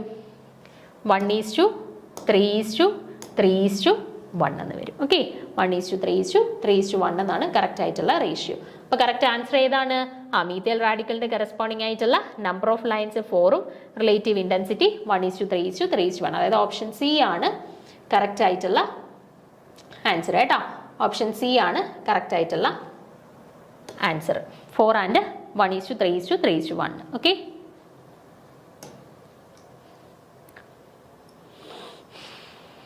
ഇനി 19ാമത്തെ ചോദ്യം നോക്കുക. The carboxy peptidase contains. Carboxy പെപ്റ്റിഡേസിനകത്ത് ഏത് മെറ്റലാണ്, അതുപോലെ തന്നെ അവരുടെ ഫംഗ്ഷൻ എന്താണ്, ഇതും ചോദിച്ചിട്ടുള്ളതാണ് കേട്ടോ. കാർബോണിക് അൺഹൈഡ്രേസും കാർബോക്സി പെപ്റ്റിഡേസും മാറി മാറി ചോദിക്കാറുള്ളതാണ്. നമ്മുടെ ക്വസ്റ്റ്യൻ പേപ്പേഴ്സ് മിക്ക കെമിസ്ട്രി റിലേറ്റഡ് ആയിട്ടുള്ള ക്വസ്റ്റ്യൻസിനും ചോദിച്ചു കണ്ടിട്ടുള്ളതാണ്. ഒന്നെങ്കിൽ കാർബോക്സി പെപ്റ്റിഡേസ് ചോദിക്കാറുണ്ട്, അല്ലെങ്കിൽ കാർബോണിക് അൺഹൈഡ്രേസ് ചോദിക്കാറുണ്ട്. ഇത് രണ്ടും മാറി മാറി ചോദിക്കാറുണ്ട് കേട്ടോ. അപ്പം ഓപ്ഷൻസ് നോക്കുക. Carboxy peptidase contains zinc 2 and hydrolyzes carbon dioxide. Zinc 2 and hydrolyzes peptide bonds. Option C magnesium 2 and hydrolyzes CO2. Option D magnesium 2 and hydrolyzes peptide bonds. അപ്പോൾ ഇതിലേതാണ് കറക്റ്റ് ആയിട്ട്? കാർബോക്സി പെപ്റ്റിഡേസിനകത്തുള്ള മെറ്റലിനെയും കണ്ടുപിടിക്കാനുണ്ട്, അതുപോലെ തന്നെ അവരുടെ ഫംഗ്ഷനും ചോദിച്ചിട്ടുണ്ട്. ഓക്കെ. അപ്പോൾ നോക്കിക്കേ. Carboxy peptidase is produced in the pancreas and play a major role in many activities that takes place in the human body. അപ്പം കാർബോക്സി പെപ്റ്റിഡേസ് നമ്മുടെ ബോഡിയിൽ എവിടെയാണ് സിന്തസൈസ് ചെയ്യുന്നത്? പാൻക്രിയാസിലാണ് സിന്തസൈസ് ചെയ്യുന്നത്. അതുപോലെ തന്നെ നമ്മുടെ ഹ്യൂമൻ ബോഡിയിലുള്ള പല ആക്ടിവിറ്റീസിനെയും കൺട്രോൾ ചെയ്യാനും ഒന്ന് ആക്ടിവേറ്റ് ചെയ്യാനും ഒക്കെ ഉള്ള ഫംഗ്ഷൻ ചെയ്യുന്ന ആളാണ് ആര്?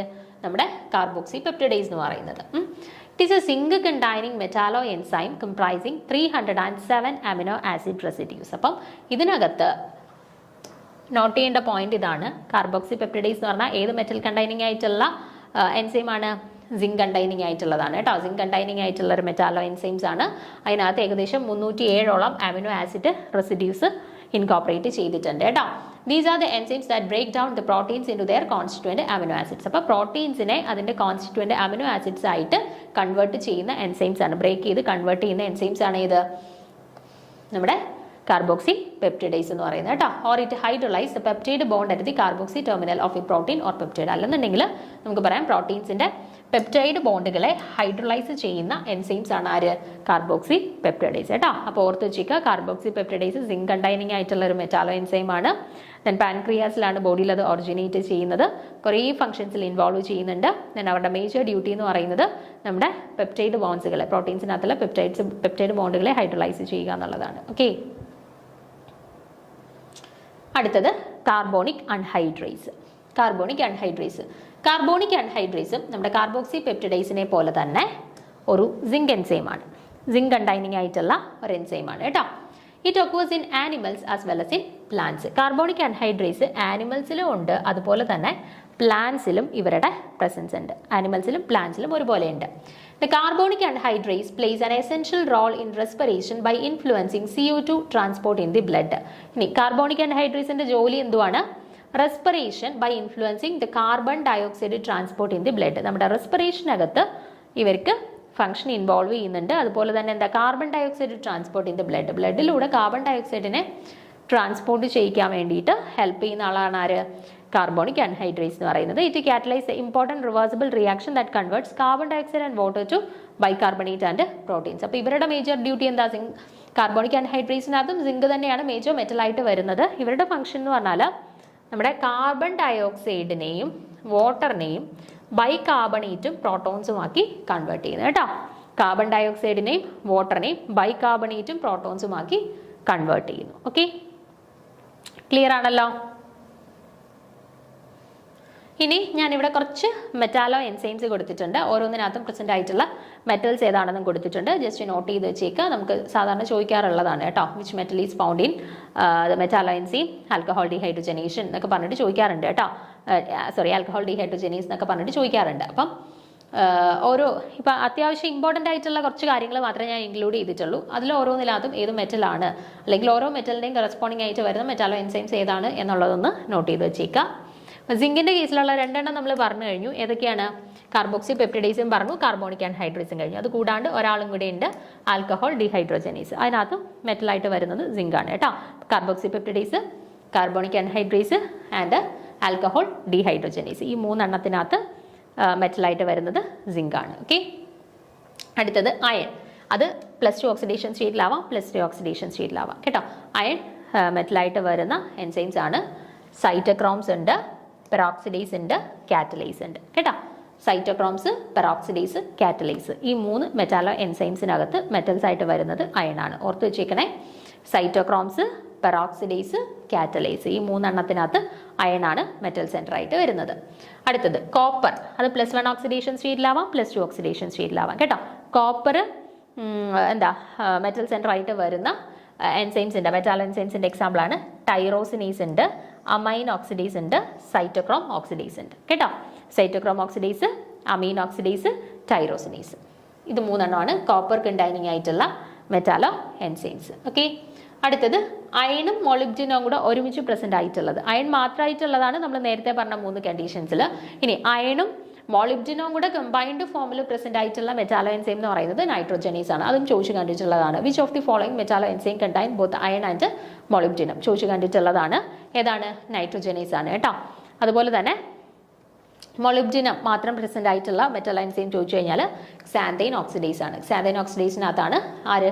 മൊളിബ്ഡിനം മെറ്റലായിട്ട് വരുന്നത്. Then manganese. Manganese in +2 oxidation സ്റ്റേറ്റിൽ കണ്ടുവരുന്നതാണ്. അർജിനേസും അതുപോലെ തന്നെ ഫോസ്ഫോ ട്രാൻസ്ഫറേസും. ഫോസ്ഫോ ട്രാൻസ്ഫറേസ് ആൻഡ് അർജിനേസ്, അതിനകത്ത് രണ്ടിനകത്തും വരുന്ന മെറ്റൽ എന്ന് പറയുന്നത് മാംഗനീസ് ആണ്. അതുപോലെ തന്നെ magnesium. Magnesium in +2 oxidation state കണ്ടുവരുന്നത് ഫോസ്ഫോ ഹൈഡ്രോളൈസ് ആണ് കേട്ടോ. Phosphohydrolase. അപ്പോൾ ഇത്രയും മെറ്റാലോ എൻസൈംസും കറസ്പോണ്ടിങ് ആയിട്ട് പ്രസന്റ് ആയിട്ടുള്ള മെറ്റൽസും ഒന്ന് നോക്കി വെച്ചിരിക്കുന്നത് നല്ലതായിരിക്കും കേട്ടോ. അപ്പോൾ എന്തൊക്കെയാണ്? സിങ്ക് പ്രസന്റ് ആയിട്ടുള്ളതാണ് carboxypeptidase, alcohol dehydrogenase and carbonic anhydrase. Iron present ആയിട്ടുള്ളതാണ് സൈറ്റോക്രോംസ്, പെറോക്സിഡേസ്, കാറ്റലേസ്. അടുത്ത കോപ്പർ പ്രസന്റ് ആയിട്ടുള്ളതാണ് tyrosinase, amine oxidase, cytochrome oxidase. And iron and molybdenum ഒരുമിച്ച് പ്രസന്റ് ആയിട്ടുള്ളതാണ് നൈട്രോജനേസ്. ആൻഡ് മൊളിബ്ഡിനം പ്രസന്റ് ആയിട്ടുള്ളതാണ് ക്സാന്തൈൻ ഓക്സിഡേസ്. ദെൻ അതുപോലെ manganese present ആയിട്ടുള്ളതാണ് അർജിനേസ് and phospho transferase. അതുപോലെ തന്നെ മഗ്നീഷ്യം പ്രസന്റ് ആയിട്ടുള്ളതാണ് ഫോസ്ഫോ ഹൈഡ്രോളൈസ്. ഓക്കെ. അപ്പോൾ ഇവിടെ നമ്മളെ ചോദ്യം കാർബോക്സി പെപ്റ്റിഡേസിൻ്റെ അകത്ത് പ്രസന്റ് ആയിട്ടുള്ള മെറ്റൽ ഏത്, അവരുടെ ഫംഗ്ഷൻ ഏത്. അപ്പോൾ ഏതായിരുന്നു? ഇവിടെ പ്രസന്റ് ആയിട്ടുള്ള മെറ്റൽ സിങ്ക് ആണ്. സിങ്ക് ഇൻ +2 ഓക്സിഡേഷൻ സ്റ്റേറ്റ് ആണ്. അവരുടെ ജോലി എന്ന് പറയുന്നത് hydrolysis of peptide bonds. Peptide ബോൺസിന്റെ ഹൈഡ്രോളിസിസ് ആണ്. ഓക്കെ. ഇനി 20ാമത്തെ ചോദ്യം നോക്കുക. Which of the following is not one of the 12 principles of green chemistry. Green കെമിസ്ട്രിയുടെ 12 പ്രിൻസിപ്പിൾസിനകത്ത് തന്നിട്ടുള്ളതിൽ ഏതാണ് ഇൻക്ലൂഡഡ് അല്ലാത്തത് എന്നാണ് ചോദിച്ചിരിക്കുന്നത് കേട്ടോ. Minimizing the toxic reagents used in the synthesis ആണോ, minimizing the solvents used in minimise the use of solvents ആണോ, using high temperature to speed up reactions ആണോ, maximizing of the atom economy. ഇതിൽ ഏതാണ് നമ്മുടെ ഗ്രീൻ കെമിസ്ട്രിയുടെ പ്രിൻസിപ്പിൾസിനകത്ത് ഇൻവോൾവ് ആവാത്തത് എന്നാണ് ചോദിച്ചിരിക്കുന്നത് കേട്ടോ. Green chemistry ഒക്കെ നമുക്ക് റീസെൻ്റ്ലി നമ്മുടെ സിലബസിൽ ആഡ് ചെയ്തിട്ടുള്ള ടോപ്പിക്സ് ആണ്. ഇപ്പം വരുന്ന എക്സാംസിനൊക്കെ സാധാരണ ക്വസ്റ്റ്യൻസ് വരുന്ന ഒരു ഏരിയയും കൂടെയാണ് നമ്മുടെ ഗ്രീൻ കെമിസ്ട്രി. അതുപോലെ നാനോ ടെക്നോളജി, ഇതൊക്കെ റീസെൻ്റ് ആയിട്ട് മെഡിസിനൽ കെമിസ്ട്രി, ഇതൊക്കെ റീസെൻ്റ് ആയിട്ട് നമ്മുടെ സിലബസുകളിൽ ആഡ് ചെയ്തിട്ടുള്ള ടോപ്പിക്സ് ആണ്. പക്ഷേ ഇപ്പം വരുന്ന എക്സാംസിന് ഈ പറയുന്ന ടോപ്പിക്സിൽ നിന്നൊക്കെ ക്വസ്റ്റ്യൻസ് വരുന്നുണ്ട്. സിമ്പിൾ ആയിട്ടുള്ള ക്വസ്റ്റ്യൻസ് ആയിരിക്കും. ജസ്റ്റ് ഒന്ന് വായിച്ചു പോയാൽ തന്നെ നമുക്ക് ആൻസർ ചെയ്യാൻ പറ്റുന്ന രീതിയിലുള്ള ക്വസ്റ്റ്യൻസ് ആയിരിക്കും വരുന്നത് കേട്ടോ. അപ്പം നമുക്ക് ആദ്യം 12 പ്രിൻസിപ്പിൾസ് ഓഫ് ഗ്രീൻ കെമിസ്ട്രി എന്തൊക്കെയാണെന്ന് നോക്കാം. ഒന്നാമത്തത് പ്രിവെൻഷൻ. പ്രിവെൻഷൻ മീൻസ് എന്താണ്? നമ്മൾ വേസ്റ്റ് ഉണ്ടാവുന്നത് പരമാവധി തടയുക. അതാണ് ഒന്നാമത്തെ പ്രിൻസിപ്പിൾ ആയിട്ട് പറഞ്ഞത്. രണ്ടാമത്തത് less hazardous chemical synthesis. Chemical synthesis എല്ലാം എന്താണ്? ലെസ് ഹസാർഡസ് ആയിട്ടുള്ള കെമിക്കൽ സിന്തസിസ് കൂടുതൽ പ്രോത്സാഹിപ്പിക്കുക. അതായത് ഇപ്പോൾ ചിലയിടത്ത് നമുക്ക് സോൾവൻസ് ഒക്കെ യൂസ് ചെയ്യേണ്ടി വരുന്നിടത്ത് ഭയങ്കര ടോക്സിക് ആയിട്ടുള്ള സോൾവൻസ് ഒക്കെ ആയിരിക്കും യൂസ് ചെയ്യേണ്ടി വരിക. അപ്പോൾ അങ്ങനെയുള്ള ഇടത്തൊക്കെ എന്താണ്, അതിൻ്റെ കുറച്ച് ടോക്സിസിറ്റി കുറഞ്ഞ നമ്മുടെ വാട്ടറോ അതുപോലെയുള്ള ഗ്രീൻ സോൾവൻസ് ഒക്കെ യൂസ് ചെയ്ത് ചെയ്യുകയാണെന്നുണ്ടെങ്കിൽ നമുക്ക് ഹസാർഡസ് അല്ലെങ്കിൽ അതിൻ്റെ ഒരു ടോക്സിക് നേച്ചർ, ടോക്സിക് ഇഫക്റ്റ് പരമാവധി കുറയ്ക്കാൻ പറ്റും. അപ്പോൾ അതാണ് അടുത്തത്, less hazardous chemical synthesis.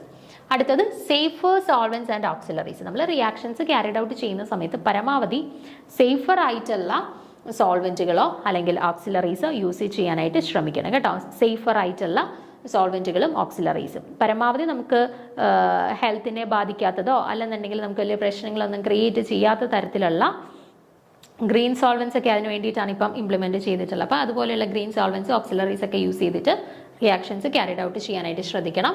Then use of renewable feedstocks. നമ്മളിപ്പോൾ സാധാരണ യൂസ് ചെയ്യുന്ന റിയാക്ടൻസുകൾ ആയിക്കോട്ടെ അല്ലെന്നുണ്ടെങ്കിൽ ഫ്യൂവൽസ് ആയിക്കോട്ടെ, ഇതൊക്കെ എന്താണ് ഇപ്പം റിന്യൂവബിൾ ആയിട്ടുള്ളത് പരമാവധി യൂസ് ചെയ്യാനായിട്ട് ശ്രമിക്കുക. നമ്മളിപ്പം യൂസ് ചെയ്യുന്ന ഫ്യൂവൽസ് ആയിക്കോട്ടെ, മറ്റ് സോഴ്സസ് ആയിക്കോട്ടെ, ഇതൊക്കെ നോൺ റിന്യൂവബിൾ ആണെന്നുണ്ടെങ്കിൽ നമുക്ക് എന്താ ഒരു പരിധി എത്തുമ്പോൾ അത് തീർന്നു പോയി കഴിഞ്ഞാൽ നമുക്ക് പിന്നീട് അങ്ങോട്ട് ഫേർദർ കാര്യങ്ങൾ എന്ന് പറയുന്നത് ബുദ്ധിമുട്ടാവും അല്ലേ. അപ്പോൾ പരമാവധി എന്ത് ചെയ്യണം, use of renewable feedstocks പരമാവധി റിന്യൂവബിൾ ആയിട്ടുള്ള ഫീഡ് സ്റ്റോക്സുകൾ യൂസ് ചെയ്യാനായിട്ട് ശ്രമിക്കുക. ദെൻ കാറ്റലിറ്റിക് റിയേജൻസിനെ ഒന്ന് സ്പീഡപ്പ് ചെയ്യാനായിട്ട് പരമാവധി കാറ്റലിറ്റിക് റിയേജൻസിൻ്റെ ഇൻവോൾവ്മെൻറ്റ് കൊണ്ടുവരാനായിട്ട് ശ്രമിക്കുക. Real time analysis for pollution prevention, അതുപോലെ തന്നെ റിയൽ ടൈം അനാലിസിസ് നമ്മുടെ പൊല്യൂഷൻസ് ഒക്കെ പരമാവധി കുറയ്ക്കുന്നതിന് വേണ്ടിയിട്ട് റിയൽ ടൈം അനാലിസിസിനെ കൂടുതൽ ആയിട്ട് പ്രോത്സാഹിപ്പിക്കുക. ദെൻ ആറ്റം ഇക്കോണമി, അതായത് നമ്മൾ പ്രൊവൈഡ് ചെയ്യുന്ന റിയാക്ടൻസിൽ നിന്നും മാക്സിമം പ്രോഡക്റ്റിനെ ഉൽപ്പാദിപ്പിച്ചെടുക്കുക, അതായത് ബൈ പ്രോഡക്ട്സിൻ്റെ അളവുകളെ പരമാവധി കുറയ്ക്കുക. അതാണ് ആറ്റം ഇക്കോണമി കൊണ്ട് ഉദ്ദേശിക്കുന്നത്. അപ്പോൾ atom economy. Then designing safer chemicals, നമ്മളെപ്പോഴും യൂസ് ചെയ്യുന്ന കെമിക്കൽസ് നമുക്ക് കുറച്ചുകൂടെ സേഫ് ആയിട്ടുള്ള കെമിക്കൽസ് യൂസ് ചെയ്യുക. പിന്നെ ഡിസൈൻ ഓഫ് എനർജി എഫിഷ്യൻസി, പരമാവധി എനർജി എഫിഷ്യൻ്റ് ആയിട്ടുള്ള റിയാക്ഷൻസ് നമ്മൾ ക്യാരിഡ് ഔട്ട് ചെയ്യാനായിട്ട് ശ്രമിക്കുക. ദെൻ റെഡ്യൂസ് ദ ഡെറിവേറ്റീവ്സ്, ചില റിയാക്ഷൻസ് ഒക്കെ ക്യാരിഡ് ഔട്ട് ചെയ്യുമ്പോഴത്തേനും നമുക്ക് അൺവാണ്ടഡ് ആയിട്ടുള്ള ഡെറിവേറ്റീവ്സ് കൂടുതലായിട്ട് ഉണ്ടാവാൻ ഫോം ചെയ്യാനായിട്ട് സാധ്യതയുണ്ട്. അപ്പോൾ ആ അൺവാണ്ടഡ് ഡെറിവേറ്റീവ്സിനെ പരമാവധി റെഡ്യൂസ് ചെയ്യുക, അവോയ്ഡ് ചെയ്യുക. ദെൻ ഡിസൈൻ ഫോർ ഡീഗ്രഡേഷന് ഇപ്പം നമുക്ക് ചില പ്രോഡക്ട്സ് ഒക്കെ നമ്മൾ ഉണ്ടാക്കി കഴിഞ്ഞാൽ അത് എത്ര നാൾ നമ്മുടെ എൻവയോൺമെൻറ്റിൽ കിടന്നാലും ഒരു ദോഷവും ഒരു മാറ്റം ഇല്ലാണ്ട് അതുപോലെ തന്നെ നിലനിൽക്കും. അപ്പോൾ അത് പരമാവധി റെഡ്യൂസ് ചെയ്ത് ഡിഗ്രഡേഷൻ സാധ്യമാവുന്ന തരത്തിലുള്ള പ്രൊഡക്ട്സുകൾ ഡിസൈൻ ചെയ്യുക. Then inherently safe chemistry for accident prevention, safe ആയിട്ടുള്ള കെമിസ്ട്രി, നമ്മുടെ ആക്സിഡൻസ് ഒക്കെ പരമാവധി അവോയ്ഡ് ചെയ്യുന്ന രീതിയിൽ സേഫ് ആയിട്ടുള്ള മെത്തേഡ്സും കാര്യങ്ങളൊക്കെ കൂടുതലായിട്ട് ഇംപ്ലിമെൻറ്റ് ചെയ്യുക. ഇതാണ് നമ്മുടെ 12 പ്രിൻസിപ്പിൾസ്. എന്തൊക്കെയാണ്? Prevention, atom economy, less hazardous chemical synthesis, designing safer chemicals, safer solvents and auxiliaries, design for energy efficiency, use of renewable feedstock, reduce derivatives, catalytic reagents, design for degradation, real-time analysis for pollution prevention, inherently safer chemistry for accident prevention. ഇത്രയുമാണ് നമ്മുടെ 12 principles ആയിട്ട് consider ചെയ്യുന്നത് കേട്ടോ green കെമിസ്ട്രിയിൽ. അപ്പോൾ ഇവിടെ ചോദിച്ചേക്കുന്നത് എന്തായിരുന്നു? നമ്മുടെ green കെമിസ്ട്രിയുടെ 12 പ്രിൻസിപ്പിൾസിൽ ഇൻക്ലൂഡ് ചെയ്യാത്ത പോയിന്റ് ഏതാണെന്നാണ് ചോദിച്ചിരിക്കുന്നത് അല്ലേ. അതിൽ first minimising toxic reagents used in synthesis, correct ആണ് അല്ലേ. നമ്മുടെ ഗ്രീൻ കെമിസ്ട്രിയിലെ ഒരു പ്രിൻസിപ്പിളാണ് നമ്മൾ ടോക്സിക് റിയേജൻസ് പരമാവധി സിന്തസിസുകളിലൊക്കെ അവോയ്ഡ് ചെയ്യുക അല്ലെങ്കിൽ കുറയ്ക്കുക, അത് കറക്റ്റ് ആണ്. Then minimizing the use of solvents അല്ലേ, സോൾവെൻസ് പരമാവധി കുറച്ചിട്ട് നമ്മുടെ ഗ്രീൻ സോൾവെൻസോ അല്ലെങ്കിൽ ഓക്സിലറീസോ ലെസ് ഹസാർഡസ് ആയിട്ടുള്ള ഓക്സിലറീസ് ഒക്കെ യൂസ് ചെയ്യുക, അതും കറക്റ്റ് ആണ്. മൂന്നാമത്തെ നോക്കിക്കുക, using high temperature to speed up reactions, അത് നമ്മുടെ ഗ്രീൻ കെമിസ്ട്രിയുടെ പ്രിൻസിപ്പിളിലെ ടെമ്പറേച്ചറിൻ്റെ കാര്യം സ്പെസിഫൈ ചെയ്യുന്നുണ്ടോ? ഇല്ല. And maximising of atom economy, അതും പറയുന്നുണ്ട് അല്ലേ. മാക്സിമം റിയാക്ടൻസിനെ പ്രൊഡക്റ്റാക്കി കൺവേർട്ട് ചെയ്യുക, ബൈ പ്രൊഡക്ട്സിൻ്റെ അളവ് പരമാവധി കുറയ്ക്കുക, അതാണ് ആറ്റം ഇക്കോണമി എന്ന് പറയുന്ന കൺസെപ്റ്റ് കൊണ്ട് ഉദ്ദേശിക്കുന്നത്. അപ്പോൾ അതും നമ്മുടെ ഗ്രീൻ കെമിസ്ട്രിയുടെ പ്രിൻസിപ്പിളാണ്. അപ്പം തന്നിട്ടുള്ളതിൽ ഗ്രീൻ കെമിസ്ട്രിയുടെ പ്രിൻസിപ്പിളിൽ ഉൾപ്പെടുത്തിയിട്ടില്ലാത്തത് ആരാണ്? ഓപ്ഷൻ സി ആണ് കേട്ടോ. ടെമ്പറേച്ചറിൻ്റെ കാര്യമാണ് പ്രത്യേകിച്ച് നമ്മുടെ ഗ്രീൻ കെമിസ്ട്രിയിൽ എടുത്ത് പറഞ്ഞിട്ടില്ലാത്തത്. അപ്പോൾ അതാണ് നമ്മുടെ ഗ്രീൻ കെമിസ്ട്രിയുടെ ടോപ്പിക്സിൽ ഇൻവോൾവ് ചെയ്യാത്ത ഒരു പോയിന്റ് എന്ന് പറയുന്നത്. അപ്പം ബാക്കി ക്വസ്റ്റ്യൻസ് ഉണ്ട്, അത് നമുക്ക് അടുത്ത ക്ലാസ്സിൽ ഡിസ്കസ് ചെയ്യാം. Okay, thank you.